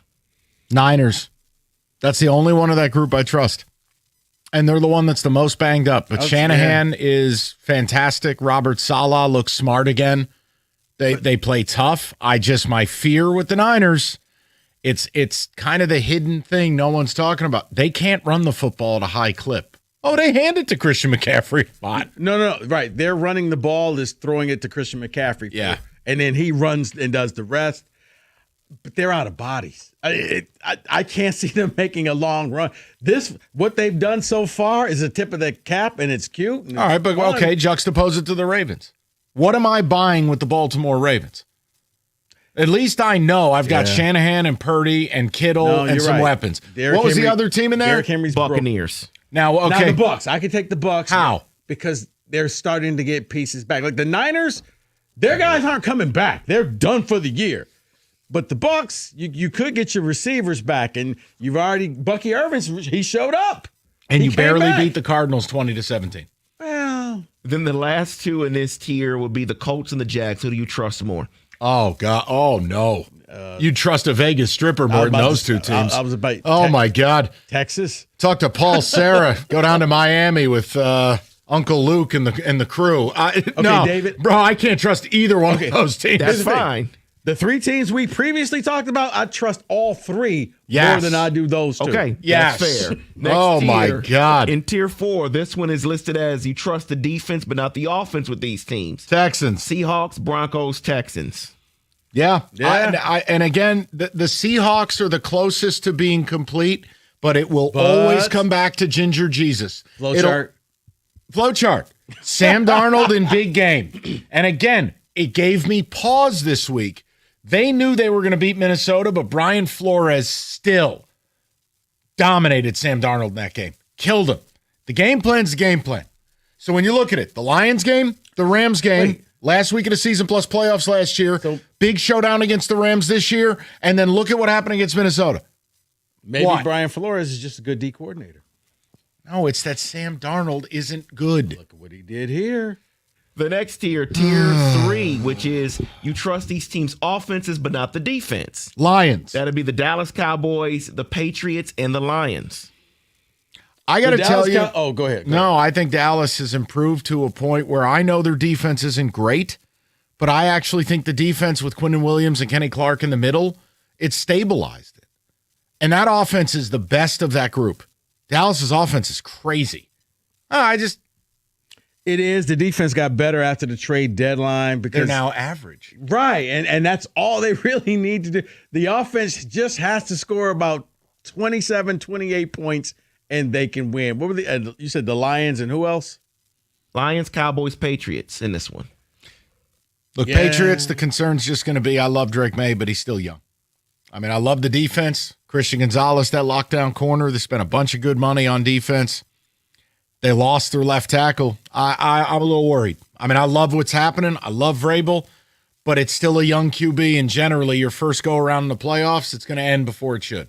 For the Lions, with all the injuries, I'm a little more concerned about the offense than the defense. So in tier 2, quarterbacks that can carry their team would be the Chiefs, Bills, and Chargers. But I think the Chargers, we don't trust them. Chiefs have no pass rush. Chargers have no O-line. Bills, but I mean the Chiefs. I'm ready to go ahead and I thought the Chiefs were going to find a way to get this done, but Mahomes can't lead this team by himself. No, and he doesn't play defense. They have no pass rush. The Bills may. Now, Josh Allen, we saw it a couple weeks ago. He went out in Superman for 6 touchdowns. He's just built different. It's possible. And then on here, the teams that they trust the most, the Rams and the Packers. Not ready to go there with the Packers. I trust the Rams, even though, okay, you lost to the Carolina.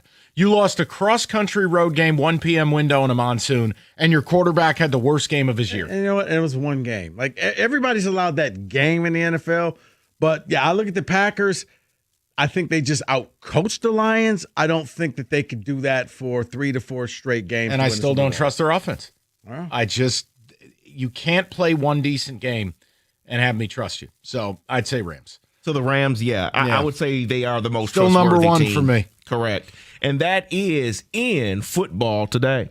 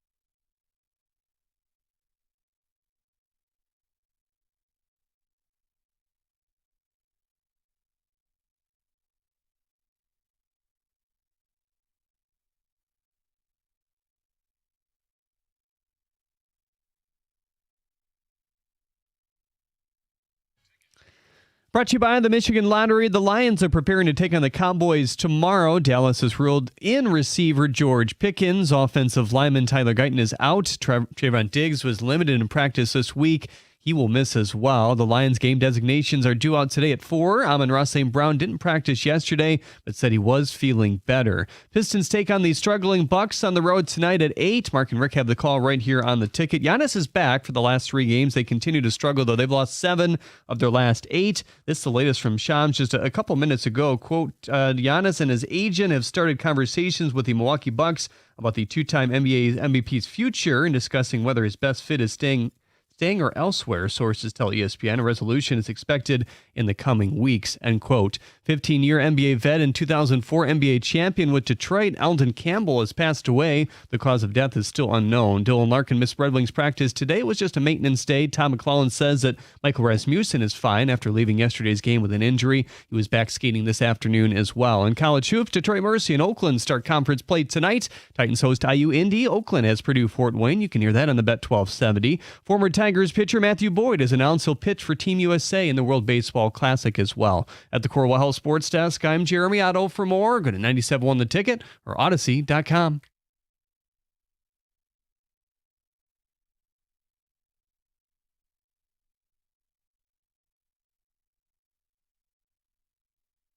Three o'clock, good to have you with us. I want to turn our attention to the Lions a little bit. And Lions and more. I want to explain. So, interesting conversation, kind of station-wide. And we talked about it a little bit. There have been a lot of people angry with Brad Holmes. It's gone from the bathwater drinkers to, I'm tired of Brad not addressing X, Y, and Z. So I wanted to do it this way. I don't think this conversation ever needs to get to the F word. Not at least the one you're thinking of. I don't think you're ever talking about firing. I think that's just over. I thought you meant fraud. Okay. No, well, okay, that's another good F word, but no. There are 3 people in this town that I feel like the honeymoon should be over. Now, the honeymoon's over. The marriage isn't. But this phase where they can do no wrong, face no scrutiny, and not have to perform in order to keep that job in the future, that should be done. I want to give you the 3 names. And then you guys in listener land, tell me, look, you could call in and tell me the one you want to comment on the most. But what I would like to establish is I believe all 3 of these people, the honeymoon should be over. Okay. And I'll say it for the people in the back whose synapses aren't firing. No one is talking about firing anyone. We are talking about the clock starts ticking now. What you do moving forward and what you don't do moving forward will end up in a conversation about your job. The honeymoon is over. Here are the 3 names in no order. Brad Holmes. Yes. Scott Harris. Sharon Moore. Yes. So we can go through all 3, but I think I've explained this to you. Like, there's no talk of firing Sharon. But the honeymoon, where you're able to lose 5 games, lose 3 games, not develop your quarterback. Next year, Sharon, it's make the playoff or you're fired. I think the honeymoon is over for Sharon Moore because we now know what the punishment is. You don't have that cloud hanging over you. And you have your quarterback that you're paying a lot of money to. So, yes, I could easily see, okay, this will be this better be the worst year in Michigan football. Right. It just next year we have to win something of significance. Otherwise, let's say he lost 5 last year, 3 this year, 4 next year. You're gone. Right. Now, Scott Harris is a little different. I don't think there's anything that could happen next year where you would enter an F-word conversation. But the honeymoon has to be over where everyone is busy whittling their knobs about the prospects and things. No. Okay. No. Okay. It has to be an offseason for Scott Harris where you're showing this paying customer base you're trying. That trade deadline was an embarrassment. Your offseason was an embarrassment. Try. See, I can say this. For Scott Harris, I think it all gets tied to what is the end game for Tarek Skubal? They're going to keep him and lose him in free agency. And I'm convinced of it. Right. You keep him, you lose him in free agency, and you don't make the playoffs. Good luck. Okay. But the point is, honeymoon should be over. Oh. Scott Harris is now, hey, you're an adult. We like some of the work you've done. We don't like some of the work you've done. The honeymoon is over. The last one is Brad Holmes. And this is the one that probably gets the most response because it's the most front and center. Brad Holmes has been very defiant.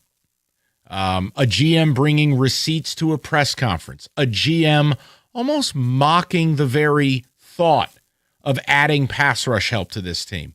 A GM who has gotten very creative with his third-round draft picks. And I just think it's okay to take Brad down from his ivory tower. We're going to treat Brad like a normal human being. The honeymoon is over. No one's talking about firing, but he should be fair game for criticism. Because the last 2 years, it's been let Brad cook. See, it's funny how you put that. I would have said that Brad's honeymoon has been over. Scott's was over at the trade deadline. For a lot of people, it was. It was over. I think more, his honeymoon is over at what happened at the end of the Ohio State game. That's where you realize you played 3 teams that were worth something, and you didn't show up for any of those 3 games. So I think his is just starting. I think last year when Daniels came into town as a rookie and you had the 15-2, yeah. And then when you that lionized moment when you came on our airways saying, "Why do you need another pass rusher?" Like I honestly, those words are going to be on his tombstone. But why do you need another pass rusher? It was over at that point. Well, I'll let the people. I'm not going to get into a bickering match. You can tell Rico whether he's on coke or whether he's smart. 248-539-9797. David, honeymoon over. 1, 2, 3, or none? The honeymoon over for me it's over for Sharon Moore for sure. I need to see something next year. Bryce Underwood is going to be here. You're going to be here together. Well, then you need to be fighting to be in the playoff next year. No excuses. That's what you need to do. This is Michigan. The other one for me, it's going to have to be Brad Holmes. It's going to have to be Brad Holmes. I'm not there yet with Scott Harris because there's a Tarek Skubal situation out there that he may have no control over. The contract that he may want to offer may not be his decision. So I'm not going to put that on Scott Harris right now. I have to see what that does. So I can't do anything with Scott Harris. But Brad Holmes has to be better. He's drafted well the first couple years. And then the last 2, not seeing the fruits of the labor there. And then he does nothing in free agency. So, yeah, the honeymoon's over for me, for Brad Holmes. See, it's all 3 for me because when I looked at the trade deadline and the people that you picked up, they weren't even on the playoff roster. So what was the point? What Charlie Morton for what? What was that for? He couldn't help you out because he was left off the roster. I felt like you could have done more, but instead you came out here and said you don't want to be haunted by the ghost of prospects that you may give away. So to me, all 3 are the honeymoon over. It's big boy time, and your next move better be your best move.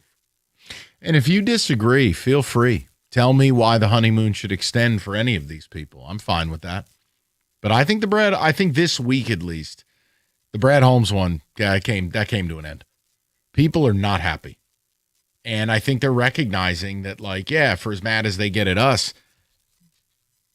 we've been right about this stuff. It's been a faulty plan to have this Aiden and fringy NFL players as your D-line. Aleem McNeil is really good, except he hasn't been great since coming back. The point is, other than that, what do you have? An aging DJ Reader, Onwuzurike's dead, Pascal's dead, Davenport's dead, Nowaski's nobody. Minty Fresh Aquadine Muhammad. This is a joke. And you don't use real assets on pass rush. Okay.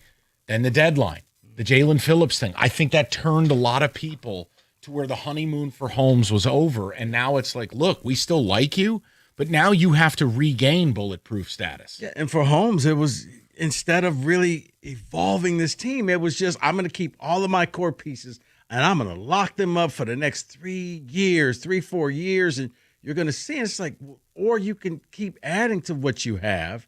You're bidding against yourself with some of these players, and just you want to constantly get better. And you have to believe that there's a window, and you have to do whatever you can when you're in that window. And it's not always breaking the bank and blowing this team up and trading all your first-round picks to go get Max Crosby. But, yeah, when you look at, Phillips, and that cost a third-round pick, yeah, would he help this team right now? Absolutely he would. Will we be talking about Aiden the way we do? No, because I think Phillips would be that guy that teams would now have to pick their poison of which one that they would have to block, which one they would have to double team. You could get D-line pressure, but you don't. So instead, it was like, I'm going to lock up all my guys for the next 3-4 years, Lions fans. Let's keep selling those season tickets and keep coming out and selling out the opponents' stadiums rather than let's try to win this whole thing. 248-539-9797. If you disagree, we can talk about it. I've put 3 people out there that to me the honeymoon should be over. Just take them down off this bulletproof status, and we're going to talk about them. And Brad Holmes is certainly at the forefront. But the Sharon Moore one, we haven't had a lot of conversation about Michigan, Ohio State. It wasn't much of a game. But Sharon Moore, to me, next year becomes the show me year. You don't get to say you're young next year. You don't get to talk about your quarterback developing next year. There are no excuses. So I feel like honeymoon ends now. Analysis begins next year. If they don't have a great year, you are talking about him being fired, right? Yeah. Yes, the honeymoon is over for him because you showed more after the game than you did during the game. Let's just put it like the that. Guarding of the M. Yeah. Please. All right, here's the deal. David Femininio, guy you call if you're in an accident. Bottom line, what if you didn't have to make the call in the first place? That's why David's Driving Edge was created. It's about keeping you safe and preventing the crash. Go to getdavidgetpaid.com/driving edge. And because accidents do happen, if and when they do, David is here. The real win, staying safe. Call David, 855-65-CRASH. That's 855-65-CRASH. Or go to his website, getdavidgetpaid.com.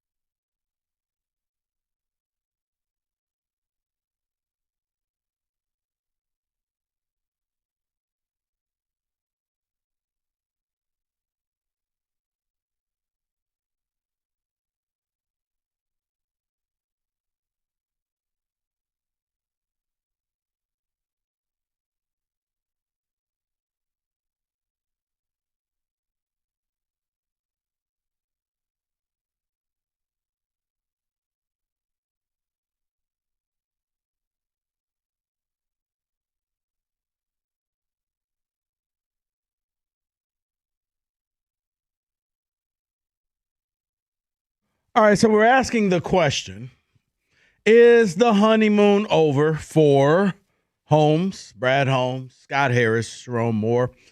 1, 2, all three, or none? 248-539-9797. For me, I think the honeymoon is over for all three, and I think the honeymoon ended at different times for Brad Holmes. Look, after what happened last year, and then you still decided not to address the defensive line, you traded away a bunch of picks. And don't get me, Isaac TeSlaa could end up becoming an all-pro receiver, but it was the price that you gave up. It's the depth that you need. Now for Harris, it was your trade deadline moves. And for me, for Moore, now that this scandal is over, I watched what you did this year. You got your quarterback. I didn't see any improvement with the quarterback, and also you didn't beat anybody worth anything this year. So a honeymoon period for me, all over.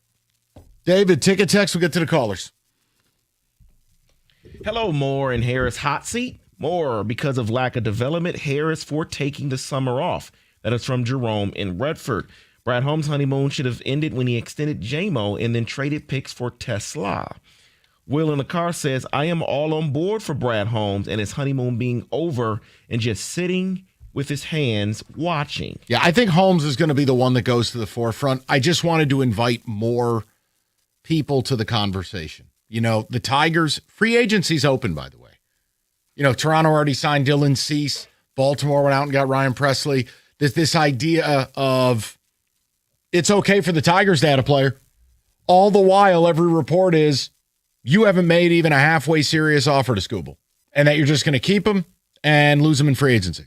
So I wanted to include Scott Harris there too. The Moore thing is just on the heels of the OSU game and whether, hey, look, I don't think it's appropriate to fire the guy now, but it's the idea of if next year's truly an evaluation year, if you live up to the evaluation, we're good.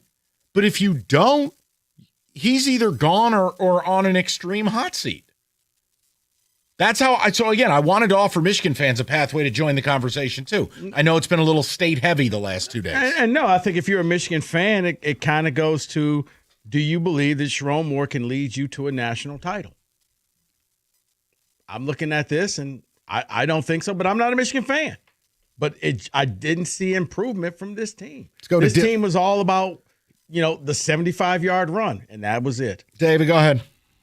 Jerome Moore was born on third base and is now on second. Develop your quarterback and modernize the O. I said it earlier this year, Brad Holmes was great at drafting when he had a surplus of picks. Honeymoon over for both. Okay, then. We'll go to Dylan, 97.1. Dylan, how you doing? Hey, Mike. I'm doing good. How about you? Good, pal. What's on your mind? So, honestly, I would have fired Sherrone Moore after last year. I was never a fan of the hire, and then after just seeing how the first year went, I was basically out. They really lucked into the Ohio State and Alabama win, and that's honestly what saved them from a lot more scrutiny. And then, just after this year, like you said, they went 9-3. Who'd they beat? No one. And then, who did they lose to? And as a Michigan fan, if I'm going to be quite honest, I'd rather have Pat Fitzgerald. I much like the trajectory of State right now over U of M. I mean, U of M might be getting some highly touted recruits and stuff like that, but what's Michigan going to do with them? I mean, how did they develop anybody of substance this year? Well, next year they should be a playoff team. It's no different than the conversation we had in the first hour, which is, look, if Michigan, you want to say you're young this year, I'm okay with that. But you have the ability to retain your players, go to the portal, get the pieces you need. Any development by Bryce Underwood, you should be a top 5 team in the Big Ten. That means you're a playoff team. I mean, I don't disagree. The problem is I don't think they're going to be able to develop the players. I mean, to me, the offense showed little to no development this year. I mean, I remember at halftime of the Ohio State game, I think Bryce's stat line was 3 for 5. That's pathetic. That is pathetic. That's like D3 football. Well, I think the bigger problem would be both of MSU's quarterbacks who played about a half a season threw for more touchdowns than Bryce Underwood did in a whole season. No, all around it was just terrible. And I mean, I think the Sherrone experiment, I mean, people might say he hasn't had enough time, but I think sometimes you can just tell, like, this is or is not the right fit. To me, this just feels like a terrible fit, to be honest. And then with the Lions, kind of like what you guys talked about with Holmes. I think I would probably be closer to firing Brad than keeping him, depending on how next year goes, because I don't think they're making the playoffs this year. And if they don't make him again next year, he needs that's to go. different. Okay, now hold on. Now, Dylan, I'm okay that you added clarity. Hey, if you miss the playoffs this year and then you follow it up again next year, no, you're on the hot seat. That's how the NFL works. Hot seat, gone. Well, gone. Dylan, I'm going to tell you, you're going to have a hard time with that in this town. Because that's because this town's okay with mediocrity, and they're okay with. We just want to be good because we don't want to risk the chance to be great. And mind you, Being great scares them because it takes chances. Dylan, I'm not ready to write them off for making the playoffs this year either. I hate to break it to you. I'm not trying to be DiCaprio in Titanic, but I wouldn't surprise me in the least if they win tomorrow night and everybody's ready to rock and roll and make the. Like, I still think they can make it this year. But in your scenario, if you missed it and then you missed it again, no, you're on a hot seat. They win tomorrow night, and you're allowed to take a step forward. You're still not in yet, but it's not over for you. How about that? That's fine. I still think if you win tomorrow night, you go 4-1 total, got a decent shot of getting it. But right now, their current playoff odds sit at about 44%. It's not good. Lose tomorrow night, those odds get cut in half. A loss would be a death sentence tomorrow night. Let's go to Al, 97.1. Al, what's going on, buddy? Hey, good afternoon, gentlemen. Great to be with you. Afternoon to you. I gotta say, I mean, it's going to pain me to say this. Okay, I'm just preparing you, and I don't think Brad Holmes should be fired, and I don't think Dan Campbell should be fired. But I'm sick of Dan Campbell going for it on fourth down, making some bonehead decisions during the games. The next morning, he's like, "I wish I could treat my boys better. I wish I made better decisions." I'm like, dude, you got the best punter in the league. John Fox can do coffin corners. You got the best place kicker in the league, and Jake Bates. He can get points on the board for you. The thing is, like, I looked at the Philadelphia game. It was a defensive struggle. Points were at the premium. We could have gotten that game. With the Packers, we still could have gotten that game if we had gone for it with a field goal here and there. We kept the game close. I mean, I don't know that whole honeymoon thing. The thing about this going for it on fourth down all the time. Yeah, it's not the way to go. I mean, there's got to be like. I don't know if you boys would agree with me, but isn't there like a way that he could have like a in-game advisor or something and be like, yo, man, you might not want to go for it here. You might want to take the points. Al, here's the thing. I applaud his aggressiveness, but he doesn't have the same talent that he's had in the previous years, that when you went forward, it was death and taxes, and the Lions would get that 4th and 3, 4th and 4. Like, it scared the rest of the league so much that other teams changed their offense and became over aggressive because they knew the Lions were always going to go for it. Now, let me add one more. Yeah. And now when he goes for it, it's almost like, okay, how will he get stopped this time? Well, the other thing is I wanted to add, it's like when you saw the Packers game, LaFleur, and he's got the most punchable face in the league, by the way. He was expecting Dan Campbell to screw up at some point. Same with Sirianni. And when this guy in the 2023 NFC title game, what's that man's name? Shanahan. He knew when he felt like he won the lottery. Hey, wait a second, you're giving me the ball on the left side of the 50? Great. He took it twice, got for touchdowns, we lost the game. I mean, like, these are decisions that, you know, I think you and I could have made to just go take the field goal and get on with life and go up by 3 scores. Look, the fourth down thing, last year they were hitting him at about 80%, and that was wonderful, but that's with Ben Johnson. That was with the offensive line being in order. Mm-hmm. Al, this year they're outside the top 20, yet they still go for it at a top 5 rate. Yeah, there need to be alterations, because if this continues the rest of this season or into next, well, then you're talking about the honeymoon being over with Dan Campbell. But I just think it's premature now. Come on. I didn't say it. Like I said, I prefaced it with you hard. I don't want to fire the man. I love the guy. No, honeymoon over does not mean firing in the same way the honeymoon's over doesn't mean a divorce. Right. And as for Sharon, you're right. The clock started. You know, we'll keep an eye. I think Pat Fitzgerald is a great hire for you for Michigan State.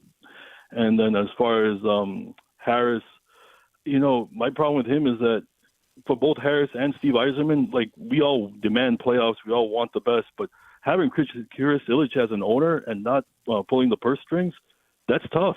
Well, Al, we're going to find out. Look, just because they don't want to hand $400 million to Skubal doesn't mean they can't hand $200 million to Bo Bichette.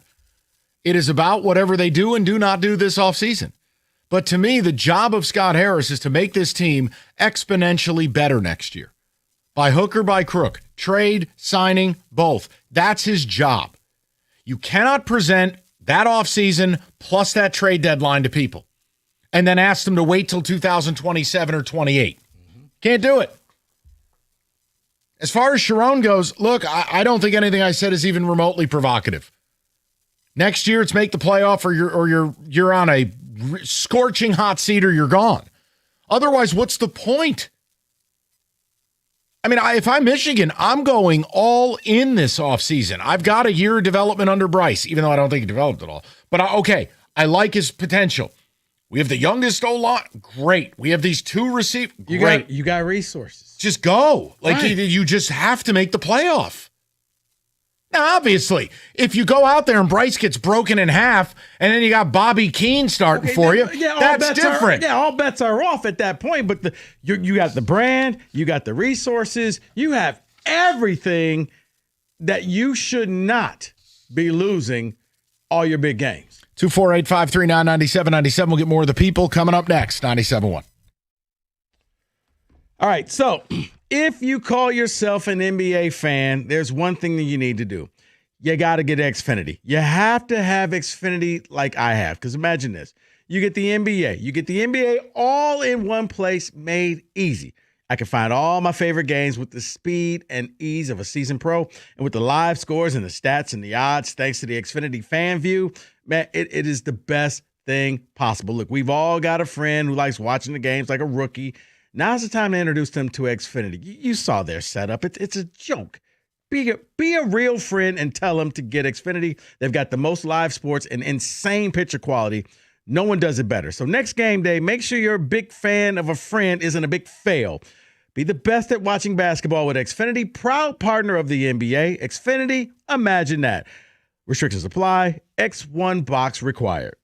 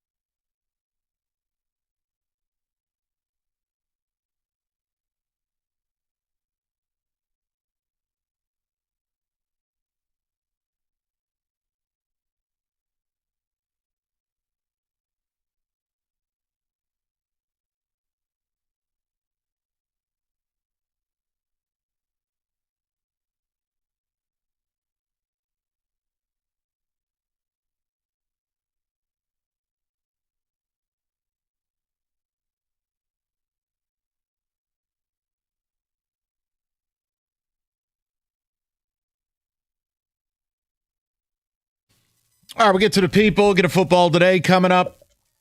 Talked a little bit about Michigan State and expectations and kind of the new world of college football. What are you allowed to hope for? It feels like anybody can do anything if they've got money. It's really that simple. Right now, we're talking about the honeymoon. Brad Holmes has taken some heat this week. It's the first time that comprehensively, without anyone defending him, everyone's gone, okay, I've had enough. Lions are dead last in time to, pressure and get into the quarterback, and fans are angry. So we asked the question, all right, is the honeymoon over? That you like this person. You're not ready to get a divorce, but the honeymoon's over. Like, it's fair game now. And we did add Sharon Moore and Scott Harris to the discussion, where, again, I don't think anyone's ready to get rid of anybody.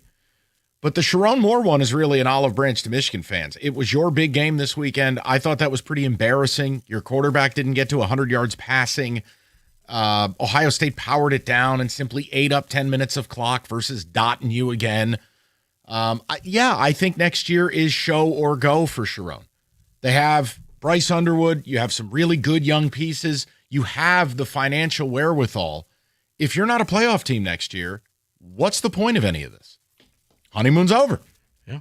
That's how we define it. It's up to you where you want to go with that.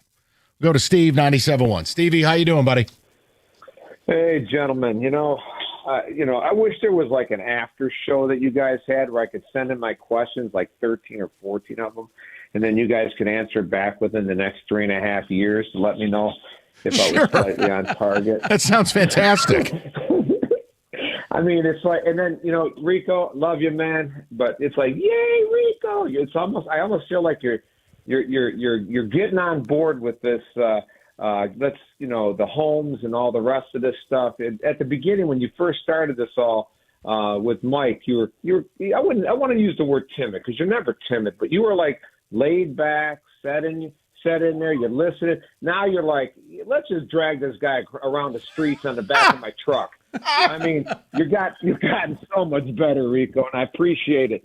So Mike has definitely New York-ized you a little bit there. Oh, no. That's not a bad thing. You know what, Steve? After the show, I'm going to go get a slice. That's it. I poisoned Rico. It's over. So is the honeymoon over for all of them, two of them, one of them, none of them? Okay. Oh, I love this.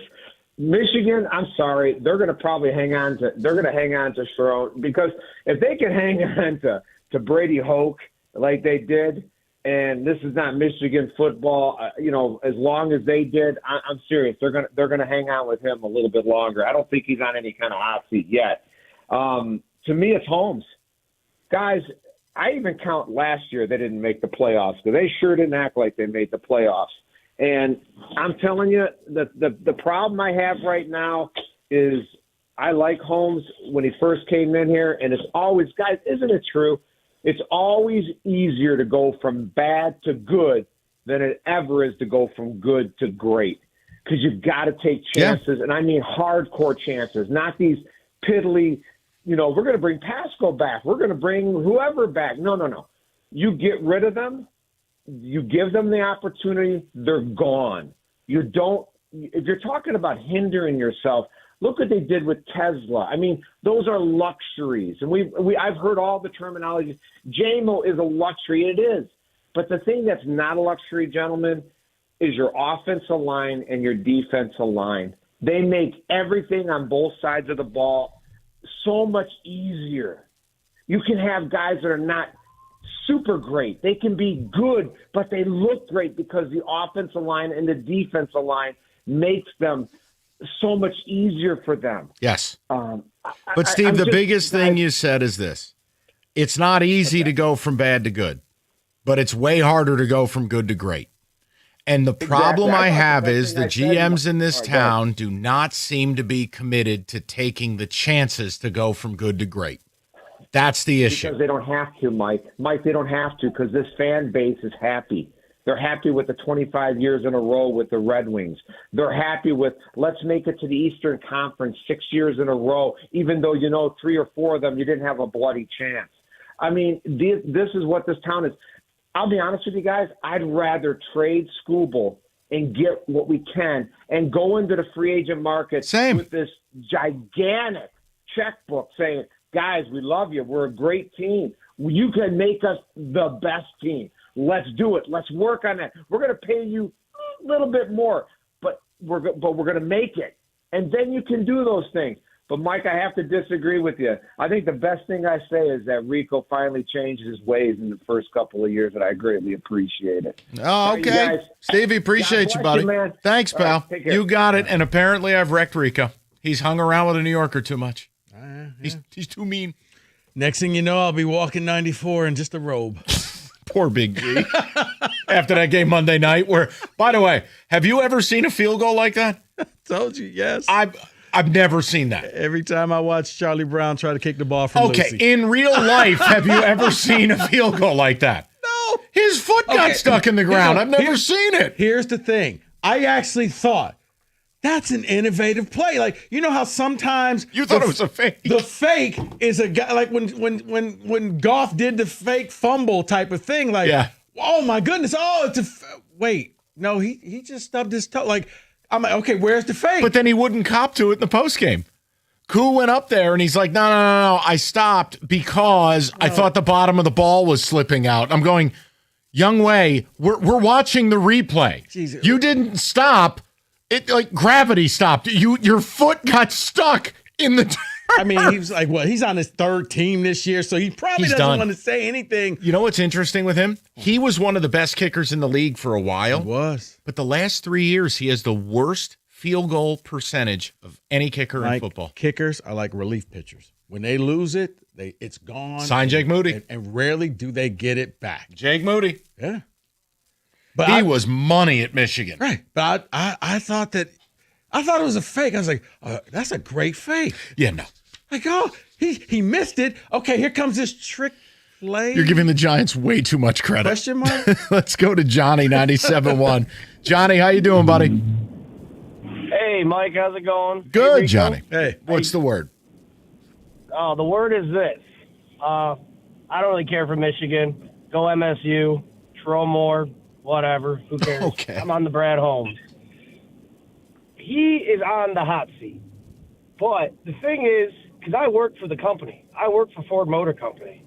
And when I don't do my job, the boss says something. Well, Miss Sheila Ham Ford, you paid this guy, and she has to have friends. She has to have people that are like, why aren't you getting Trey Hendrickson? I want to know why this ownership won't kick down the door, because the fan base has had it. I don't know if we got to set their house on fire or do whatever the Eagles fans are doing. We're upset. We're not happy to be good. There's like my mom is 73 years old. We're not happy. So I don't like that last caller saying, oh, they're good. They're just happy. No, we're not. We want to get over that hump. I'm a season ticket holder. I know I haven't been through it all, but we need to go get it. Because, like you said, Mike, it's a caveat. You got to have an offensive line. We should have cleaned it up with those 3 picks we traded for Tesla. I feel like the ownership needs to be like, why aren't you doing your job, man? Well, look, who's Tom Kennedy? Is Tom Kennedy Sheila Ham Ford's cousin? No, he's been a guy. He's been a guy on the practice squad for a while. He's played here. He's familiar. Let's not make this Tom Kennedy slander. But Johnny, look. Mike. But the thing is, they actually needed Tom Kennedy in that game because they don't have depth. Because the last couple of years, you had a Tim Patrick, you had a Josh Reynolds. Tesla hasn't filled that role. One injury happens, and to Johnny's credit, no, I shouldn't have to rely on Pete Kennedy. Hey, Mike, I'm a huge fan. I listen to Cash the Ticket, and I love all the horse stuff. I'm the guy that's going to Saratoga in spring. Oh, my man. Well, we'll get you taken care of. I'll reach out to you. You got it. I wanted to let you know, though. I got to tell you this. My dad, I'm not trying to cut you off. My dad is huge in the horse racing. He listens to your stuff. You got him that winner last, not Derby, the Florida Derby. But guess what my dad did? We're betting on the Belmont. And then I go, man, I didn't hit. Dang. And he goes, oh, I did. I hit the trifecta. I go, what? He goes, I put it in right before. And I'm like, man. He did the sneaky bet. He did the sneaky bets. Sneaky one. Oh, he did man. it. And I'm like, oh, you little rascal. That's a breach. I'm going to explain to Rico what it is. That's a breach of protocol. All right. If you're betting in a group, go ahead, Johnny. Yep. No, you go ahead. No, listen, we'll get you hooked up. Just hit up the podcast email. I'll get you set up. I'll tell you what to do, where to be, how to do it. I got you covered. The sneaky bet is that flight to Florida. You're sitting in a group, and you think you have a group bet. And somebody, we call it old sneaky bets. they got a hidden ticket. They got a little something that was off the reservation. And then you see them taking their narrow ass up to the window, cashing the ticket. Whoa, whoa, whoa, whoa, whoa. I thought you were on A, B, and C. I put a little something in. Old Sneaky Bets. Old Sneaky Bets is not welcome at any group session.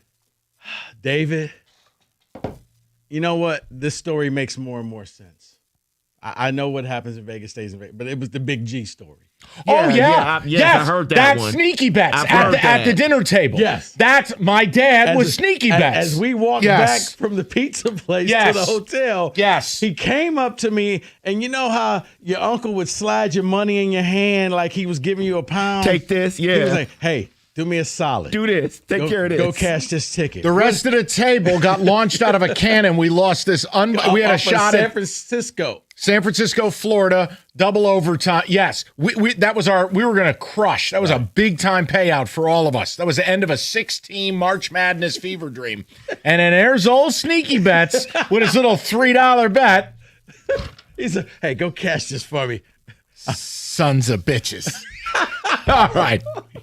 FanDuel, #1 sports book for same game parlays. Points, rebounds, threes, assists, you name it, FanDuel's got you covered. Nobody has more betting markets. $150 in bonus bets if your first $5 bet wins. Bet the way you want on what you want. It's FanDuel.com/ticket. Sign up today. It's FanDuel, the official sports betting partner of the NBA. 21 and up, present Michigan. First online, real money wager only.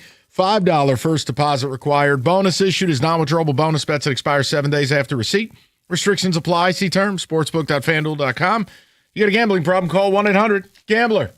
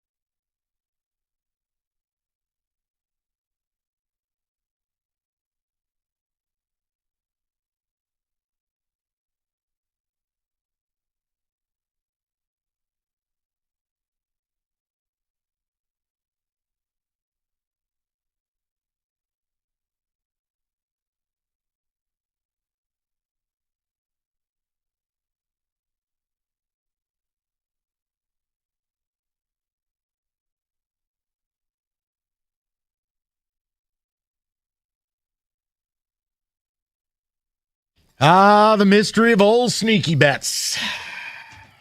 Oh, that's right. So that's the sneaky bet. That's Okay. the sneaky All bet. right. If you're with the boys and you're betting on anything, you can't go rogue without announcing the rogue plan. Or you just, take it to the grave type of thing.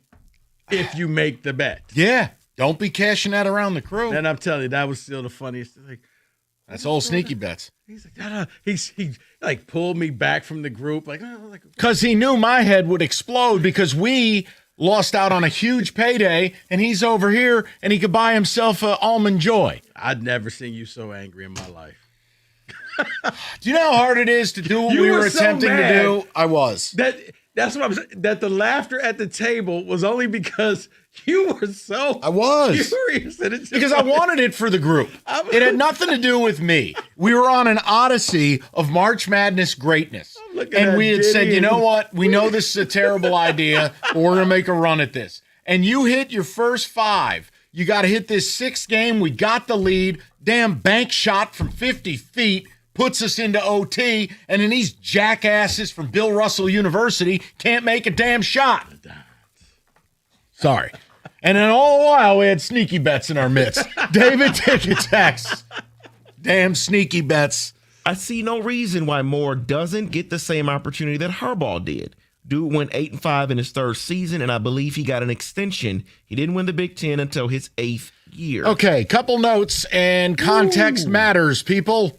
Harbaugh didn't coach in the NIL era. Things were different. Harbaugh was a legend at the school and the Grand Slam to where if it wasn't going to work with him, it wasn't going to work anywhere. COVID vaped the season. He took a 50% pay cut and was so desperate to win, he started cheating. That is not the same. No, we're not going to afford Sharon Moore that. Sharon was the only guy who could take that job because everybody else had a level 1 charge and or scurried from the sinking ship. They're not the same. Don't make me defend Harbaugh more. It's disgusting. So give him 5 more years. Yeah, then he'll come up with an elaborate cheating scam and it'll all work. Come on, that's such a false equivalency. Now, Sharon's in an era you can buy and sell players as much as you like. Right. Come on, man. He's got the money. I mean, he went out and got the quarterback at the last second. Yeah, this offense doesn't match the quarterback that he has. And at least in what you've said before, I don't think he wanted Bryce Underwood because this offense is not. It's not what Bryce belongs in. Right. And he never tailored it and said, you know what? I'm going to use what I got to win the whole thing. It was like, no, Bryce, you need to do it this way. Turn around, hand the ball off, give it to the running backs. It's like. I still don't understand the one thing with the Bryce Underwood play is that if you're going to have him, you have to be willing to suffer to get to the good part. Versus if you had the money to buy Bryce Underwood, why didn't you just buy Fernando Mendoza? Why didn't you just buy a ready-made product? Because I think they had their quarterbacks, and then they were told, oh, and by the way, here's Bryce as well. I can tell you they didn't. If you think they had the Fresno guy. Mikey Keene stinks. The Grinch said it best. Stink, stank, stunk. Never good. Wasn't good at UCF. Wasn't good at Fresno. So you need to stop with that. I'm the loser that watches that. They brought him in there. Not my problem. They brought Bob O'Corn in here, too. The hell his name was. Kid sucked. Yes, he did. You mean John O'Corn? Whatever. It only rained when he threw the ball. 2017, never forget. Oh, yeah, on that one side of the field. Let's go to David, 97.1. David, how you doing, buddy?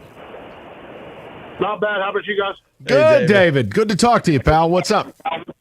Well, first, I want to let you know you have personally changed my family's holidays for the remainder of time with your mashed potato recipe. Yes. Wanted to thank you for that. My pleasure. I'm glad it delivered. Mascarpone. That's right. Secondly, I agree with you about the Sharon Moore stuff. His time clock started as soon as that clock hit 000 on Saturday. And I've called in here enough. You know my opinion on this anyhow. In the NIL era, you can't compare him to Harbaugh. I'm sorry, going back to the last caller.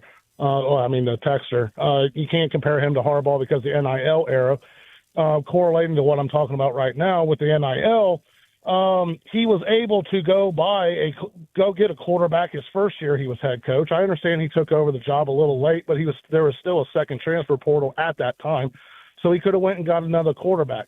Coming into this year, you knew what the deficiencies were on the roster because you'd already been there an entire year. You chose to not go get more wide receivers to help out Bryce. You chose to not go get defensive tackles. You chose to not go get defensive backs. You chose to let every hole on the roster come back and bite you in the tail this entire season.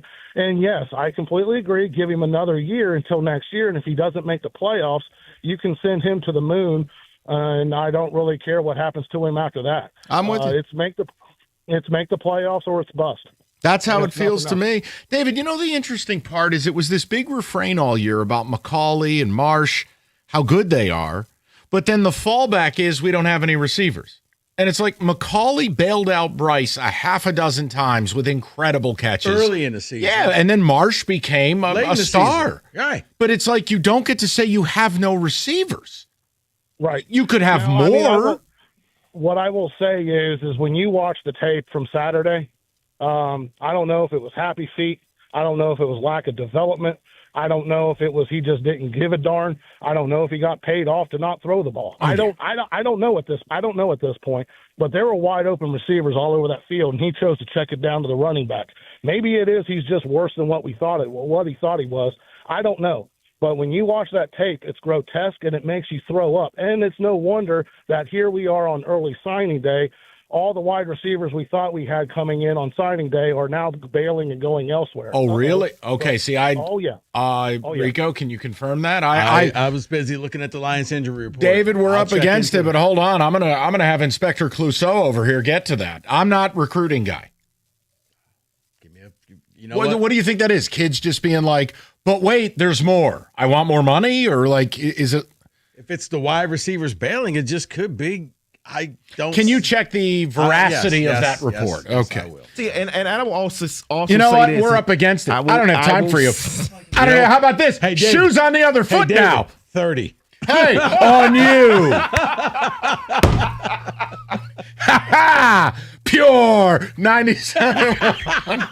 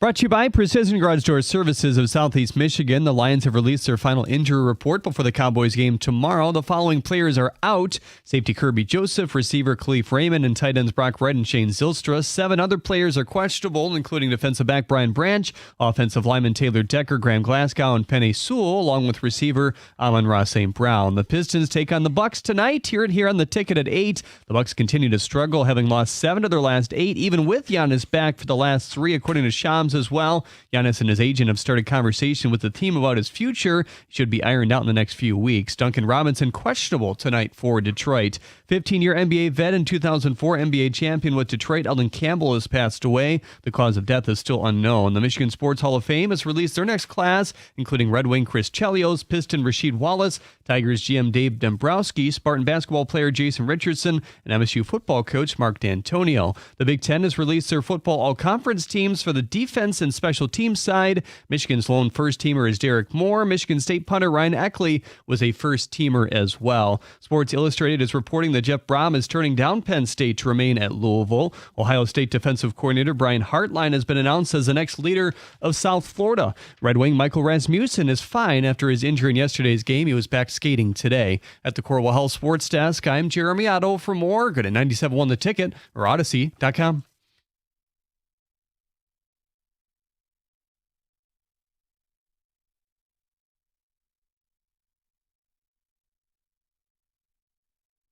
All right, touch table on a little football. Get back to the phone calls. Got a lot left to do. David, go ahead, buddy. So here's what I want to do. I'm going to go through it. Coaches, there's been a lot of hirings here. I want to go through fits here. Hold on. Before we get to the hirings, I think this would be a good time to just mention a school that can't hire a coach. That's what I wanted to do first. Okay, let's start please. with Penn State first, okay? Everybody has hired a coach.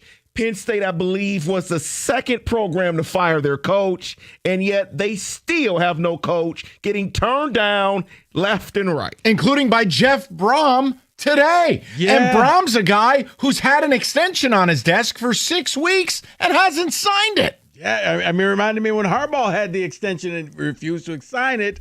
I thought he was leaving. Penn State has gotten to the point now. They may be in the Brian Kelly sweepstakes. He may be the only thing that can galvanize the fan base, because what else do you have? Listen. You've been turned down. You got turned down by BYU's coach and crumble cookies. You were the first to fire your coach, which means you had all the time to plan, mobilize, back channel. You are a blue blood-ish program. I think you're at the point now, maybe you fire the AD too, because I've never seen anything like this. Rico, they can't get anybody to take this job. I thought Sataki was a wild idea. I'm like, what? But then Jeff Brom doesn't want you? When I heard, okay, well, Brian Hartline, and I'm thinking, okay, to Penn State. All right. South Florida. Kind of saw that. Wait. Eli what? Drinkwitz stayed at Missouri over coming to your place. Clark Leah stayed at Vandy over coming to you. What are they going to do? Go hire old Chopper? I told you where they may have to go. This is the most embarrassingly late situation since Abdul Carter. That's right. Also Penn State grad. Abdul, how's the meeting going? So let's get to it, guys. Good fit or not, of course, we don't know full stats. We don't know money. Just fit or not with these programs. And let's start with Brian Hartline going to South Florida. It's so insignificant to me. Sure. Okay. He's never been a head coach. Probably best to start there. Yeah, I think it's a good starter job. Not a ton of pressure. Maybe you could take some fringe Ohio State players like third stringers with you who could start there. They do have money down there too. That's the key. South Florida's got some backing. And if it works, he'll be gone in 2 years. LSU, Lane Kiffin. Sure. What do you want me to say? It's LSU. LSU will be able to always recruit itself. I mean, you just need somebody to pilot the ship, but they're going to get all the top talent in the state of Louisiana, and it's Lane Kiffin. And even though he's the biggest grifter and never won anything, he's still a big name, and people are going to want to play for him. If Nick Saban would have stayed at LSU, he'd have more national titles than he ended up with at Bama. I think you're right about that. I just firmly believe it. Money, man. Florida hired Tulane's John Summerall. Fit, good or not? It's good. Southern coach, hard-nosed. I don't think it's obviously not who Florida wanted, but maybe they end up better off. But see, Florida's just one of those teams where they're going through an identity crisis, a lot what Tennessee used to do, where they're hiring the guy, and if you don't win national title in first year, well, you're a bum, and now we have regrets, and now we're already looking towards firing you. So it's a good fit for him, but I don't know if Florida is realistic about who Florida is right now. Next, this one makes no sense to me. UCLA hires James Madison's head coach, Bob Chesney. Makes no sense because he's been nowhere near west of Ohio before. I don't understand it. It does because they're hoping that lightning can strike twice. And now you're going to get the next Signetti. He's going to go out to L.A. He's going to use the sunshine to recruit.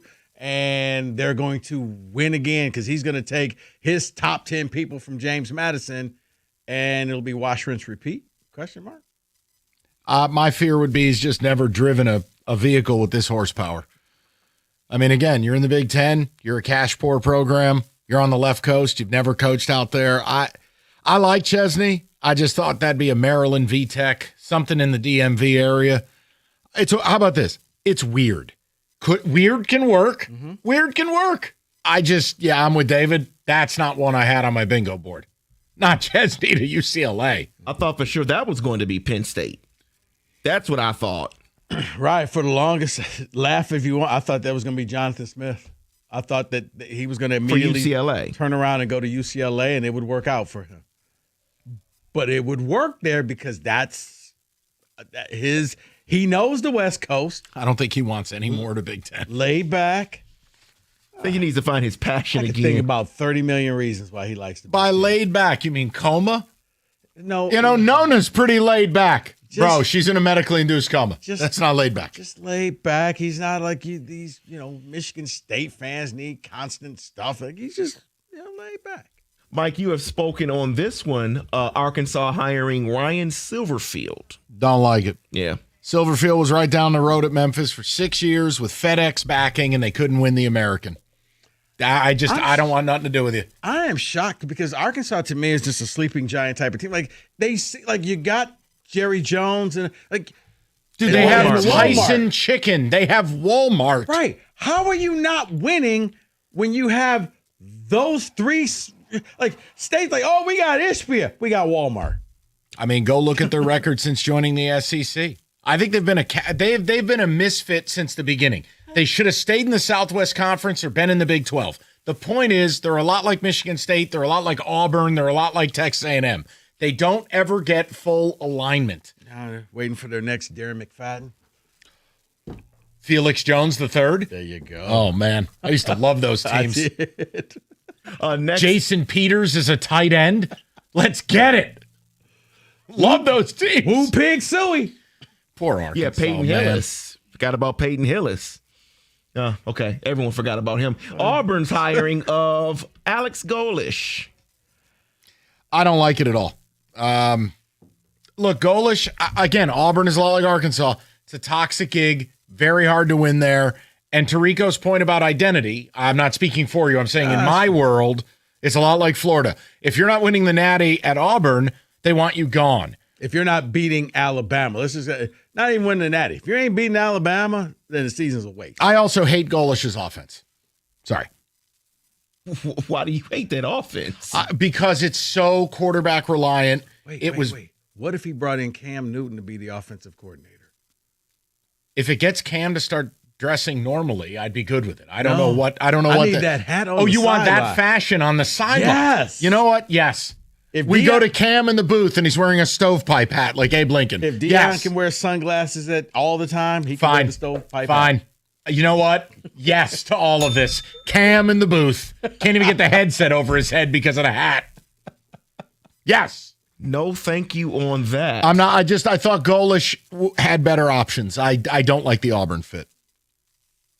And so the last two here, let's focus on one at a time because I think you like one of them for sure. What? And that's the Oklahoma State hiring of Eric Morris. A+. Yeah. If this doesn't work, I don't know anything about football. Texas-based, Southwest recruiting. is going to take 6, 8, 10 of his best players off a possibly playoff-bound North Texas team, including a quarterback that's going to make between $3 and $4 million next year in Drew Mestenmaker. This is one that could turn out to be very Indiana-esque, where all of a sudden Oklahoma State went from a joke to now being at the top. They need some money of the Big 12. Good old Boone T. Pickens or whatever is 6 feet under. They need some money. Well, he's got a trust, doesn't he? Can I just say the caveat is if they hired Eric Morris but they don't get Mestenmaker, I retract all comments. I understood. Strike this from the record. Mestenmaker off to Indiana. And this hire stinks. And then the last one is, of course, Virginia Tech hiring James Franklin. A+. Yeah. Not only that, I mean, he's gone through, David, and he's systematically taking all of his top recruits that was going to Penn State. Yep. And they've now flipped and said, we're going to Virginia Tech. And I've got something for you. That's Mike Stone. I want to shout Mike Stone out. A P1 of this show, the godfather of sports radio. That's Mike Stone. He just made a great point. Do you know who reps James Franklin? Jimmy Sexton. Who reps all the other good coaches in this country? Jimmy Sexton. Jimmy Sexton. You know who's butthurt about the way his client got treated at Penn State? Jimmy Sexton. That's Mike Stone. Live from the Jersey Turnpike. That's Mike Stone. It's a good point by Stoney, and it deserved to be aired. That's Mike Stone. And if you're like James Franklin today, you're enjoying those crumble cookies. That CEO is on fire. That is your college football blitz. 97.1. All right, guys. Once again, you call yourself an NBA fan. Don't be the guy with the just jacked up setup. Switch to Xfinity. Xfinity has to be the setup if you really want to make sure that you don't miss a moment of the NBA action. Look, you got people who, look, when it comes time, their setup is so bad, it's time for tip-off, and, you know, they're fumbling with the inputs, and the picture is glitchy and searching for channels. You miss a few minutes of the games. Honestly, you're not a big fan. But, so I'm telling you, if you truly call yourself a sports fan, you absolutely have to have Xfinity. Just like I do. Imagine the NBA, all your teams, all your games, all in one place. Made easy. Find your favorite games with the speed and ease of a seasoned pro. And here's the best part. Only Xfinity gives you fan view. You get live scores, stats, and betting odds right on your screen while you watch. No pausing, no switching of apps. So next game day, make sure that big fan isn't a big fail. Get Xfinity, proud partner of the NBA. Xfinity, imagine that. Learn more at Xfinity.com or just drop into an Xfinity store today. Restrictions apply. X1 box required.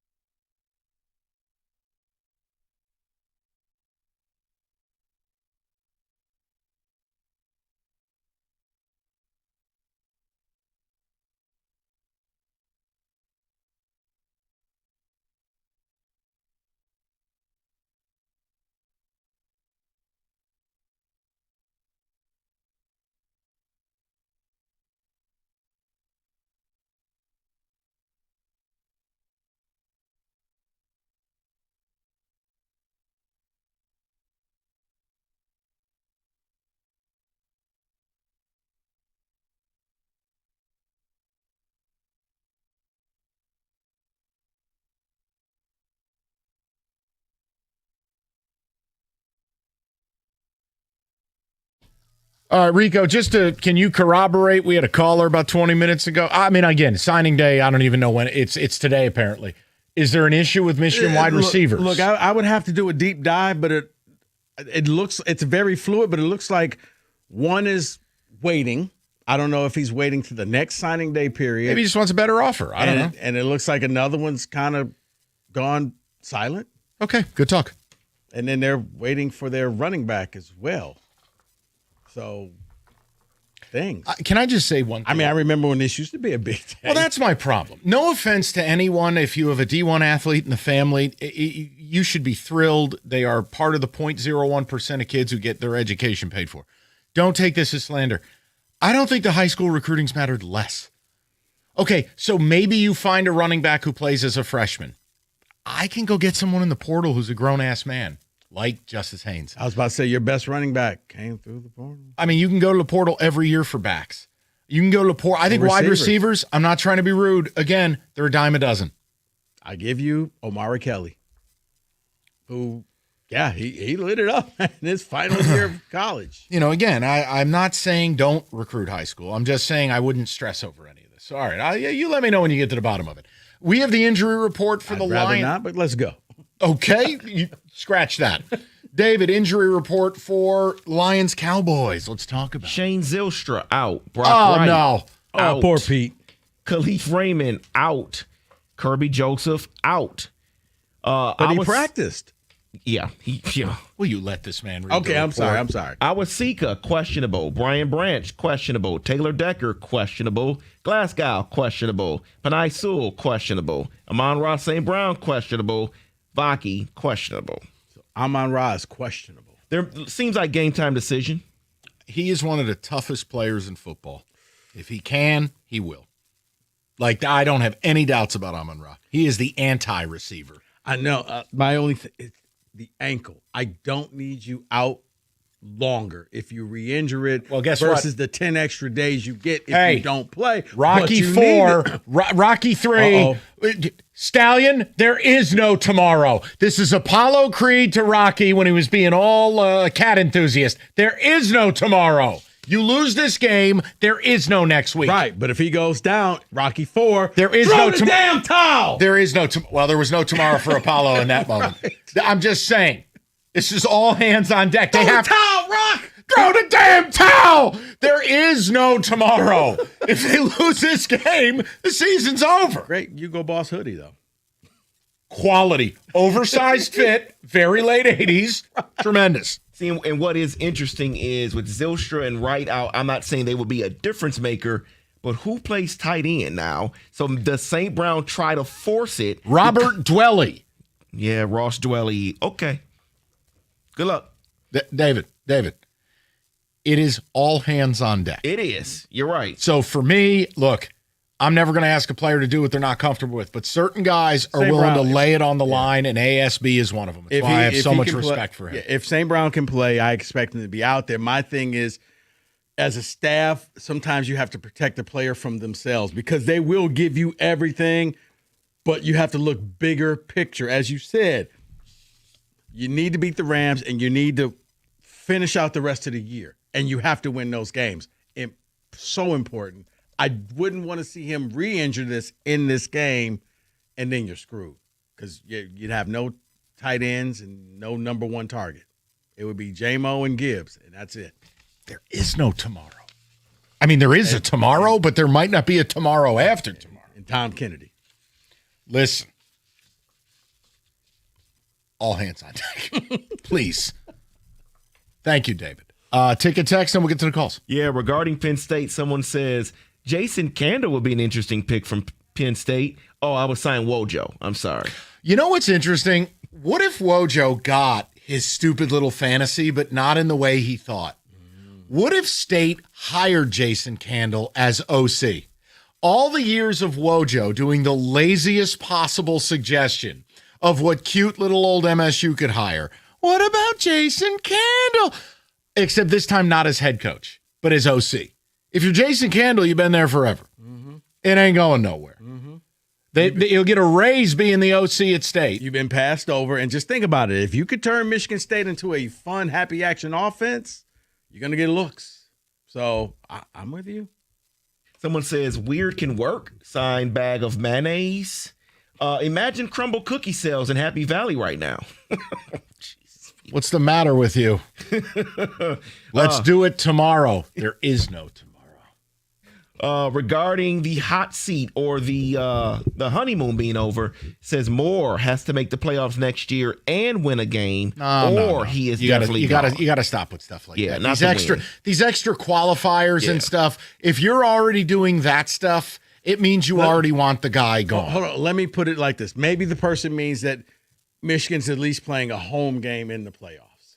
He said win a game. I'm not going to change his. He said win a game. Guys, it's make the playoff. Can we just this is come on. It's you buy a Lego set, it's supposed to be a Lego set. Like I can't buy my nephew a starship and then he wants to make it Pirates of the Caribbean. It's a different set. Hey, it's all about imagination and creativity with Lego. Don't let the box dictate what you have to do. Dude, the kid is 6. It's not about any of that. It's about can he not choke on one of the blocks?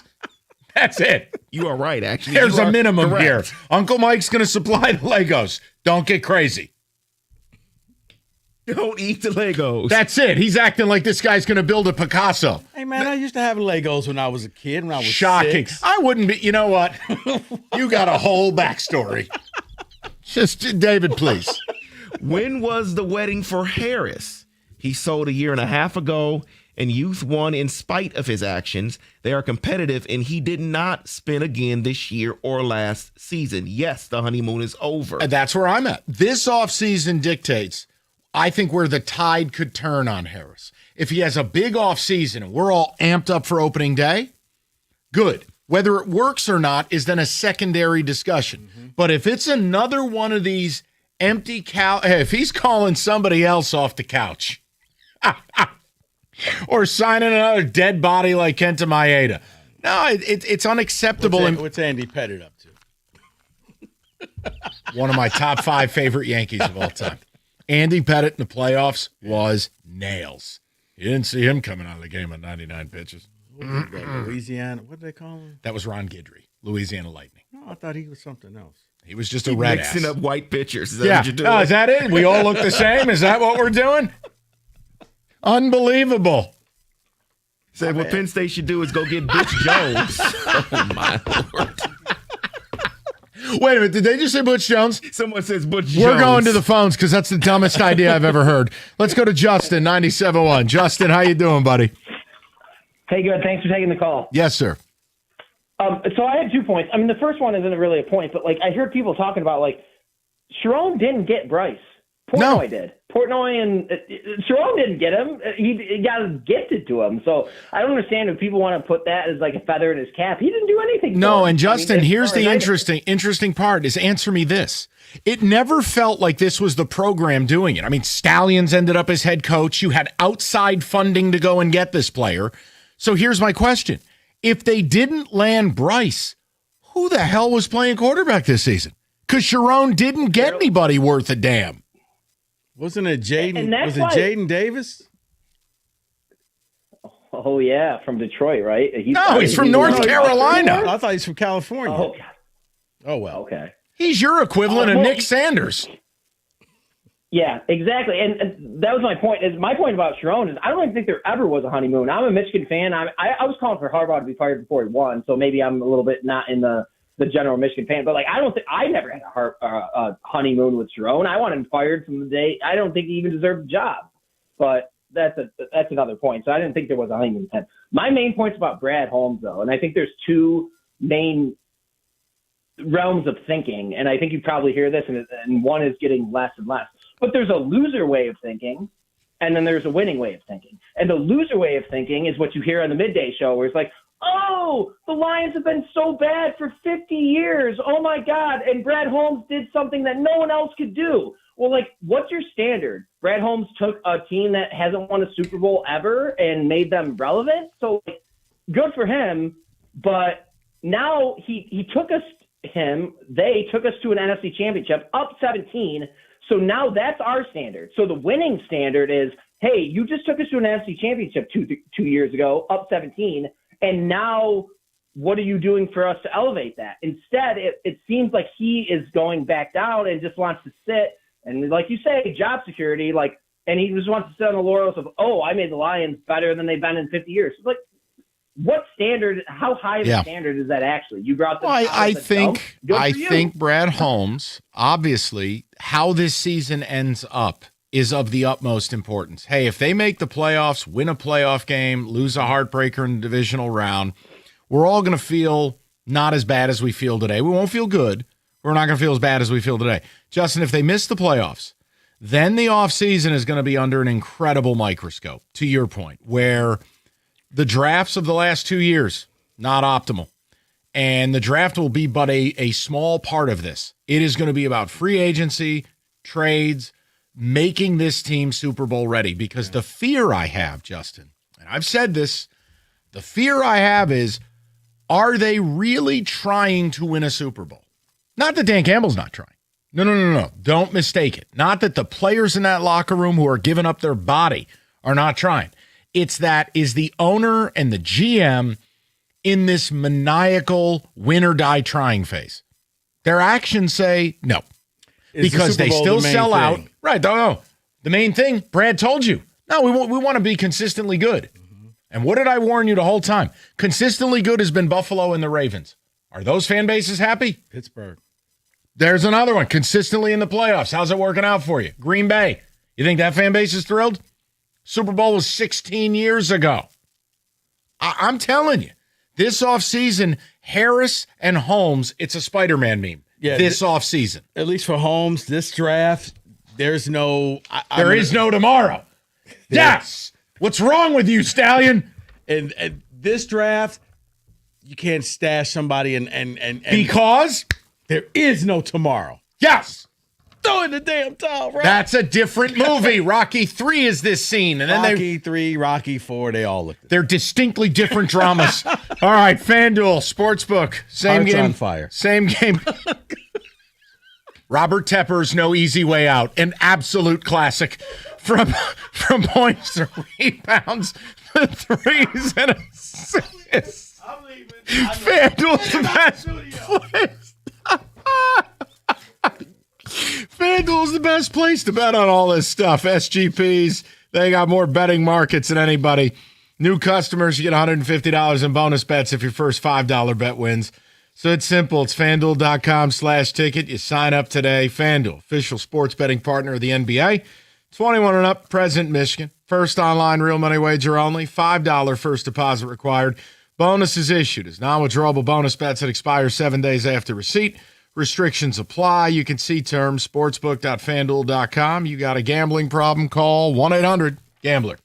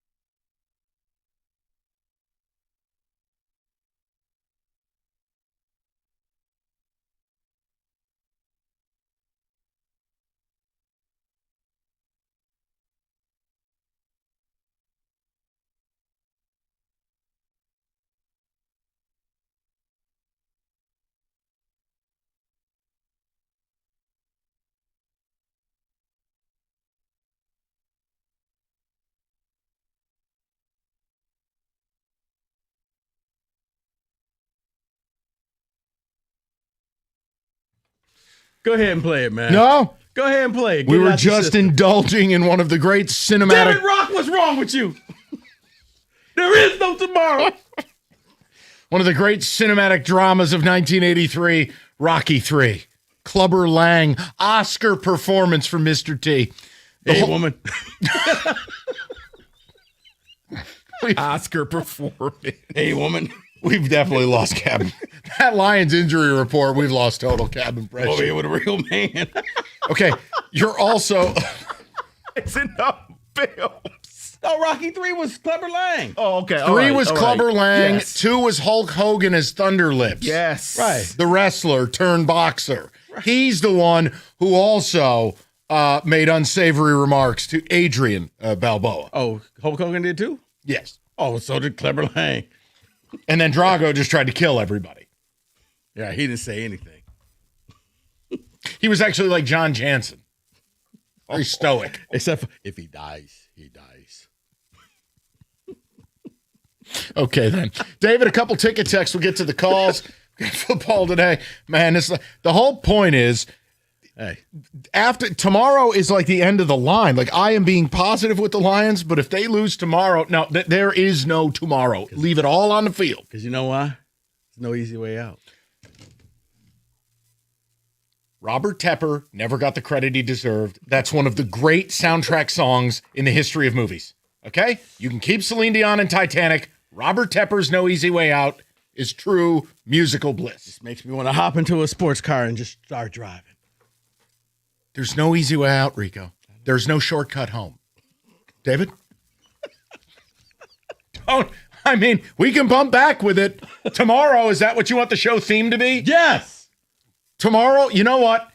David, get on the phones. I don't even know if Robert Tepper's alive. We want a live performance of No Easy Way Out pregame. Down from B-Dubs. Yeah. Yes. Yeah. On the main stage. Who needs Eminem? We want Robert Tepper at halftime of the game tomorrow night. I'm with you. Jack White, Jack Black, whatever. You know, you keep them all. Right. Robert Tepper, Ford Field, an exclusive. I had the Tigers pretty good too.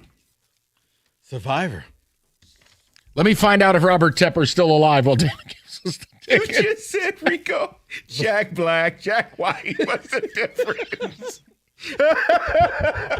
Once again, Rico saying all white people look the same. Thank you. What are we doing? Thank you for your contribution.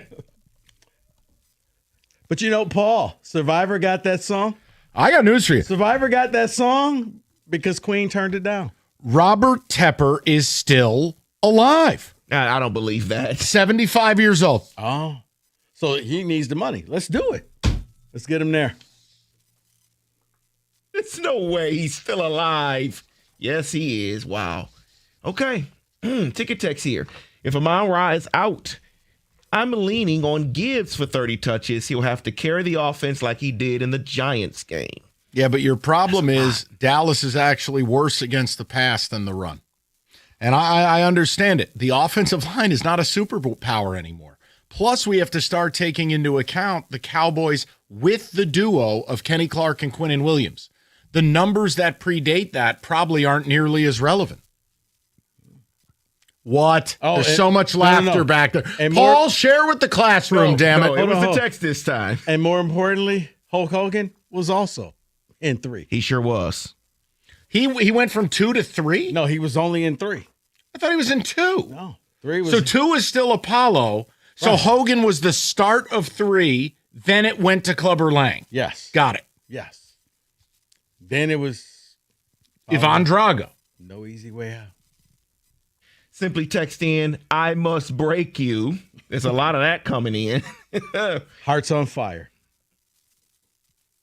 Yeah, a lot of people are just correcting us. Yeah, Hulk Hogan, Sorry. Mr. T, both in Rocky Sorry. 3. I apologize. But I don't know. Hearts on Fire may have been the song of Rocky. Well, there's Hearts on Fire. There's the workout montage. Into the montage. But every soundtrack of Rocky had a montage. Like in Rocky 4, it was where the KGB was tailing him in the car. But like as I like to say, I think Rocky 4 may be the only montage that led into another montage.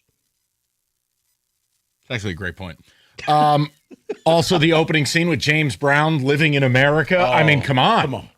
Hand to hand. Okay, all right. city to city. Station to station. Okay, please, David, please. This injury report ruined this show. I'm sorry I brought it up. I was just trying to get some stuff here and some information to everyone. I feel good. Okay. He won't stop. Okay. Have you ever seen the James Brown interview with like Jane Pauley? He's so coked out of his mind. Yes. I think I have. And he's talking about nailing chicks live on the news. And he's in like yellow sunglasses. It's the most incredible thing. Like, if you can guarantee me, honestly, we should have hired him to do middays. You got to cue that interview up. It's unbelievable. He doesn't even know what day it is. Cocaine's a hell of a drug. Yeah, it was for that interview. Paul, have you seen that interview? You owe it to yourself. It's amazing. No, but I've seen the Rick James stuff on Chappelle's show back in the day, and that was hilarious. This is just as good because this is real. This was an actual like national news interview. Who was it with? Just type in James Brown interview. If you do interview, it'll come up. Yellow sunglasses, cocaine thing. It'll just happen. Yes, here it is. 1988. Okay. Someone says, what about Tommy Gunn and Rocky V, guys? Okay, what? Hey, you know what? No. Just no. How did we go? Rockies ended after 4. That was it. And then they remade him and called him Creed. Well, no, then there was Balboa. Once again, they ended at 4. Okay. Yeah, you're not a fan of Mason the Line Dixon, Rico? No. Rockies, it's like Godfather 3. Never existed. I'm not going to acknowledge Movie was atrocious. Right. And that's Rocky 5 and everything past that. No. I'm loving the comedy hour. This is amazing. No, we're coping because that Lions injury report is mortifying. Everyone's out. And so for those that did not hear it, I'll go through it again. Kirby Joseph out. Raymond out. Wright out. Zylstra out. Awasika questionable. Branch questionable. Decker Glasgow questionable. Panay Sewell questionable. St. Brown questionable. And Vaki questionable. You read that and you end up talking about Rocky. It's just that there's no easy way out. There's no shortcuts home. Tomorrow is going to be. Oh, yeah. Now, during the break, we're going to watch that because he gets to one part and he's basically like, he does a lot of things good and he goes there and he tells her about it. It's an unbelievable. Okay, more unbelievable. That interview or Donald Sterling with Anderson Cooper. The fact that those are both real. What's he done? He's got AIDS. You're like, wait, what? What did he just say? I give them things. Food and clothes.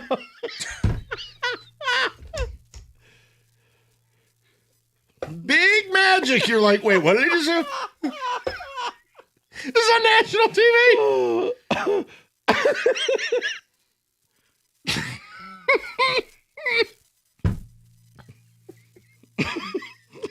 This is what happens when your football team's falling apart. All right, let's get it together. All right, we're good. Okay. I got to watch this. All right. David, you may as well. What else you got in the lunchbox? Just play them. We haven't played the Donald Sterling stuff in years. You got the one where he gets all mad that she took a picture with Magic Johnson? I don't see that one. That one's incredible. We used to play these all the time. The Summer of Sterling. Mm-hmm. It didn't.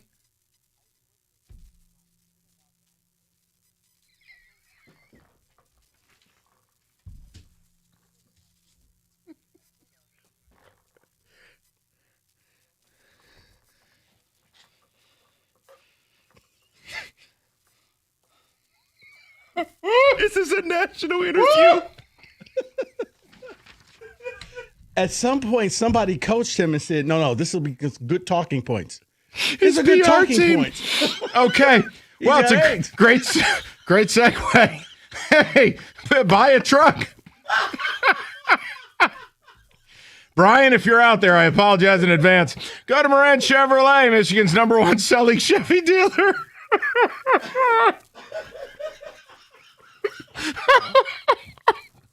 26 Chevy Silverado 4-wheel drive. Cyber Monday deals. Starting at $99 a month, 0 down, 24-month lease, 10,000-mile lease. That's $99 a month. Come on, you're not beating that price. You need some more compact, 26 Equinox LT, $279 a month, $999 down. Whatever you do. Go to MoranExpress.com right now. You can check stock and, yes, get your certified service. Or stop by on Gratiot, just north of 15 Mile in Clinton Township. The team Moran, they just make it easy. That's the bottom line. It's service-oriented. Moran Chevrolet, where you always get the best price, period. Chevrolet. Together, let's drive.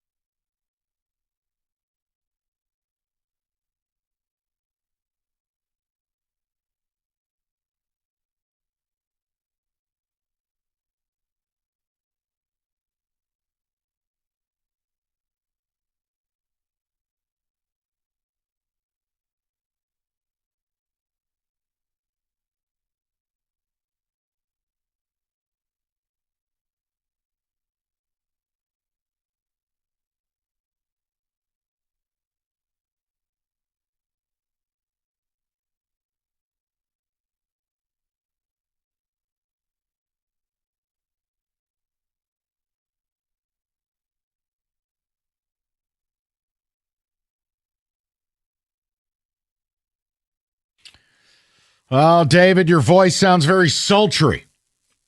So CBS put together a list of 20 playoff hopefuls. And what they did was they placed them in tiers based on trust level. This NFL or college? This is NFL. All right. So based on trust level here. So let's go down to the bottom here. The untrustables. The untrustables. And let's start with the tier 6, which is not trustworthy at all, would be the Carolina Panthers and the Pittsburgh Steelers. Would you agree? Yes, because Carolina, they can look like a steely, tough team one week, and then the next week get beat 30-0. And you're like, how is this the same team? Yeah, it's like taking a 8-hour road trip with a 4-year-old. Steelers, the same damn thing. Highest paid defense in football. One week they look amazing. The next week they're giving up 300 yards rushing to Buffalo. Yeah, man. This is the untrustables. Yeah, Carolina is truly spin the wheel. You don't know what you're going to get with And them. again, you have to respect them with what they did against the Rams, but can you tell me beyond shadow of a doubt you know what they're going to put on the field next week? No, they're spinning the wheel. Like, do we get good Carolina? We got bad Carolina. Okay, let's go beat the brakes off of them. So let's get to the next tier here. There's more teams in this one. We can have a discussion here because they list them as tier 5, the wild cards. So these are teams that they think something can click and they could be a great team in the playoffs, or it can go downward spiral here. Let's start with the first two, the Philadelphia Eagles, Chicago Bears. Wow. For me, the issue with Philadelphia, and I don't know if you agree, Rico, the constant drama and tension. I don't know whether the Eagles are about to go and win 7 in a row or implode. We've seen both the last 3 years. I would go with the Bears because they're just young enough and stupid enough to not recognize what's actually happening here. And I can trust them more because beyond shadow of a doubt, I know Ben Johnson will show up with a plan. I can trust the Eagles once you realize what the Eagles are. Guys, the Eagles are the dysfunctional couple who show up to your Christmas party and pretty much shut it down because it's a knockdown, drag-out fight between the two. And you're asking yourself, why do we invite them? But in the end, they're all hugged up and kissing, walking out the door. That's it. They need the strife. They need the controversy in order to thrive. They don't know how to just be peaceful in Philly. They don't. I trust that, David. It's as dysfunctional as it sounds. Once you realize what they are, it makes sense. Trust level here, I'll put these next 3 together because they've all dealt with injuries, and maybe if something gets right, they could jump up and be a good team in the playoffs. The 49ers, Ravens, Bucks. Niners. That's the only one of that group I trust. And they're the one that's the most banged up. But Shanahan is fantastic. Robert Saleh looks smart again. They play tough. My fear with the Niners, it's kind of the hidden thing no one's talking about. They can't run the football at a high clip. Oh, they hand it to Christian McCaffrey. No. Right. They're running the ball, is throwing it to Christian McCaffrey. Yeah. And then he runs and does the rest.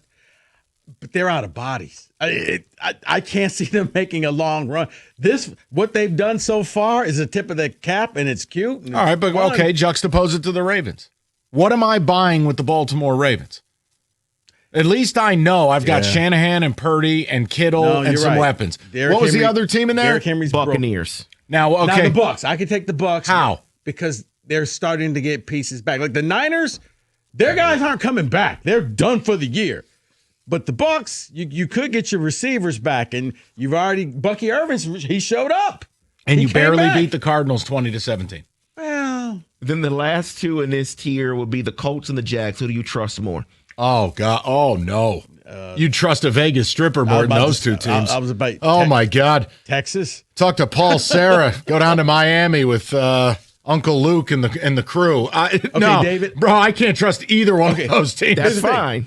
The 3 teams we previously talked about, I trust all 3 Yes. more than I do those 2. Okay, Yes. that's fair. Next Oh, my tier, God. In tier 4, this one is listed as you trust the defense but not the offense with these teams. Texans. Seahawks, Broncos, Texans.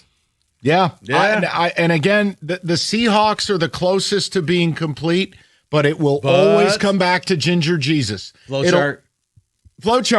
Sam Darnold in big game. And again, it gave me pause this week. They knew they were going to beat Minnesota, but Brian Flores still dominated Sam Darnold in that game. Killed him. The game plan's the game plan.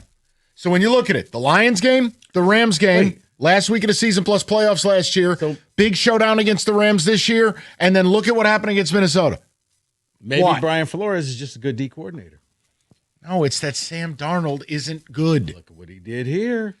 The next tier, tier 3, which is you trust these teams' offenses but not the defense. Lions. That'd be the Dallas Cowboys, the Patriots, and the Lions.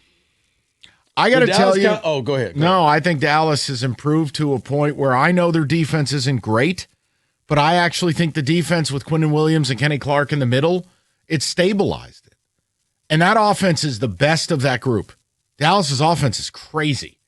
It is. The defense got better after the trade deadline because they're now average. Right. And that's all they really need to do. The offense just has to score about 27, 28 points, and they can win. What were you said the Lions and who else? Lions, Cowboys, Patriots in this one. Look, Patriots, the concern's just going to be I love Drake May, but he's still young. I mean, I love the defense. Christian Gonzalez, that lockdown corner. They spent a bunch of good money on defense. They lost their left tackle. I'm a little worried. I mean, I love what's happening. I love Vrabel, but it's still a young QB, and generally your first go-around in the playoffs, it's going to end before it should. For the Lions, with all the injuries, I'm a little more concerned about the offense than the defense. So in Tier 2, quarterback that can carry their team would be the Chiefs, Bills, and Chargers, but I think the Chargers, we don't trust them. Chiefs have no pass rush. Chargers have no O-line. Bills, but I mean the Chiefs, I'm ready to go ahead, and I thought the Chiefs were going to find a way to get this done, but Mahomes can't lead this team by himself. No, and he doesn't play defense. They have no pass rush. The Bills may. Now, Josh Allen, we saw it a couple weeks ago. He went out in Superman for 6 touchdowns. He's just built different. It's possible. And then on here, the teams that they trust the most, the Rams and the Packers. Not ready to go there with the Packers. I trust the Rams, even though, you lost to the Carolina. You lost a cross-country road game, 1 p.m. window in a monsoon, and your quarterback had the worst game of his year. And you know what? It was one game. Like, everybody's allowed that game in the NFL. But, I look at the Packers. I think they just outcoached the Lions. I don't think that they could do that for 3 to 4 straight games. And I still don't trust their offense. Well, You can't play one decent game and have me trust you. So I'd say Rams. So the Rams, I would say they are the most still trustworthy number one team. for me. Correct. And that is in football today.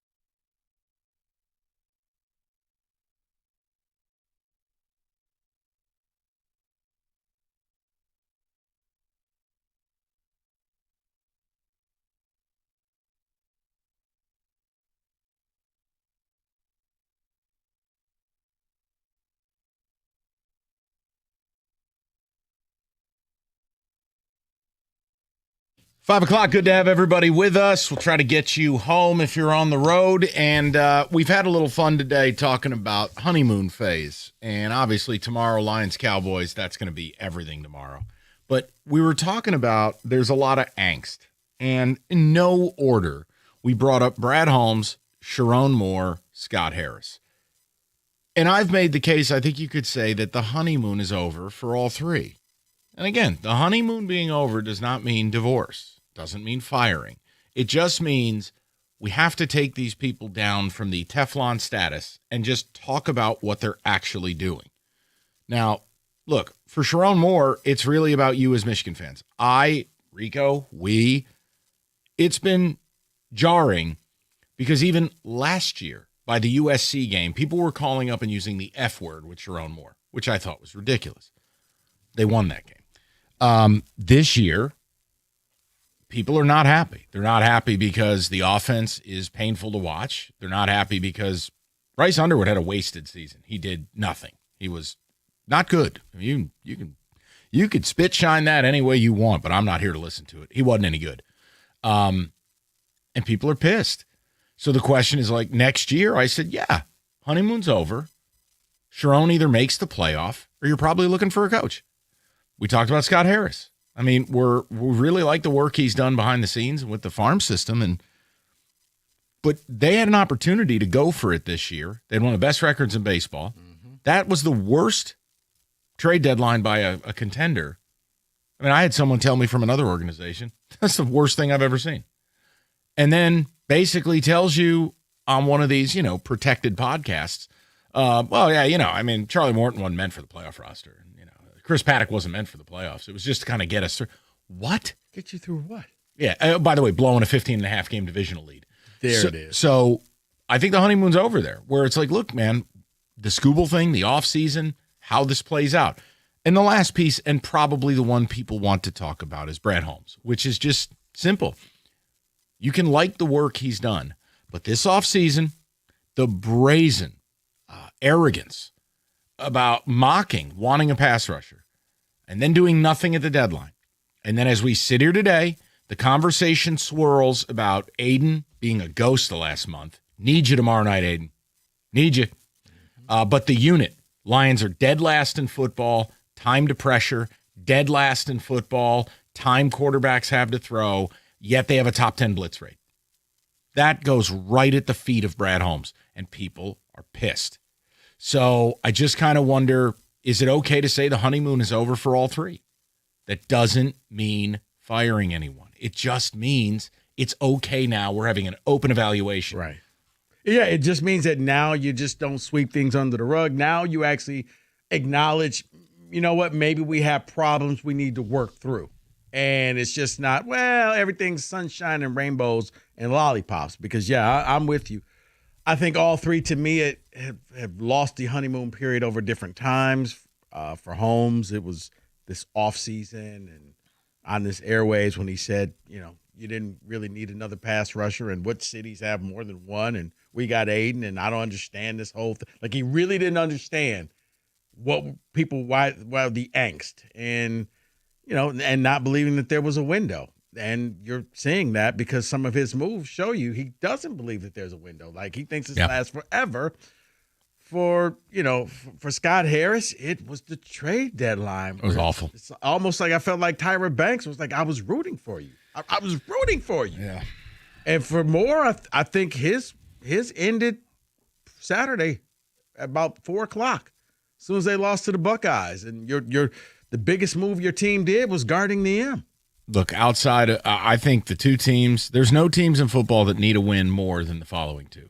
You against Cowboys tomorrow and the Chiefs against the Texans on Sunday. I haven't written the team off. I'm not going to do it. I know a lot of people have bailed. I can't do that. They have a home game. They don't lose back-to-back games. And we'll talk about it more tomorrow, but you're now south of 50%. 44% to make the playoffs. You lose tomorrow, it's over. So, I mean, I'm looking at stats of like, hey, the game against the Packers and the Bears pretty much is for the division. I just got a feeling they're going to play well tomorrow. I think it's back against the wall at home, and whether it was the Lions or any other team in football, same situation, same stats, the whole thing, I would always take the home team tomorrow. See, I look at this man, and you were right on Thanksgiving. You might be right tomorrow. And I'm not even looking at the Vegas spread, but I see that the line is coming down. Like for Thanksgiving, it was, what do you do with Micah Parsons? And they couldn't do anything, and he was a disruptive force. For this game, what do you do with CeeDee Lamb and George Pickens? How do you guard both of them? And can you get to Dak to at least make his life miserable? Because if you can't, oh dear God. Well, that would be a bit of an issue. And look, you're a man coverage team where CD's definitely not easy. And Pickens, he can be covered, but he's not covered. The catch radius, the height, the athletic ability, you can throw those 50-50, back shoulder, deep shot. Branch can only cover one. No, I know. Look, we'll get to a lot of it tomorrow. But is the honeymoon over for these guys? And if you disagree, that's fine too. But look, it kind of goes to our first hour topic about Michigan State. Like if you're Michigan and you were willing to eat dirt this year because you overpaid for a freshman QB, well, then next year has to be the payoff. If you're not in the playoff next year, what's any of it for? I'm not asking for playoff wins or a national title or even a Big Ten title. If you're not one of the 4 or 5 best teams in the Big Ten, you've wasted how much money? Well, I guess in Michigan's, and I don't want to speak for Michigan fans, but the fact that you went all the way up to the final game, the game against Ohio State, if you win, you're in the playoffs. But it was such an empty year. They played no one. But the fact that you even saw fans didn't believe it. I saw a sea of red in Ann Arbor. Like fans sold their tickets because they didn't believe in this team. I've never seen it that bad where I was like, wow. I mean, you got to go back to the Rich Rod. Yeah. Hoke. The Hoke years where it was what, Gardner back there at quarterback. I'm just saying, like, dude, I was like, I like how Fox would only show, when they wanted to show Michigan the student section. Like when they zoomed out, I was like, man, that's a whole lot of red in that stadium. 248-539-9797. We'll get to the people right now. John's on a cell, 97.1. Johnny, what's good? How you guys doing today? Good, buddy. What's on your mind? Oh, I think you're completely right about honeymoon phase being over for all 3 of those men. I'm kind of done with the Moore show. Michigan man through and through. I don't think he did a great job or any job really developing Underwood. The kid's got a lot of talent. I mean, granted, we're talking about an 18-year-old kid, and it's a huge stage to be put on, but he's got an arm, and he does. I get that this is Michigan football, and we want to be able to run the ball down people's throats, but we didn't come prepared for that Ohio State game, and it was an embarrassment. The final numbers that John, the problem is, may I offer an outsider's perspective, and you can tell me to bleep off to the sun. I just want you to, I want to be honest with you. No sarcasm. You may. Watching it all year, it felt like Sharon resented having Bryce, and they essentially ran a game plan to hide him. It wasn't a game plan to win. It was a game plan to hide our quarterback who's simply not ready to play. That's what it looked like as an outsider. As an outsider, you have it. I think that's a pretty good assessment. They didn't play to his strengths. We can't be paying a guy that much money and not play to his strengths at all. And I really think that you might be hitting the nail on the head there. That isn't who Sharon wanted, and that is, maybe he was trying to hide him. But I mean, if that's the case, then that's all the more reason to get rid of him. Well, and remember, you didn't hear a bunch of reports about Sharon recruiting or waiting outside of Bryce Underwood's house. This came together from the donor circle. This came together from Dave Portnoy and this weird Larry Ellison mystery wife thing. And then it just happened. And you're like, okay, at any point did you think there was a full court press by Sharon on Bryce Underwood? Hell, you had Connor Stallions on his coaching staff.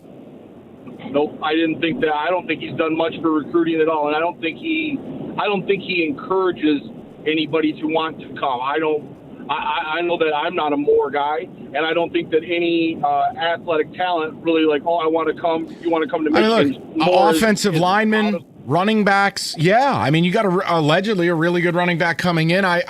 John, I'm always open about it. I think running backs are a dime a dozen in this portal era. I don't really care about recruiting them out of high school. But Yeah, that's I mean, fine. You went got a good one. You got a backup running back from Alabama who tore it up for you. Yes. You can go to the portal, grab 2 or 3 of them, and you'll strike. If you're willing to pay, you'll get somebody. But no, I'm not asking for this year. I never expected. Remember, I was the one saying, guys, I'll be shocked if you don't lose 3-4 games.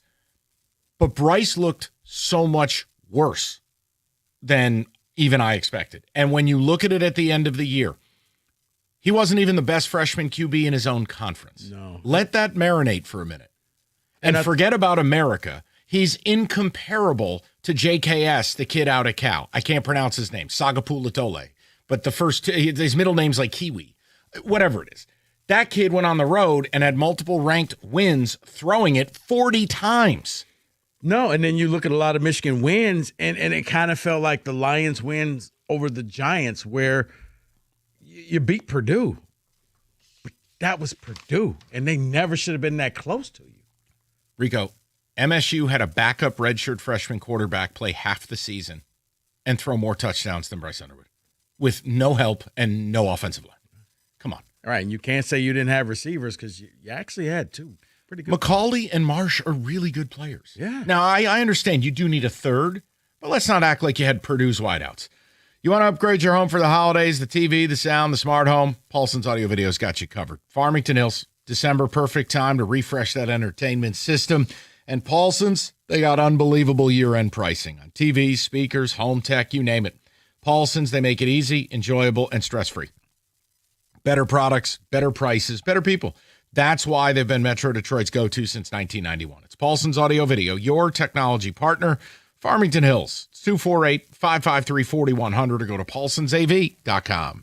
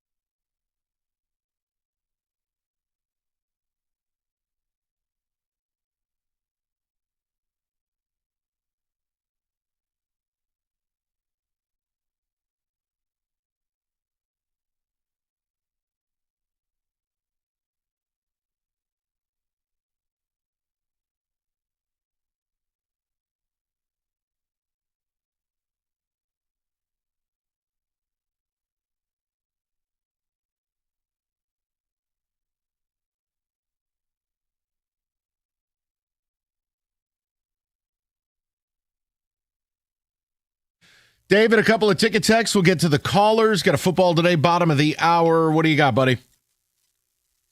Alicio and Childs both had more touchdowns than Bryce this year, which is an unreal stat.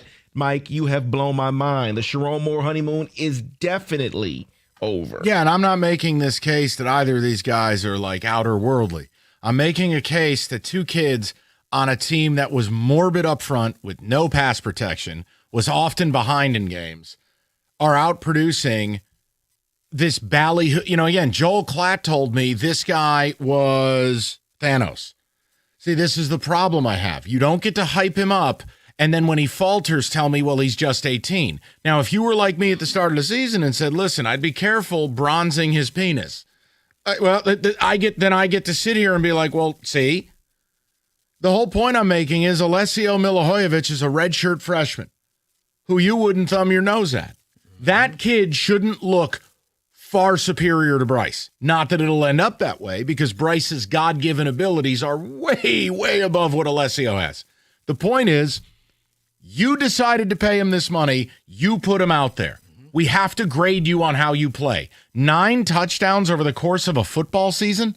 9? That's bad if you play for Navy. That's ridiculous. Scott Harris sucks. Sherrone Moore is literally the worst coach since I've seen Little Giants. But I do think Brad will fix things. Yeah, and listen, they could win tomorrow night, and I think people will chill out on Brad Holmes. But if they don't make the playoffs, the honeymoon's over. Then it's going to be all about the offseason for him, much in the way it is for Scott Harris. Someone is asking, why isn't Steve Yzerman on the honeymoon list? Because I think that was over a long time. That's been over for anyone with a brain. The difference is we also know he has a lifetime contract, and I swear they could lose the next 80 games in a row. It wouldn't matter. It's just that none of it matters. Kirk and Troy says it's definitely Holmes. Biggest reason was he's peacocking on his receipts with the media, and he needs to answer for his arrogance. Sherrone Moore sucks too, but Holmes first. Listen, Sherrone, the recruiting is fine. They have the wherewithal financially. This should be a very fruitful offseason in the portal, but it's all about next fall. If you're not making the playoff, then what's it all for? Then and only then would I use the F word. We'll go to T, 97.1. T, what's good? Hey, listen, I hate to be the, I don't know, man. Every time you guys start talking about Brad Holmes, man, I feel like I'm back in John L. Smith's bowels, man. Listen, I'm just, tired, man, of hearing about, can I ask you a question? Anything you want. What would the Lions look like if they hadn't traded Stafford? What kind of conversation will we be having now? You don't get to pimp the draft picks that you lucked up on because you traded away to get. This is what have you done for me lately? Mm-hmm. Every time I turn around, man, I see the most horrid secondary I've ever seen, ever.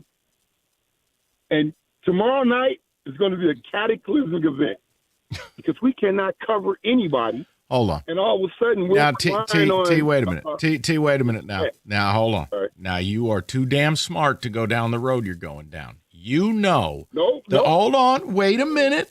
The pass rush works in concert with the coverage and vice versa. You know the stats I quoted. They play primarily man defense, and they allow the opposing quarterback more time than any other team in football. You can't ask that of any secondary. Listen, when I see number 21, I see the back of his jersey because he can't cover it. He's a nickel, right? We just don't win matchups. I get the numbers, and yes, we don't pass rush. But we're not creative either, okay? Then I see teams that we lose to figure out ways to win, right? I think the play calling is horrid. I think that we didn't do anything in the last 3 years to get a pass rush or fix that secondary, man. And until we do, we're going to have problems. Well, the secondary thing, too, as well. I mean, T, to your point, look, let's be real. Arnold is never healthy. He's out. Rakestraw is just an idea. He's not even a real player. Kirby Joseph is out. Yeah, I mean, you're dealing with some backups in here. And Amik Robertson should be a nickel who's never forced to play outside. Yeah, but when you combine it with that pass rush, T, I don't care if you got Rod Woodson out there. It ain't going to matter. Yeah, going up against those receivers. True, let me ask you this, though. How come we didn't just bring in Darius Slay? It would have cost a Tic Tac and a lemon pie, man, to bring him in. And again, I don't know what he has left, but I'm not against lottery tickets when you're up against it like this team. I can't argue it. Sure. Yeah, I mean, he just went to the got claimed by the Bills. Wow. And just one last thing about Sherrone Moore. Yeah. I just think Bryce Underwood, I think he is what he is. He's a young guy, and people put all this extra hype on him. And I just think that Michigan's just really young, and they need to do some real soul-searching in the portal to surround him with better weapons. Well, and he also needs coaching. I mean, T, you are well established knowing the high school game now. I mean, he came here and basically is firing 100-mile-an-hour fastballs on every throw. You damn well know that needs correcting. That's true. I'm not going to argue with that. I'm just saying that I never expected Michigan to do anything other than what they did. No, that's fair. But can you at least admit to me you're a little bit underwhelmed by what Underwood showed? I am. Yes, I am. All right. But also, I think that it's okay, put too many expectations on. I'll agree with that. That's all. And look, sky's the limit. I mean, this guy's got gifts from God, size, the arm strength. But man, T, you know it. The coaching has got to be there. See, like I said, it just never felt like they were on the same page the entire year. Rico, he threw for 60 yards against Ohio State. I know that game was never about him having to power them to a win, but when you do that and that is what you display on 8 of 18 passing, you shouldn't be in the game. Bro, when Ohio State says that was the whole game plan, we're going to make him beat us. Look at the 3 games they played a team that had equal talent or more talent than them. He looked so out of place. That's where I laugh. Oh, the alpha and the omega, because you played CMU. Congratulations. That's like great. You took on the local Carpenters. Mm-hmm. I mean, that's ridiculous. After Halloween, he had more turnovers than touchdowns. You want to sell him as the number 1 recruit in America? Come on, man. I mean, that's my whole point. No, it goes back to the development, and it just didn't seem like they tailored an offense and said, okay, this isn't working. I mean, it didn't feel like they really wanted him. I mean, I hearken back to like when the Ravens just told Lamar, okay, simplify this, come up with plays that works for him. But again, this is God. See, I don't really feel like dealing with irrational people. I don't care if he stays or goes. I hope he stays for your guys' sake. The point I'm making is he never belonged at Michigan. If he had gone other places, here are your 2 outcomes. He either would have learned behind an NFL quarterback for a year while still getting a nice amount of money, or wherever he went would have tailored the offense to his abilities from day one. That neither of those things happened at Michigan. Now, if you want to sell me he's in the perfect place because it makes your denim tight, I respect that. But that has nothing to do with football. They didn't tailor the offense to him, and they didn't give him time to learn. So how did they serve the kid? No, they didn't. Like I said, it was almost as if turnaround handball off, and occasionally they didn't use his legs. They didn't. It was just very weird. Like, it was almost like, Trump, do you realize what you have here and what you could do with this? All year you're running RPO stuff, but he's never keeping the ball. The DNs are crashing down. When he did keep the ball, he would run down 30 yards untouched because the defense was like, well, coach, he never ran before. He's got a ton of ability. I'm sure he'll be fine in time. It's just, again, it's the wild concept of like paying all that money but throwing the year away. That doesn't compute to me. And if you're going to throw the year away, and I told David this, then go out there and just let the kid be a kid. And if he throws for a bunch of picks, so be it.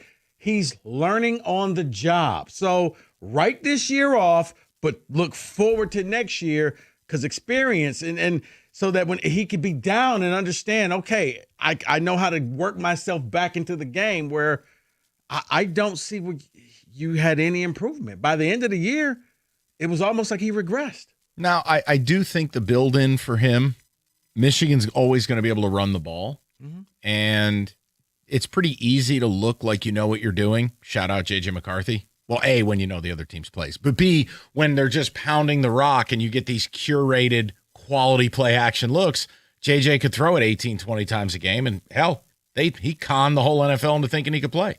So, yeah, Bryce could come in next year. The O-line will be a year older. They'll run the hell out of the rock. I never doubt that. I'm sure they'll have a couple of tight ends. But that doesn't mean when the chips are down and you got to win big games that he's going to be prepared to do that. Right. He can go out there, throw the ball 35, 40 times in a game and win you the game. Then you've arrived. Right. I don't know. It's but it kind of goes like watching Malik Washington for the Terrapins, and they said, screw it, we're not running the ball. And he went out there and damn near threw for 500 yards. He's good. And I mean, it wasn't like he threw a 2-yard pass and the receiver took it 80 yards. No, he was dropping it in buckets. He played really well. No, he's advanced as far as progressions. He really is. He just doesn't have any help. That team's awful. Maryland's terrible. All right, good talk. 248-539-9797. We'll get to a football today. Is Rieger next? I have no idea. Sure. 97.1. Guys, you've heard me talk about my Matrix basements. They came in, they had a plan for me, they set it up, and in a matter of like 6-7 weeks, it was totally done. I had a totally unfinished basement, and Matrix Basements got it done. And now they can do the same thing for you. And if you go right now, they have the Build Now, Pay Later program. That's no interest and no payments for 24 months, 2 years. If they come in right now, you could be watching the Final Four in your brand new basement. Matrix Basements, go online, check them out, get the free consultation, set up a meeting with them, and then let them get started because you could be enjoying your new basement a whole lot sooner. It's the Build Now, Pay Later program. 24 months, no interest, 0 payments for 24 months, 2 years. Build now, pay later, and enjoy your beautiful new Matrix Basements a whole lot sooner.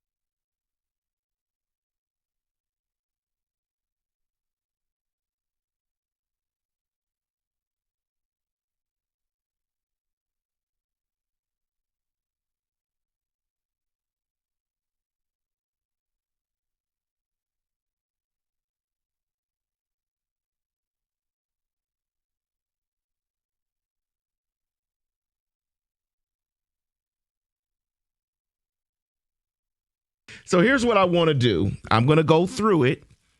Coaches, there's been a lot of hirings here. I want to go through fits here. Hold on. Before we get to the hirings, I think this would be a good time to just mention a school that can't hire a coach. That's what I wanted to do first. Okay, let's start please. with Penn State first, okay? Everybody has hired a coach. Penn State, I believe, was the second program to fire their coach, and yet they still have no coach, getting turned down left and right. Including by Jeff Brom today. Yeah. And Brom's a guy who's had an extension on his desk for 6 weeks and hasn't signed it. Yeah, I mean, it reminded me when Harbaugh had the extension and refused to sign it. I thought he was leaving. Penn State has gotten to the point now they may be in the Brian Kelly sweepstakes. He may be the only thing that can galvanize the fan base, because what else do you have? Listen. You've been turned down. You got turned down by BYU's coach and crumble cookies. You were the first to fire your coach, which means you had all the time to plan, mobilize, back channel. You are a blue blood-ish program. I think you're at the point now, maybe you fire the AD too, because I've never seen anything like this. Rico, they can't get anybody to take this job. I thought Satake was a wild idea. I'm like, what? But then Jeff Brom doesn't want you? When I heard, okay, well, Brian Hartline, and I'm thinking, okay, to Penn State. All right. South Florida. Kind of saw that. Wait. Eli what? Drinkwitz stayed at Missouri over coming to your place. Clark Leah stayed at Vandy over coming to you. What are they going to do? Go hire old Chopper? I told you where they may have to go. This was the most embarrassingly late situation since Abdul Carter. That's right. Also Penn State grad. Abdul, how's the meeting going? So let's get to it, guys. Good fit or not, of course, we don't know full stats. We don't know money. Just fit or not with these programs. And let's start with Brian Hartline going to South Florida. It's so insignificant to me, sure. Okay. He's never been a head coach. Probably best to start there. Yeah, I think it's a good starter job. Not a ton of pressure. Maybe you could take some fringe Ohio State players like third stringers with you who could start there. They do have money down there, too. That's the key. South Florida's got some backing. And if it works, he'll be gone in 2 years. LSU, Lane Kiffin. Sure. What do you want me to say? It's LSU. LSU will be able to always recruit itself. I mean, you just need somebody to pilot the ship, but they're going to get all the top talent in the state of Louisiana, and it's Lane Kiffin. And even though he's the biggest grifter and never won anything, he's still a big name, and people are going to want to play for him. If Nick Saban would have stayed at LSU, he'd have more national titles than he ended up with at Bama. I think you're right about that. I just firmly believe it. Money, man. Florida hired Tulane's John Summerall. Fit, good or not? It's good. Southern coach, hard-nosed. I don't think it's obviously not who Florida wanted, but maybe they end up better off. But see, Florida's just one of those teams where they're going through an identity crisis, a lot what Tennessee used to do, where they're hiring a guy, and if you don't win national title in first year, well, you're a bum, and now we have regrets, and now we're already looking towards firing you. So it's a good fit for him, but I don't know if Florida is realistic about who Florida is right now. Next, this one makes no sense to me. UCLA hires James Madison's head coach, Bob Chesney. Makes no sense because he's been nowhere near west of Ohio before. I don't understand it. It does because they're hoping that lightning can strike twice. And now you're going to get the next Signetti. He's going to go out to L.A. He's going to use the sunshine to recruit. And they're going to win again because he's going to take his top 10 people from James Madison, and it'll be wash, rinse, repeat? Question mark?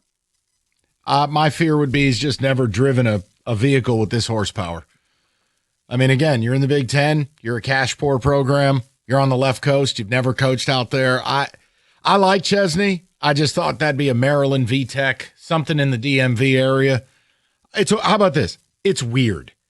Weird can work. Mm-hmm. Weird can work. I'm with David. That's not one I had on my bingo board. Not Chesney to UCLA. I thought for sure that was going to be Penn State. That's what I thought. Right. For the longest, laugh if you want, I thought that was going to be Jonathan Smith. I thought that he was going to immediately for UCLA. Turn around and go to UCLA, and it would work out for him. But it would work there because that's He knows the West Coast. I don't think he wants any more to Big Ten. Laid back. I think he needs to find his passion I can again. think about 30 million reasons why he likes to. By laid back, you mean coma? No. You know, Nona's pretty laid back. Bro, Just- she's in a medically induced coma. Just- That's not laid back. Just laid back. He's not like these, Michigan State fans need constant stuff. Like he's just, laid back. Mike, you have spoken on this one. Arkansas hiring Ryan Silverfield. Don't like it. Yeah. Silverfield was right down the road at Memphis for 6 years with FedEx backing, and they couldn't win the American. I don't want nothing to do with you. I am shocked because Arkansas to me is just a sleeping giant type of team. Like you got Jerry Jones and like, Dude, they have Tyson Chicken. They have Walmart. Right. How are you not winning when you have those three? Like states, like, oh, we got Ishbia, we got Walmart. I mean, go look at their record since joining the SEC. I think they've been a misfit since the beginning. They should have stayed in the Southwest Conference or been in the Big 12. The point is, they're a lot like Michigan State. They're a lot like Auburn. They're a lot like Texas A&M. They don't ever get full alignment. Now they're waiting for their next Darren McFadden. Felix Jones III. There you go. Oh, man. I used to love those teams. I did. Next. Jason Peters is a tight end. Let's get it. Love those teams. Woo Pig Suey. Poor Arkansas. Yeah, Peyton Hillis. Forgot about Peyton Hillis. Okay, everyone forgot about him. Auburn's hiring of Alex Golish. I don't like it at all. Look, Golish, again, Auburn is a lot like Arkansas. It's a toxic gig, very hard to win there. And Tarico's point about identity, I'm not speaking for you. I'm saying in my world, it's a lot like Florida. If you're not winning the Natty at Auburn, they want you gone. If you're not beating Alabama, this is not even winning the Natty. If you ain't beating Alabama, then the season's a waste. I also hate Golish's offense. Sorry. Why do you hate that offense? Because it's so quarterback reliant. Wait. What if he brought in Cam Newton to be the offensive coordinator? If it gets Cam to start dressing normally, I'd be good with it. I don't know what. I need that hat on. Oh, the you want that sideline. fashion on the sideline? Yes. You know what? Yes. If We Deion- go to Cam in the booth and he's wearing a stovepipe hat like Abe Lincoln. If Deion yes. can wear sunglasses all the time, he can wear the stovepipe. Fine. You know what? Yes to all of this. Cam in the booth. Can't even get the headset over his head because of the hat. Yes. No, thank you on that. I'm not. I thought Golish had better options. I don't like the Auburn fit. And so the last two here, let's focus on one at a time because I think you like one of them for sure. What? And that's the Oklahoma State hiring Love. of Eric Morris. A+. Yeah. If this doesn't work, I don't know anything about football. Texas-based, Southwest recruiting is going to take 6, 8, 10 of his best players off a possibly playoff-bound North Texas team, including a quarterback that's going to make between $3 and $4 million next year in Drew Mestenmaker. This is one that could turn out to be very Indiana-esque, where all of a sudden Oklahoma State went from a joke to now being at the top. They need some money. of the All right, Big Hungry 12. Howie's Good has got old you Boone covered. T. You're running Pickens or around whatever town is right 6 feet now. under. You don't have They any need some money. answers for Well, he's dinner. gotta trust, But Hungry doesn't he? Howie's Can I just rescue say the situation. caveat is if they hired Eric Morris but they don't get Mestenmaker, I retract all comments. I understood. Strike this from the record. Meston Mayer off to Indiana. And this hire stinks. And then the last one is, of course, Virginia Tech hiring James Franklin. A+. Yeah. Not only that, I mean, he's gone through, David, and he's systematically taking all of his top recruits that was going to Penn State, and Yep. they've now flipped and said, we're going to Virginia Tech. And I've got something for you. That's Mike Stone. I want to shout Mike Stone out. A P1 of this show, the godfather of sports radio. That's Mike Stone. He just made a great point. Do you know who reps James Franklin? Jimmy Sexton. Who reps all the other good coaches in this country? Jimmy Sexton. Jimmy Sexton. You know who's butthurt about the way his client got treated at Penn State? Jimmy Sexton. That's Mike Stone. Live from the Jersey Turnpike. That's Mike Stone. It's a good point by Stoney, and it deserved to be aired. That's Mike Stone. And if you're like James Franklin today, you're enjoying those crumble cookies. That CEO is on fire. That is your college football blitz. 97.1.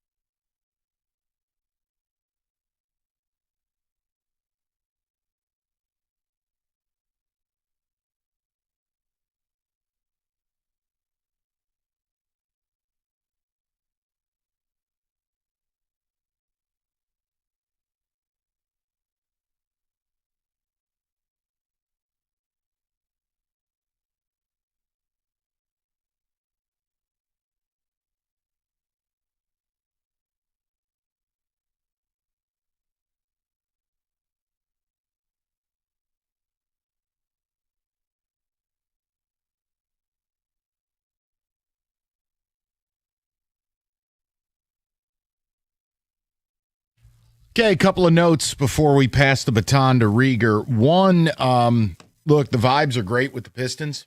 Just one thing to keep an eye out on that could be a potential it could be a spike strip on our quest for the ECF. Brian Windhorst today basically said the quiet part out loud. This Giannis thing in Milwaukee is ending. That this summer there was a window of time the Knicks and Bucks flirted, but that the Knicks felt Bucks weren't serious.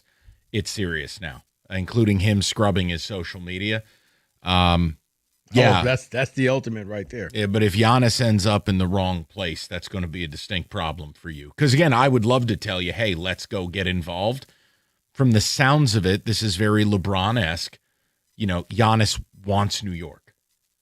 Again, that doesn't mean you can't try. I know Piston fans will tell me, we can't do that. Because they'll care about New York, you mean the Knicks, not the Nets. That would be correct. Okay. So that's one. The other thing is, am I wrong? I can't get enough of this Penn State story. You fired James Franklin. You had the most time to have a plan, and you have no plan, to the point that you have 2 recruits today. You rank 148th in America. Fun fact, there's only 134 Division I teams. Here's the thing. Penn State fell with what a lot of the big boys do. Everybody wants to come here. Yeah. Coaches are going to be beating down the door to come to Penn State, and teams have not realized that's not true anymore. This isn't the 90s where all of a sudden I want to coach there where you can make just as much money, just as much prestige, and probably a lot less pressure staying where you are. Let me ask you a question. This is crazy talk, but just hear me. I don't want people to get all upset. Wouldn't they have been better off just hiring Fitzgerald? You've been turned down by Clark Leah, Kalani Sitake, Eli Drinkwitz. Penn State? Yeah. Yeah. But this is the other thing, Mike. When you're this blue blood program. That's beneath you? Fitzgerald, this is the best that we could do. Oh. I mean, I do hearken back. Michigan, You know what it is? Michigan tried to hire him. Fitzgerald is like Jason Candle to State. Okay. Really? That's fine. I was asking. Coach, I was asking a question. Yeah, that's all. No. I remember the infamous airport lobby interview with Pat Fitzgerald that he had with Michigan, and they were crying broke, and he's like, "Really? You're Michigan?" And I know it's 2011. This Penn State thing. We just had that little sports minute. Brian Daboll. That's where you want to go. Really? Yeah. Hey, let's check in on what a Dayball meeting was like with Abdul Carter. Here's the thing, though. Yeah, great. We've got players watching boobies in the D-line room. I mean, this is the guy you want to bring into your place? No, fairness, Dayball was gone when that happened. It probably happened times when he was there also. Abdul Carter's been a butthead since the day he arrived, okay? Let's just leave it there. I got nothing. I just can't get enough of the Penn State story. David, ticket text. Maybe the interim coach could be the state OC. He was the quarterback for Fitzgerald, wasn't he? Kafka? Mike Kafka? Yeah. I'm going to say this to you again. The NFL, you're at the Four Seasons. I understand. Who the hell willingly You're is at the leaving? Graduate. Exactly. Hi, here's a slice of Bell's Pizza. Like, no, man. It's no one in Crunchies? the limit of 2 Long Islands. The whole thing is just no one with a brain is going to leave the NFL for college. I understand. Not this version of college. Well, I mean, I don't know if they're just going to clean house. I got to imagine Kafka will still have a pathway in the pros. I'd be really surprised. I would. Take the money, come for 1 year, and leave. Oh, the Belichick? Yeah. That sounds like a great plan. David, go ahead. What happens in North Carolina next year? That's what I'm interested in. Just for those that want to know, J.G. McCarthy, full participant. He's on track to return for the Vikings on Sunday. They have no other choice. Text here. Longtime Lions fan here. Brad's honeymoon has been over. For me right now, Brad Holmes should be on the hot seat. He got nothing in the trade deadline. And it can't just be one thing, okay? It can't just be the trade deadline. You got to pair up the offseason, the draft, and the deadline. Then you're getting somewhere. You all mentioned how the Lions secondary is looking right now with the injury. Someone says Dak is going to go for 400, but we're good. Again, I think it's never as bad as it seems. It's never as good as you think. I'm not going to write this team off tomorrow. And I just believe whatever they've got left in the tank, whatever toothpaste is in the tube, you're getting it. And Here's the thing. Rico was right on Thanksgiving. And if he's right again tomorrow, I tip my cap. Look, I don't want to be right. It was just Thanksgiving. Well, we could do this. And I'm like, Micah's still going to eat your lunch. And now I'm looking like, I don't see how you stop the passing attack that they have and You're just desperate. their offense. You're at home. Campbell doesn't lose back-to-back games. That's all I can lean on.